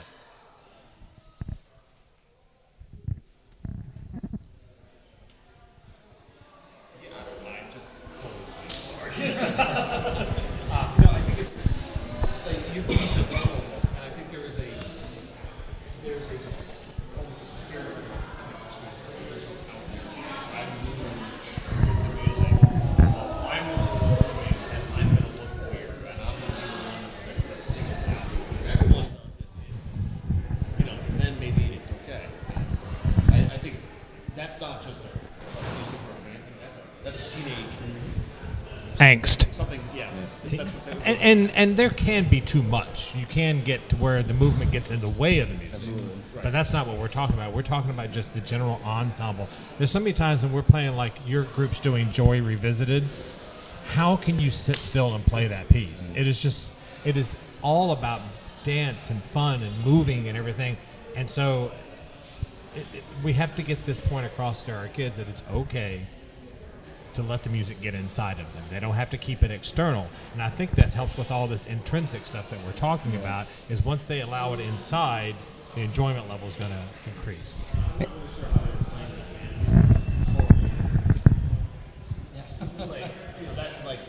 I'm sitting there listening to you working with me on Albanian Head, and I'm bobbing my head, and I'm not even going to formula, and maybe it's just me hoping that someone will catch on. But like, there's an active participant. Like, they have to be an active participant in the music. It's not just putting it from the instrument and hoping that something comes out. Well, and you touch on, it's our responsibility to dance every day in front of them and make them see, wow, this guy's crazy. He loves this stuff. Well, I kind of love it too. And, the more it's infectious if you make sure that you're instigating that.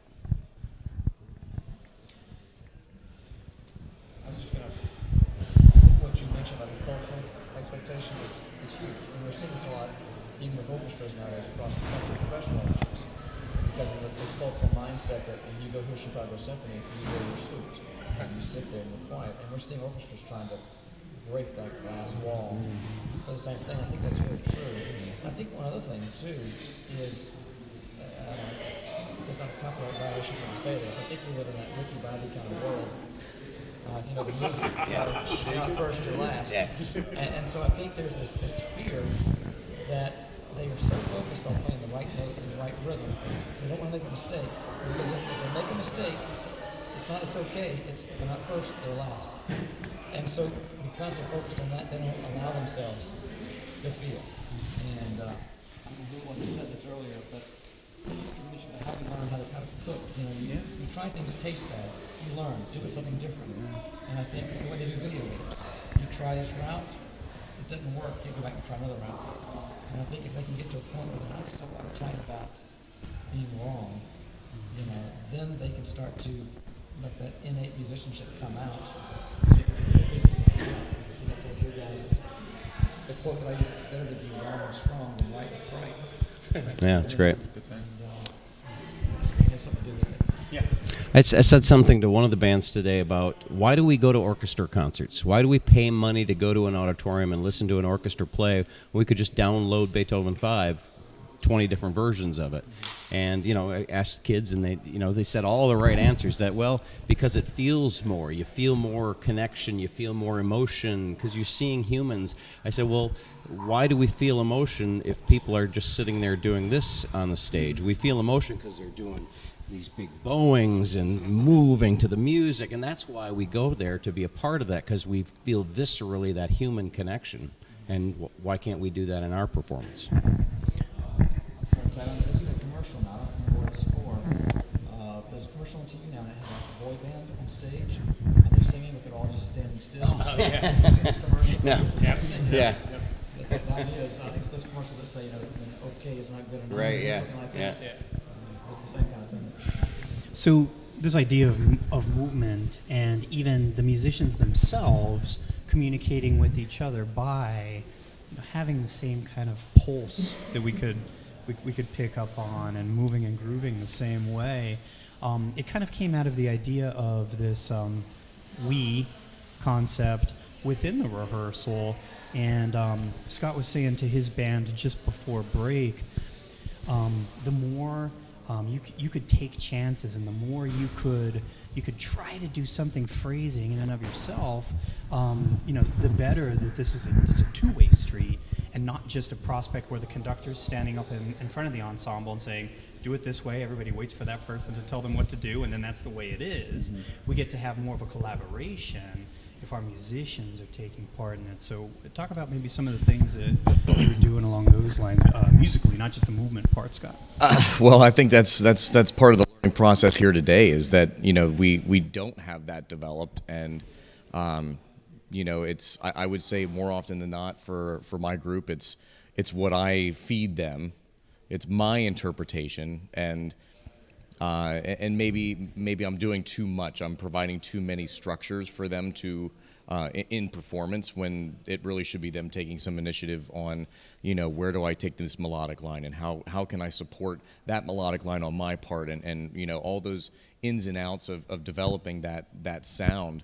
And my whole statement was, the more that they can contribute and do that, I said, you may do something, we may not like it, but maybe at least that gives us an idea that we can go somewhere else, and it's not just mine, and that of course will develop more ownership of the performance in the ensemble. Like, there's a lot of things that will come out of that, but it's getting to that point, and today has been very helpful in trying to at least open that door a little bit, to try and a little bit more free communication, that two-way street, instead of just boom, boom, boom, feed, and them just being products of me talking, and trying to rehearse them. Well, all right. He said it very well. All right, so maybe talk about a couple things that are important to you for your students in attending events like this. Well, I'll say this, and now I'm going to take my band director hat off and put on the district president for the local PMEA area down here. I think the importance of this kind of stuff is getting our kids in front of other groups, and specifically, like you mentioned earlier, like the adjudication process. And not that this is a competitive thing, but it's getting our groups out in front of other people. It is absolutely important. I think it gives the kids a chance to kind of figure out that this is not just a school thing. This is a connection to a local university, to other people within the area. So, I think seeing this kind of thing, and hopefully, maybe the next year, the school district next to us is involved in something like this. And you and I talked a couple of years when you were finally being down here, and it's like, all right, well, here you are. Yeah. So now, do we get the next person? Who's the next person up the road from you that is involved in this? And there's only a certain amount of spots at this kind of thing, but maybe it's something that expands into a larger thing, so that we can get more schools involved with it down the road. So, all right, back on now. We hope so. I think this has been pretty important for our group, the growth from our first year last year to being able to come back this year, taking the things that we learned last year and put them into practice, and give it a year to marinate and then come back and make it work. I think one of the things that I know Adam mentions a lot about getting outside your comfort zone, and allowing yourself. We talked about the kids' inability to be vulnerable, or unwillingness to be vulnerable, and I think that has to, you have to be in that same position. I want you guys to tell me what I'm not doing correctly for my kids, because I want them to be better. And I told them, I had a little heart to heart with my kids before the second session, but I told them, I said, this is not just about you getting better. I said, this is for me being better for you. Like, you have to do that. So getting outside of your comfort zone, this is a huge part of that. And, my middle school band director said it the best way. I don't want to just be self-contained within our own school program, our own, just our own district. I don't want to be the best in our county. I want to be as good as we can possibly be, and get out. He puts it, we don't want to just be kings of Turd Mountain. We just, I think, it's great to, hashtag Turd Mountain. Trademark or something like that. But I think it's something to, it's great when you get the praise and the accolades from, within your own community and your real close stakeholders, but to have your kids understand that there's a bigger thing. Like, I'm really looking forward to hearing your guys' programs, because we've known each other but haven't really seen the programs, and I think that's huge for the kids to be able to see what else is out there, because they're just locked into their own thing all the time. Yeah, and I think just being like, they get if they're involved in marching band, they're going to hear other marching bands. If they're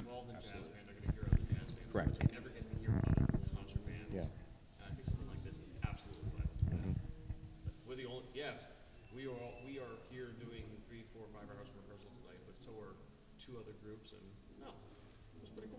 Yeah. Yeah, going along with what If I you stole that, I'm sorry. It's okay. I mean, I'll be blunt. Justin teaches at my alma mater. I've not been to a single one of his concerts, and I mean, like no, but and it's not like anything out of like malice or anything. Like, I'm good to know. That's good to know. yeah, I do like Justin. I mean, but I think it's the nature of our profession and how busy we are and that kind of thing. But I'm really excited to see what he's doing at Phoenixville, like, and that kind of thing. And I've known you through like the District 10 stuff and everything, and I'm really the region stuff, and I'm really. And then we'll all get together later and criticize what we heard. But I think that showing our students that there's stuff outside of the 4 walls in our band room going on, and that they can continue this if they want to.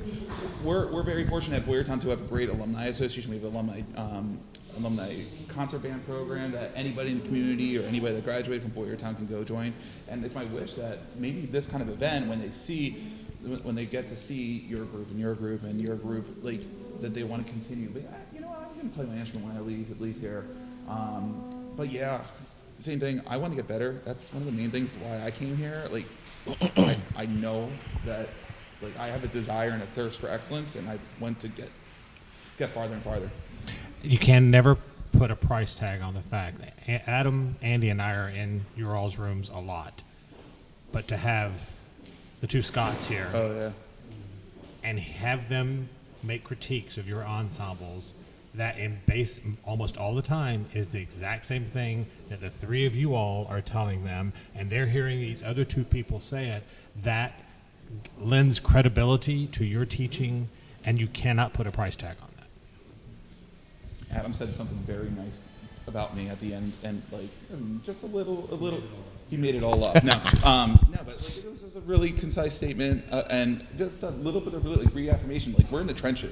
Like, it's January 897. Like, you know, like, it just feels like you know, but like, it's the camaraderie in the community of band, and it's nice when we can all get together and be like, hey, we're doing something fun. Like, We're so lucky to be part of a profession that embraces each other that way, because I don't think that happens in every field. Correct. And the way that we're able to challenge each other and the way we're able to lift each other up, I think is one of the most inspiring things about this profession. I happen to notice just in putting together schedules and stuff this week and going through my my files that this is year 7 for this event. And it all sprung out of a conversation with a good friend. And he was one of those people that throughout my career has always challenged me. And like, hey man, heard the band, really, really impressed with what's going on. How come you're not doing this? I'll do better, you know? And we lost 2 people this year in our profession that we were very, very fortunate to have as part of the first 2 iterations of this in John Casagrande and Sam Palafian. And they were integral in the creation and installation of this event here at Westchester University. And I just feel so fortunate to have benefited from their teaching, from their inspiration, and from the examples and friendship that they've been able to set for us. And I think that, you know, part of those responsibilities and friendships like that is to carry on those traditions so that all the things that they gave to us, you know, live on, you know, as they're enjoying themselves and one big old tuba and band concert in the sky somewhere. So, sorry, just not even cut you off. No, you started to talk, and you know, I feel fortunate. I've been with us from the very beginning. I think the first year we got snowed out. But I remember talking to my students, and that was my first year at Phoenixville, and with John and Sam here, and like they were just enamored with both of those gentlemen. So you know, we definitely did lose 2 good people, but I'm glad that they kind of helped kickstart all this. So without a doubt. Well, I hear our students. Natives are restless. They sound very enthusiastic, so we'll be looking forward to this last session with y'all. Scott, thank you so much for joining us, and gentlemen, thank you for continuing to be great examples for your students, and taking the time and caring enough about them to be investing in events like this. So enjoy the rest of our evening, and hopefully you could join us tomorrow as well. And we'll look forward to hearing all this great stuff from our friends tonight. Thanks.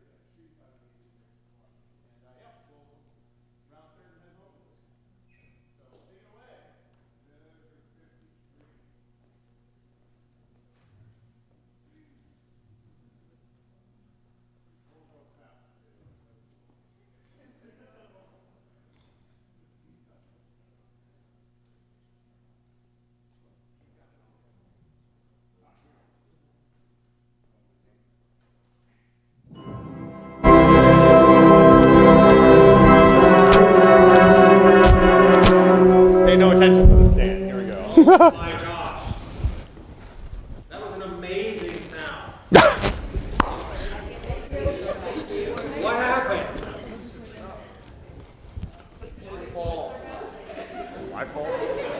That's great. Here we go, 53. 1, 2, 3.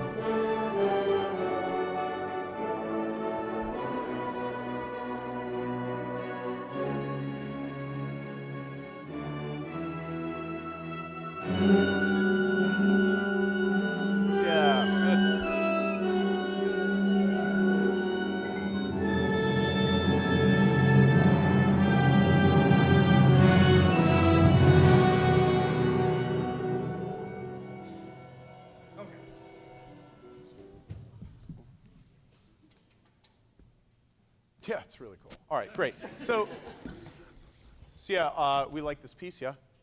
Pretty clear. All right, cool. And have you worked on this at all with previous? A little bit of stuff class. Okay, great. So was that the first session or the second session? Second session. Okay, cool. Yeah, so I would encourage you, first and foremost, this is like super broad concepts, and I call this a copy paste.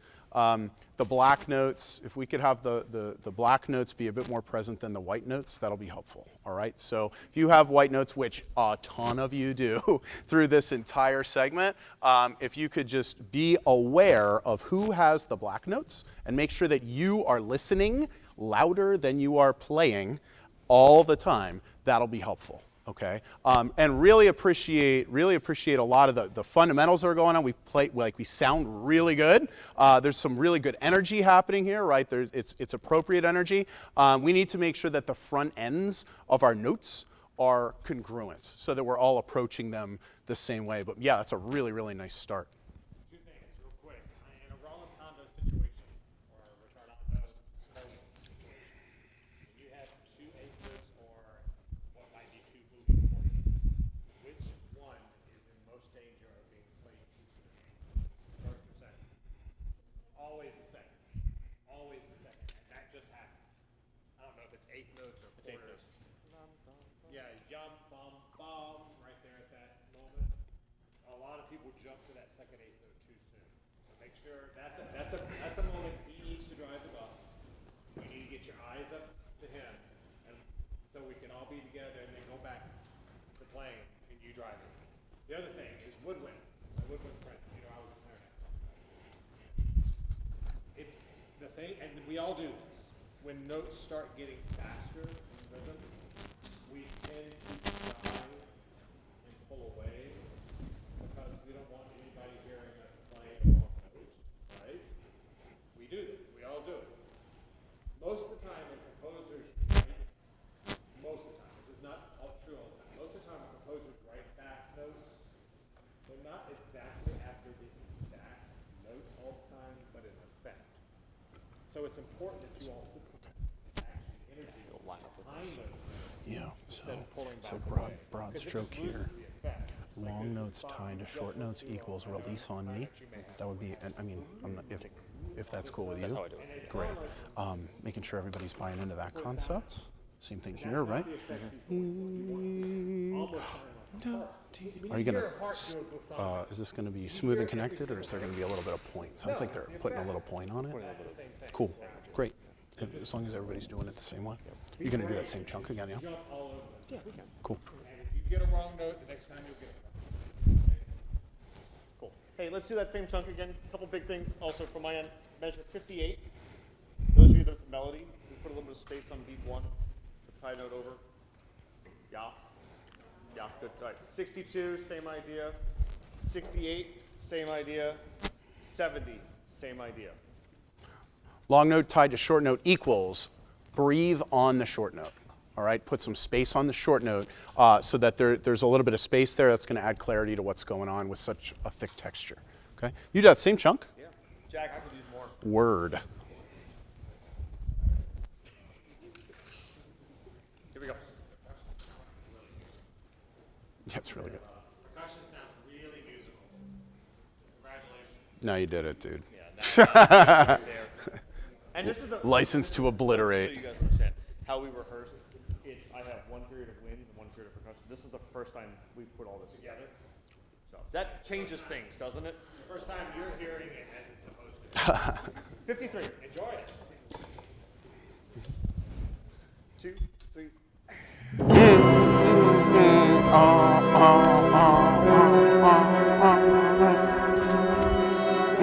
Good.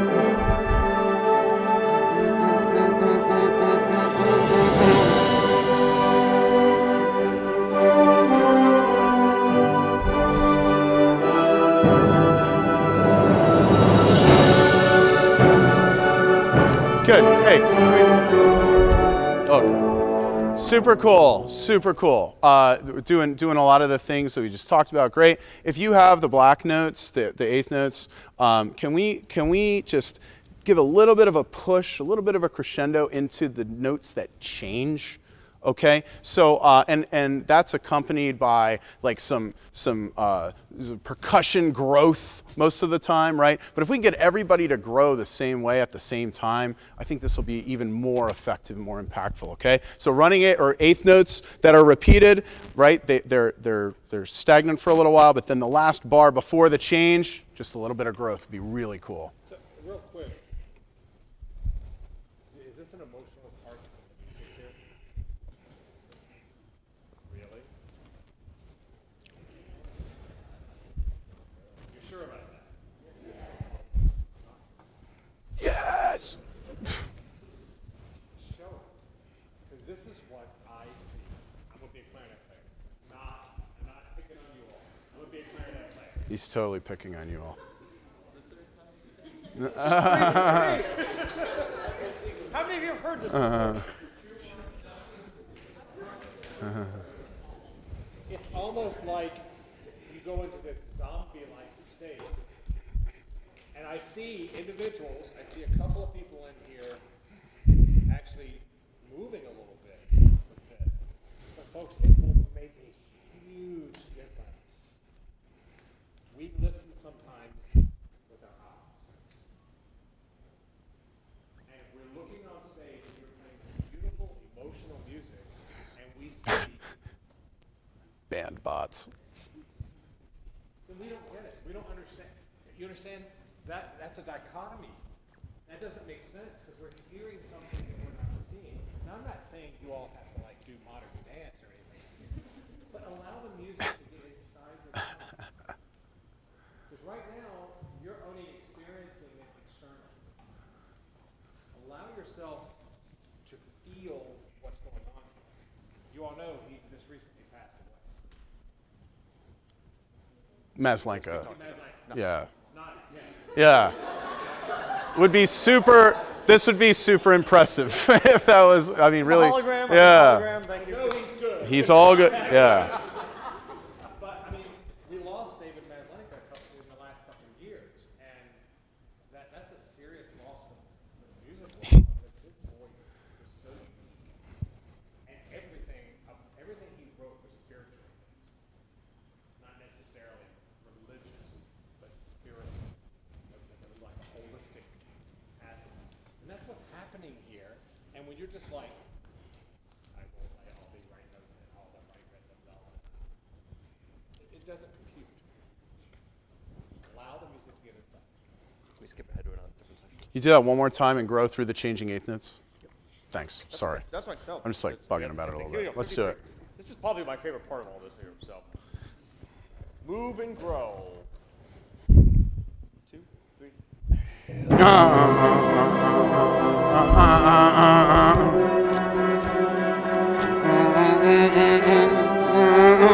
There you go, yeah.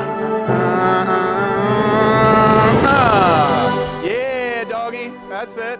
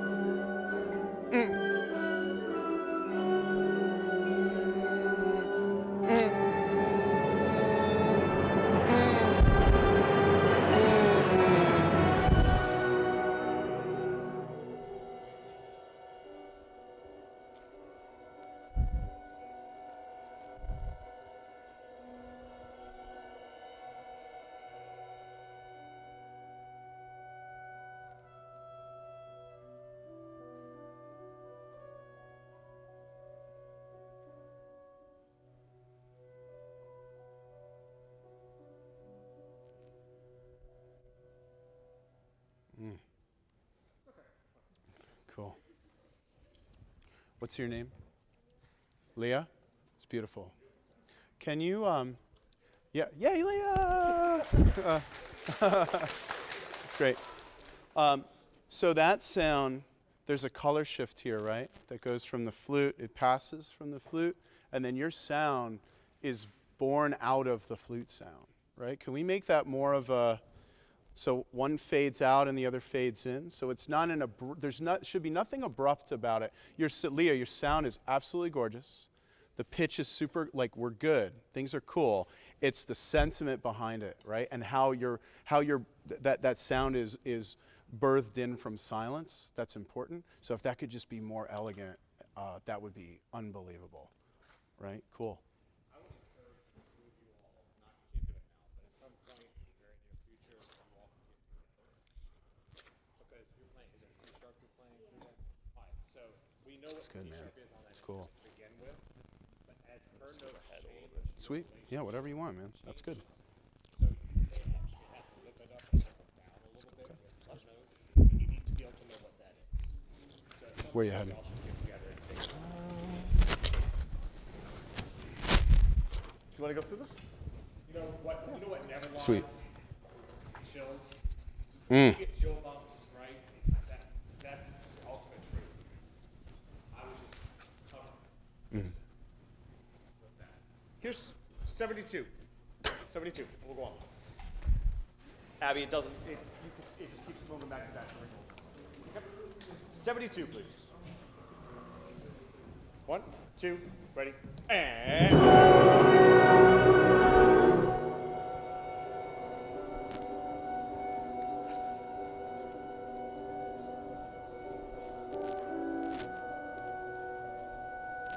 Mm-hmm. Try that one more time. Mm-hmm. That's one hold. Here we go. 72. 1, 2, ready, and.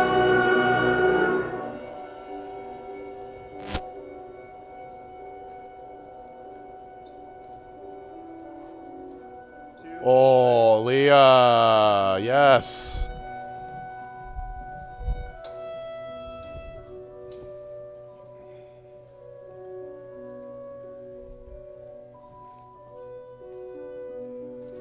Mm-hmm.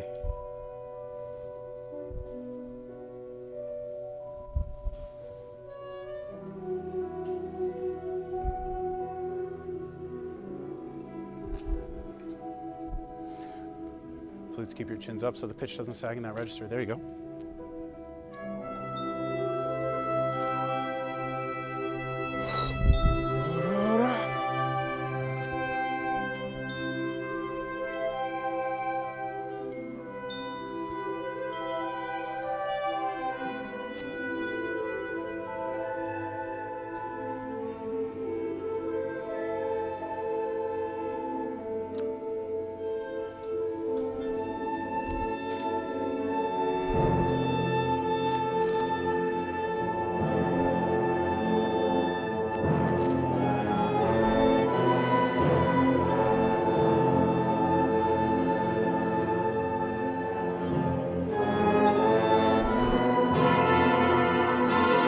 Yeah.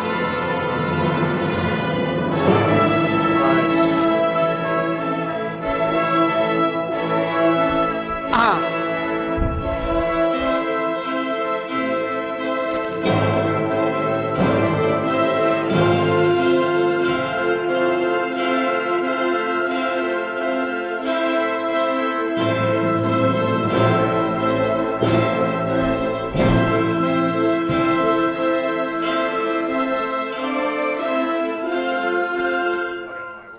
We're in 3 different spots.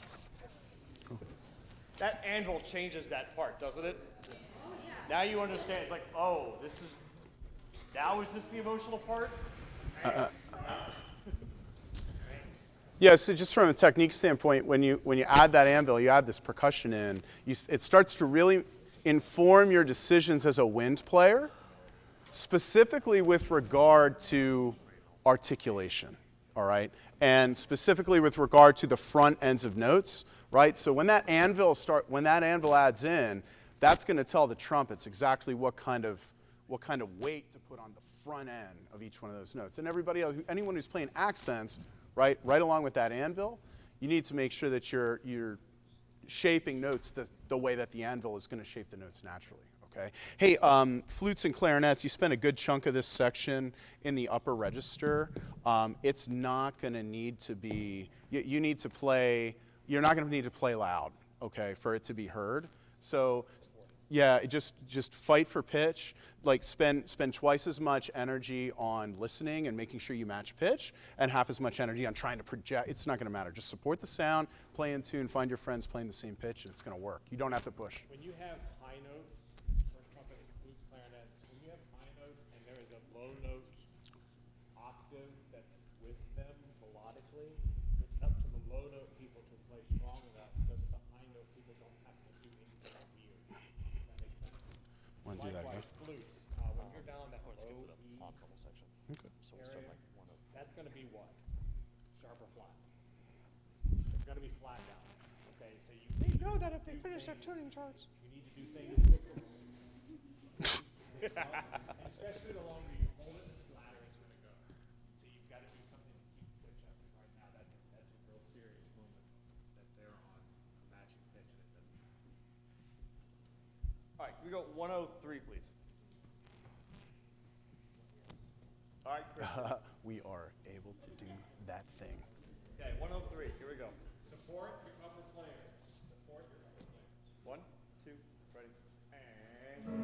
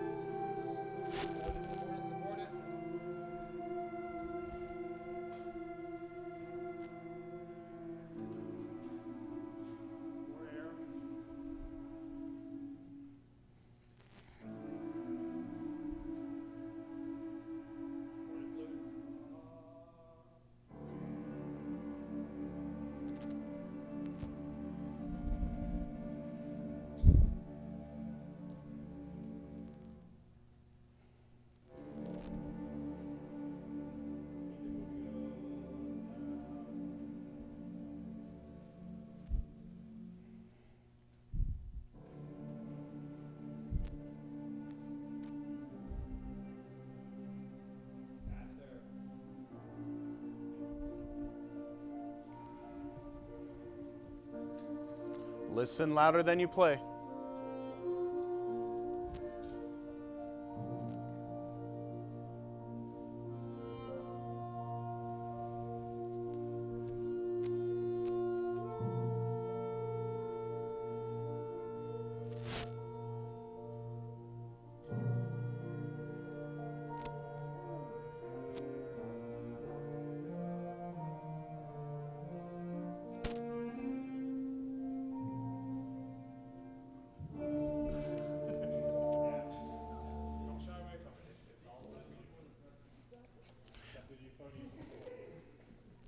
Jack and Christian, yeah.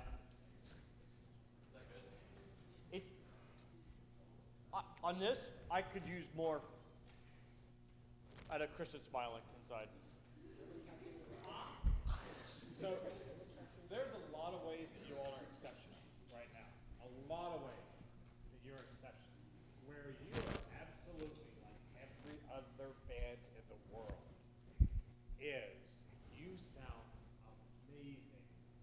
full ensemble moments, and you sound scared to death when it's not full ensemble.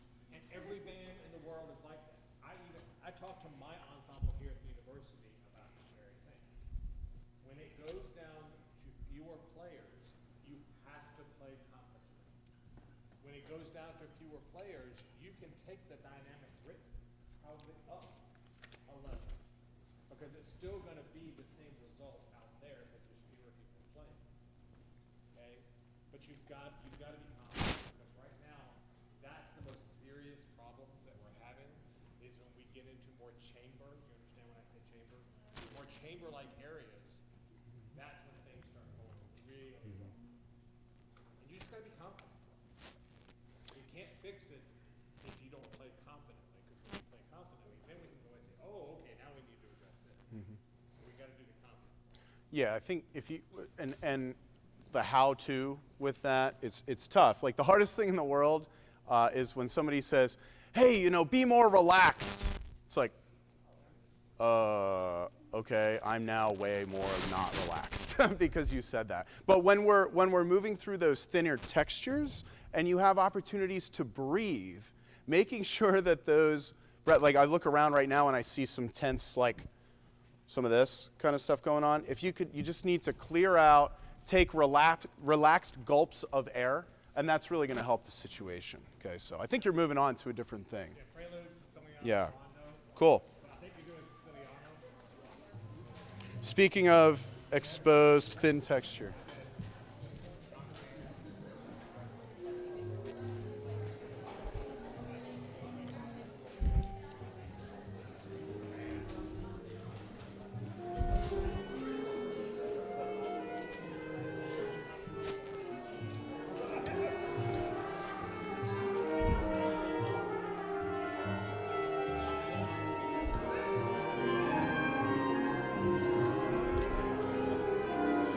Have you done this with anyone else today? No, Okay. I've tasted out. Okay. Yeah. All right. I love this piece. Yeah. Rolling on. Who does? Oh, wait, the Mazanga? Oh, yeah. I thought you meant the, yeah. It's like heavy light. Like It's cool. Well, it's very heavy. yeah. First, we're done before we start.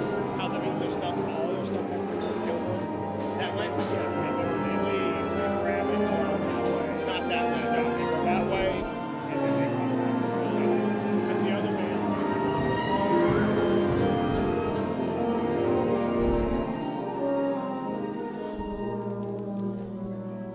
Okay. Save the one that needs the most amount of motion for last.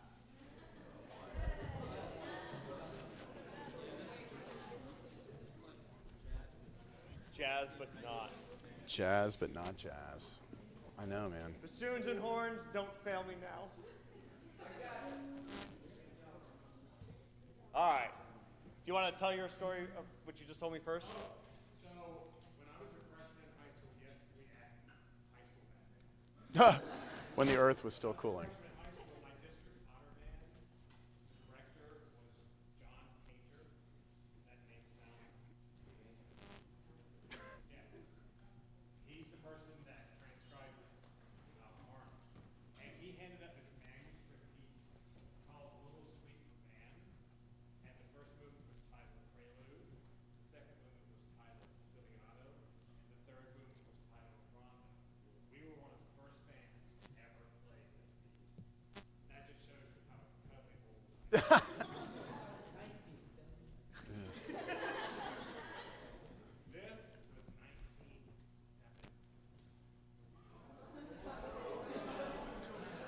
That's not even a real year. I know, right? They made that year up. Here we go, for the top, please.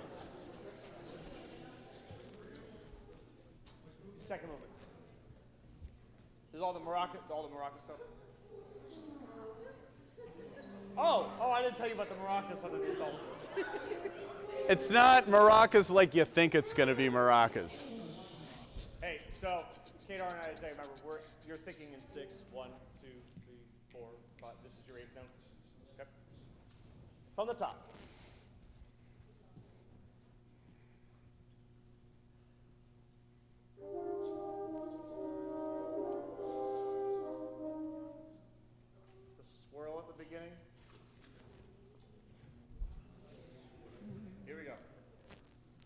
hear it before you play it.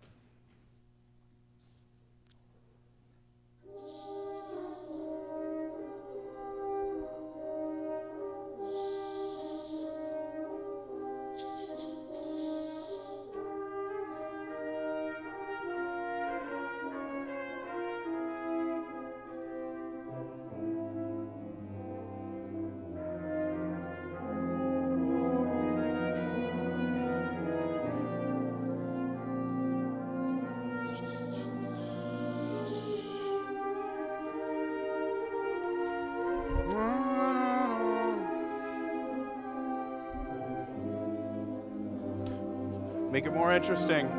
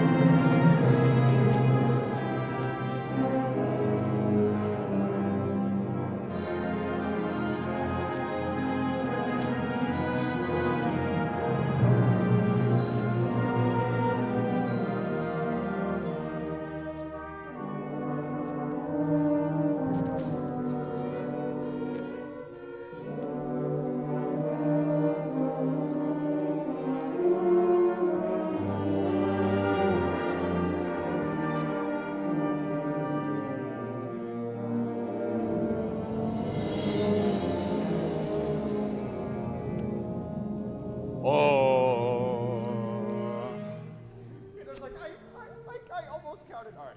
How do you sit still and play this? It's beautiful, and you're playing like robots.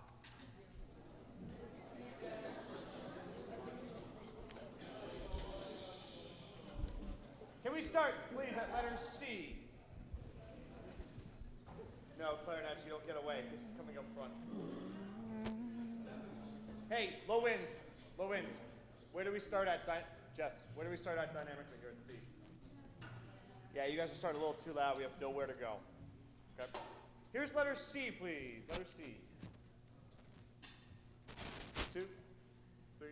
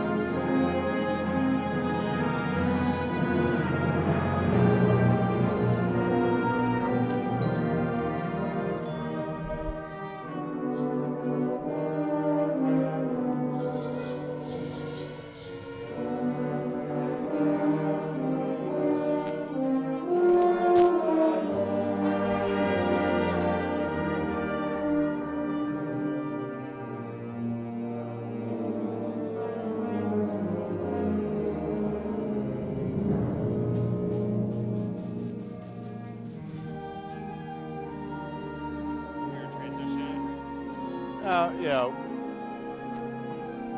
we could clean that up. So who who has the main voice at G? Oboe.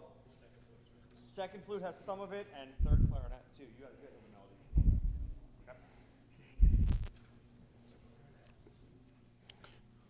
All right, so sounded great, right?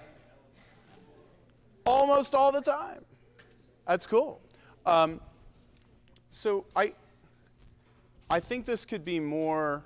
You've spent a lot of time today talking about emotion and motion and why aren't you moving? Blah, blah, all that, right? Cool. So can we get kind of nuts and boltsy with that? So how can we generate? So start to feel what it's supposed to, or things that real practical things we could do to generate some of that emotion. Well, I think effect those goosebump moments in our lives most of the time are generated through contrast, like points of contrast. Without going through a whole spiel, like scariest part of a scary movie, most exciting part of a roller coaster, things like that, right? Typically, like the really cool roller coaster where you're like sitting there at 0 and then you're all of a sudden going 90 miles an hour, like just like that. That's the craziest part. There's a serious contrast that happens there, okay? Scary movie, right? There's build, but then always before the scariest part, what happens? Silence. And then, wah! Yeah, and then that whole thing. Okay, so if we could, very practically here, if we could just look at figuring out ways that we can generate more contrast, it's going to elicit more emotion from just about everybody involved, especially the audience. Those goosebump moments will be more frequent, right? And what I would say to you, the elements that you can use to contrast most easily, most readily, would be dynamics and articulation, right? So in this particular piece, in this movement, there are many, many, many opportunities for those goosebump moments, okay? Anytime you see this, these hairpins, okay, shoot for more contrast. Right now, it sounds good, like everybody's playing the right notes, all that stuff, but if we could just start softer, get bigger, and then get softer, that would be cool. We have crescendi that are written in. Hey, the crescendi we're doing okay with those. If we could save, I've said this to every group so far today, if we could save 90% of the crescendo for the last 10% of the amount of time that we have, that will generate more contrast, okay? So what does that mean? Start with me, I don't know, give me even something like the main melody, right? Da dee da dee dee da dee da dee dee dee dee. We have an opportunity for some pretty serious contrast in 3 notes, right? Go ahead and play, it's what, letter E? I was just looking at. Play letter E, here we go. Everybody's in at E. And 2, 2, 3, ready, letter E.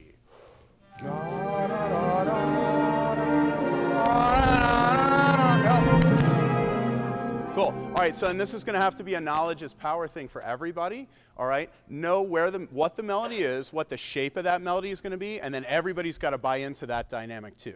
Okay.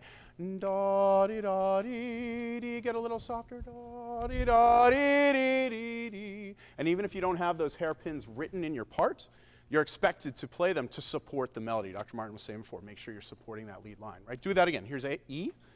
Just follow me. And.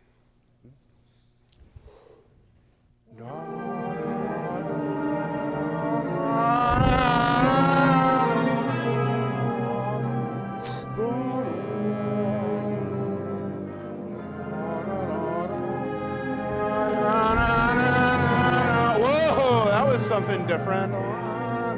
Good. So, yeah, that's really cool. And you actually interrupted me looking. I'm trying to think. I'm sitting here. Not that I'm zoning out, but I'm zoning out. It's late. And thinking, all right, what are we going to play in like 15 minutes for a concert? And you just changed my, viewpoint there. You just passed, I call it the eyebrow test, all right? The eyebrow test where, I look mad all the time. It's just like biology or something, right? But the eyebrow test for me is when I go from here and something happens and I go, whoa. right? My eyebrows go blow like that, and yeah, you do. The goal here is for the audience, again, for that to happen in the audience consistently, and the goosebump test, all those tests, and again, it can be real. When we're all talking about motion and emotion, and we need to get more emotions, part of me goes like, all right, well, we need to tell you how to do that, right? How to do, what's the how? What are the nuts and bolts behind this? You should have felt something just then. Nod your head if you felt something cooler. Yeah, great. Okay, so if you felt something, great. Do it again. It's addictive, right? It's addictive because you're like, oh, well, that wasn't that hard. Now let's do it even more, right? Start at E again and go even further, right? No bad sounds, right? But go even further. Here we go. Here's letter E. We'll keep going. And 2, 2, 3. Here's E. Make it more musical.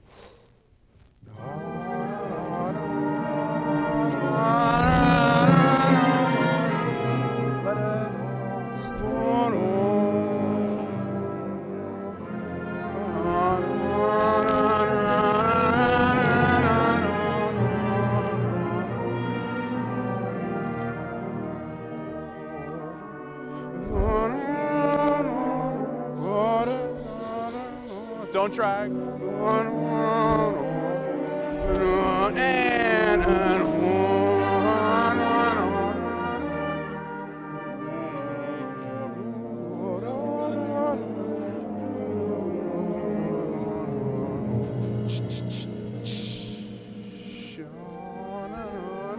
Good, yeah. It is so much more fun to listen to as a performer. It's more fun to be a part of. It's got to be more fun to play that way because you're investing of yourself. And is it perfect? No, No, but it doesn't matter. I want to. It just doesn't matter. It doesn't matter. Yeah. It doesn't matter. Hey, Yeah. friends, I think seniors, we've been together a long time. But I get snapshots. I'm not in your band room enough. But I just get these snapshots Cool. year to year to year. My goodness. You all sound amazing. This is by far the best I've heard you play. I've been here 10 years. This is by far the best. Time do we have? We're done. No, you're on to something really good. Keep it going. Okay, tubas don't jump in early on. Every time. I mean, come on, I can't let that go, right? I love you guys, thank you. Phantoms, nice job. Great work. Yeah. Hey world, the Phantoms are good. Phoenixville's good to the world. Hey, so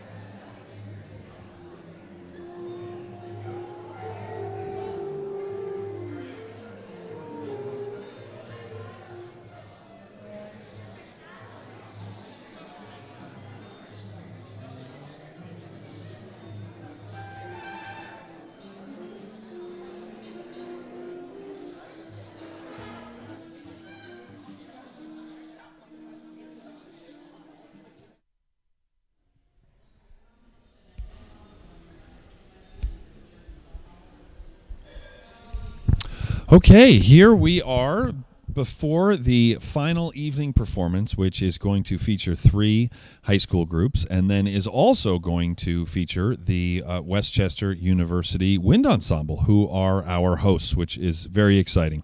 So the first group is going to be the Phoenixville High School Band under the direction of Justin McAdams. They are going to be playing the Siciliano and Rondo by Malcolm Arnold. And before I get emails, yes, that is Prelude, Siciliano, and Rondo, but they are not going to play the Prelude. They're just going to play the second and third movements. Cedar Crest High School, under the direction of Scott Munns, they're going to play the first movement of Courtly Airs and Dances by Ron Nelson, as well as Joy Revisited by Frank Kelly. And then, and I'm actually not positive of the order between Cedar Crest and Boyertown Area High School, who is the other high school group that is going to play. But when they take the stage, they are going to do, that's under the direction of Brian Langdon, and they are going to do the first and fifth movements of Julie Giroux's A Symphony of Fables. And I am actually, I do not know what...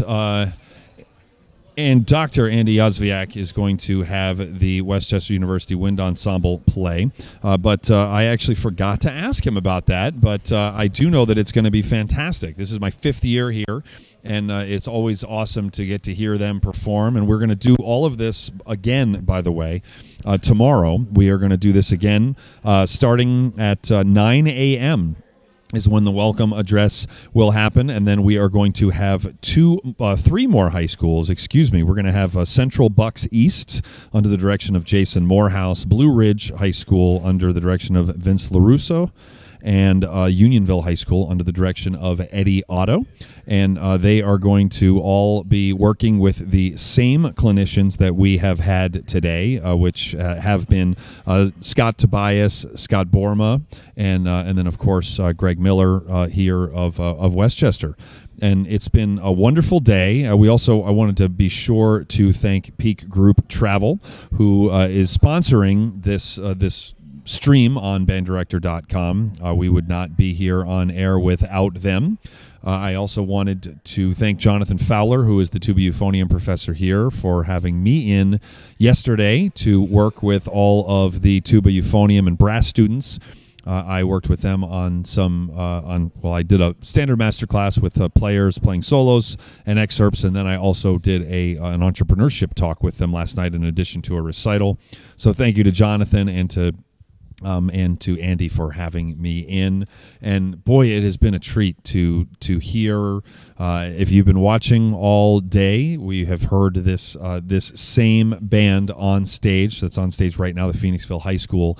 We have gotten to hear them work with 3 different clinicians, which is really great, and hearing 3 different people working on the same things, but just a little bit different, and sometimes working on the same things in different ways. It's really a fascinating process, and if you were not here earlier, be sure to tune in tomorrow, because the first 2 coaching slots, which again we get started at 9 a.m., and then the first clinic is 9:15 to 10:45, and then the second one is 11 to 12:30 after a lunch break. The halfway through those clinics, the person who is working with the band on stage will come out, and I will interview them for 3 or 4 minutes so that they can tell us exactly what they are doing from a pedagogical standpoint, what they're working on with the group, what they're about to work on for the rest of the time. It's this incredible, rare opportunity to be able to hear someone like Scott Tobias or Scott Borma. The third one, I believe the third one is going to be when Greg Miller is on stage. No, actually, it's not.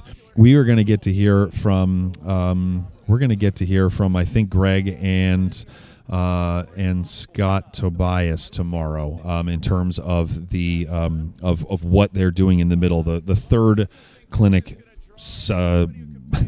I can speak. It's okay. The third clinic of the day is a shorter one that we can get to the performance, and so we don't interrupt that one.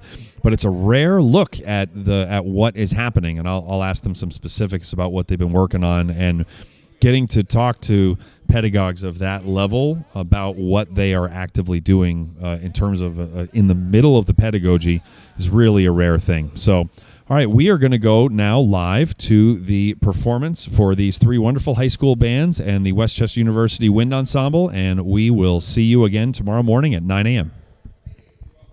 I'm going to keep that too. Yeah.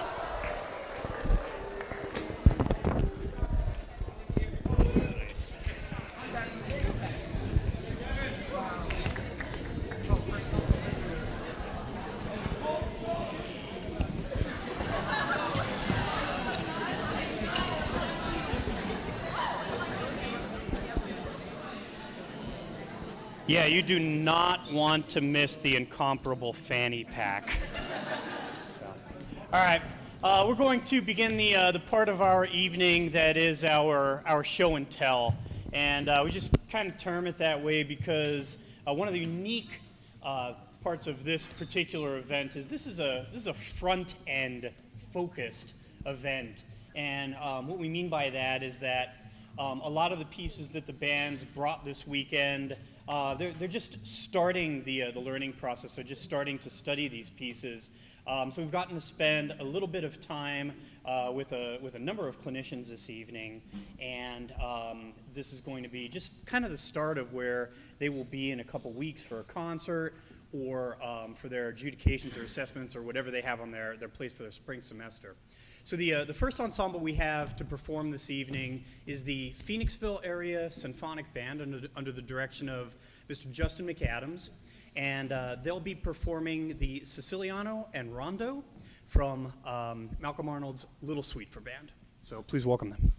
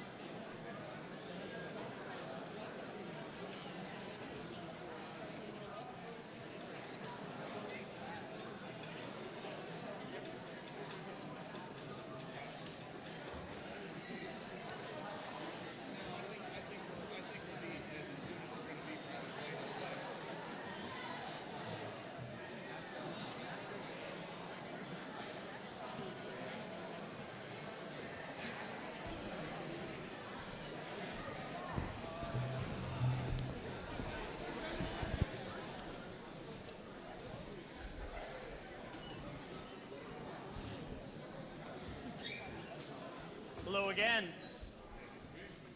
The next group who will be performing for us this evening is from Lebanon, Pennsylvania. It's the Cedar Crest High School Wind Ensemble.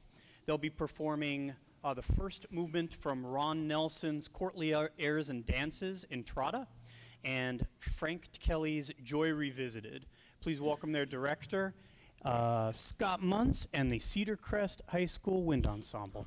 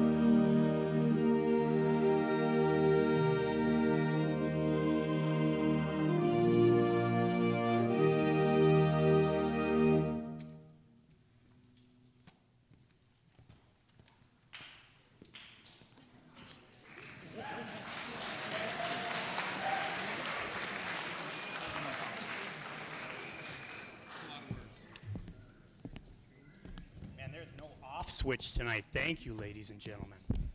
Our last high school group to perform this evening is the Boyertown Area Senior High School Wind Ensemble, and they're going to be performing two movements, 1 and 5, is that correct? 1 and 5, first and fifth movements from Julie Giroux's Symphony of Fables. So it's a programmatic work, and where the music that you're going to be hearing is kind of based on the fables, the stories that Ms. Giroux has used as the basis of the composition. So please welcome to the stage Director Brian Langdon and the Boyertown Area Senior High School Wind Ensemble.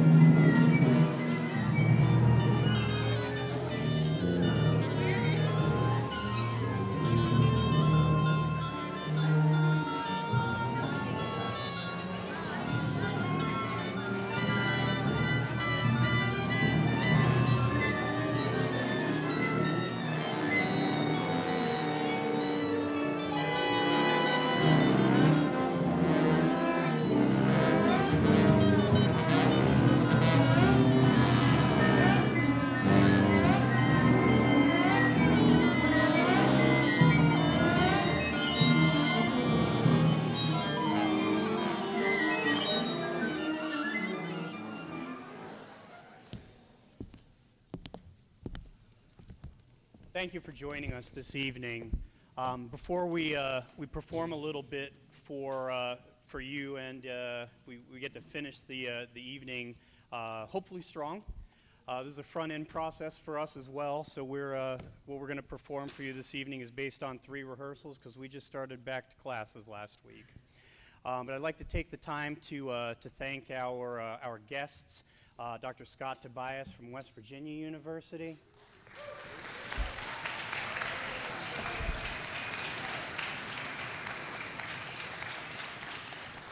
Dr. Scott Borma from Western Michigan University.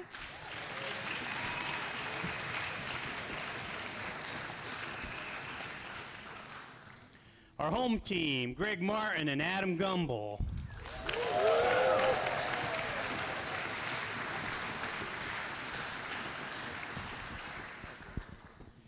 And our good friends Dave Knox and Dave Knox from banddirector.com, as well as our head expert commentator and clinician du jour, Andrew Hitz, for all their help this evening.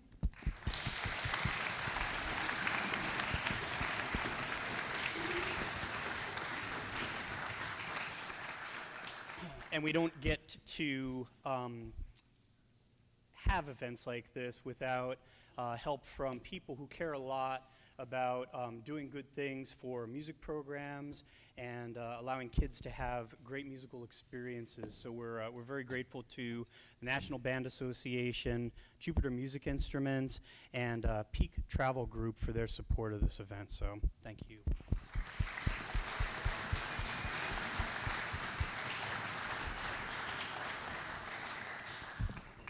We're going to play excerpts of 2 movements of a symphony for band by James Stevenson, and it's his 2nd symphony, and it's subtitled Voices.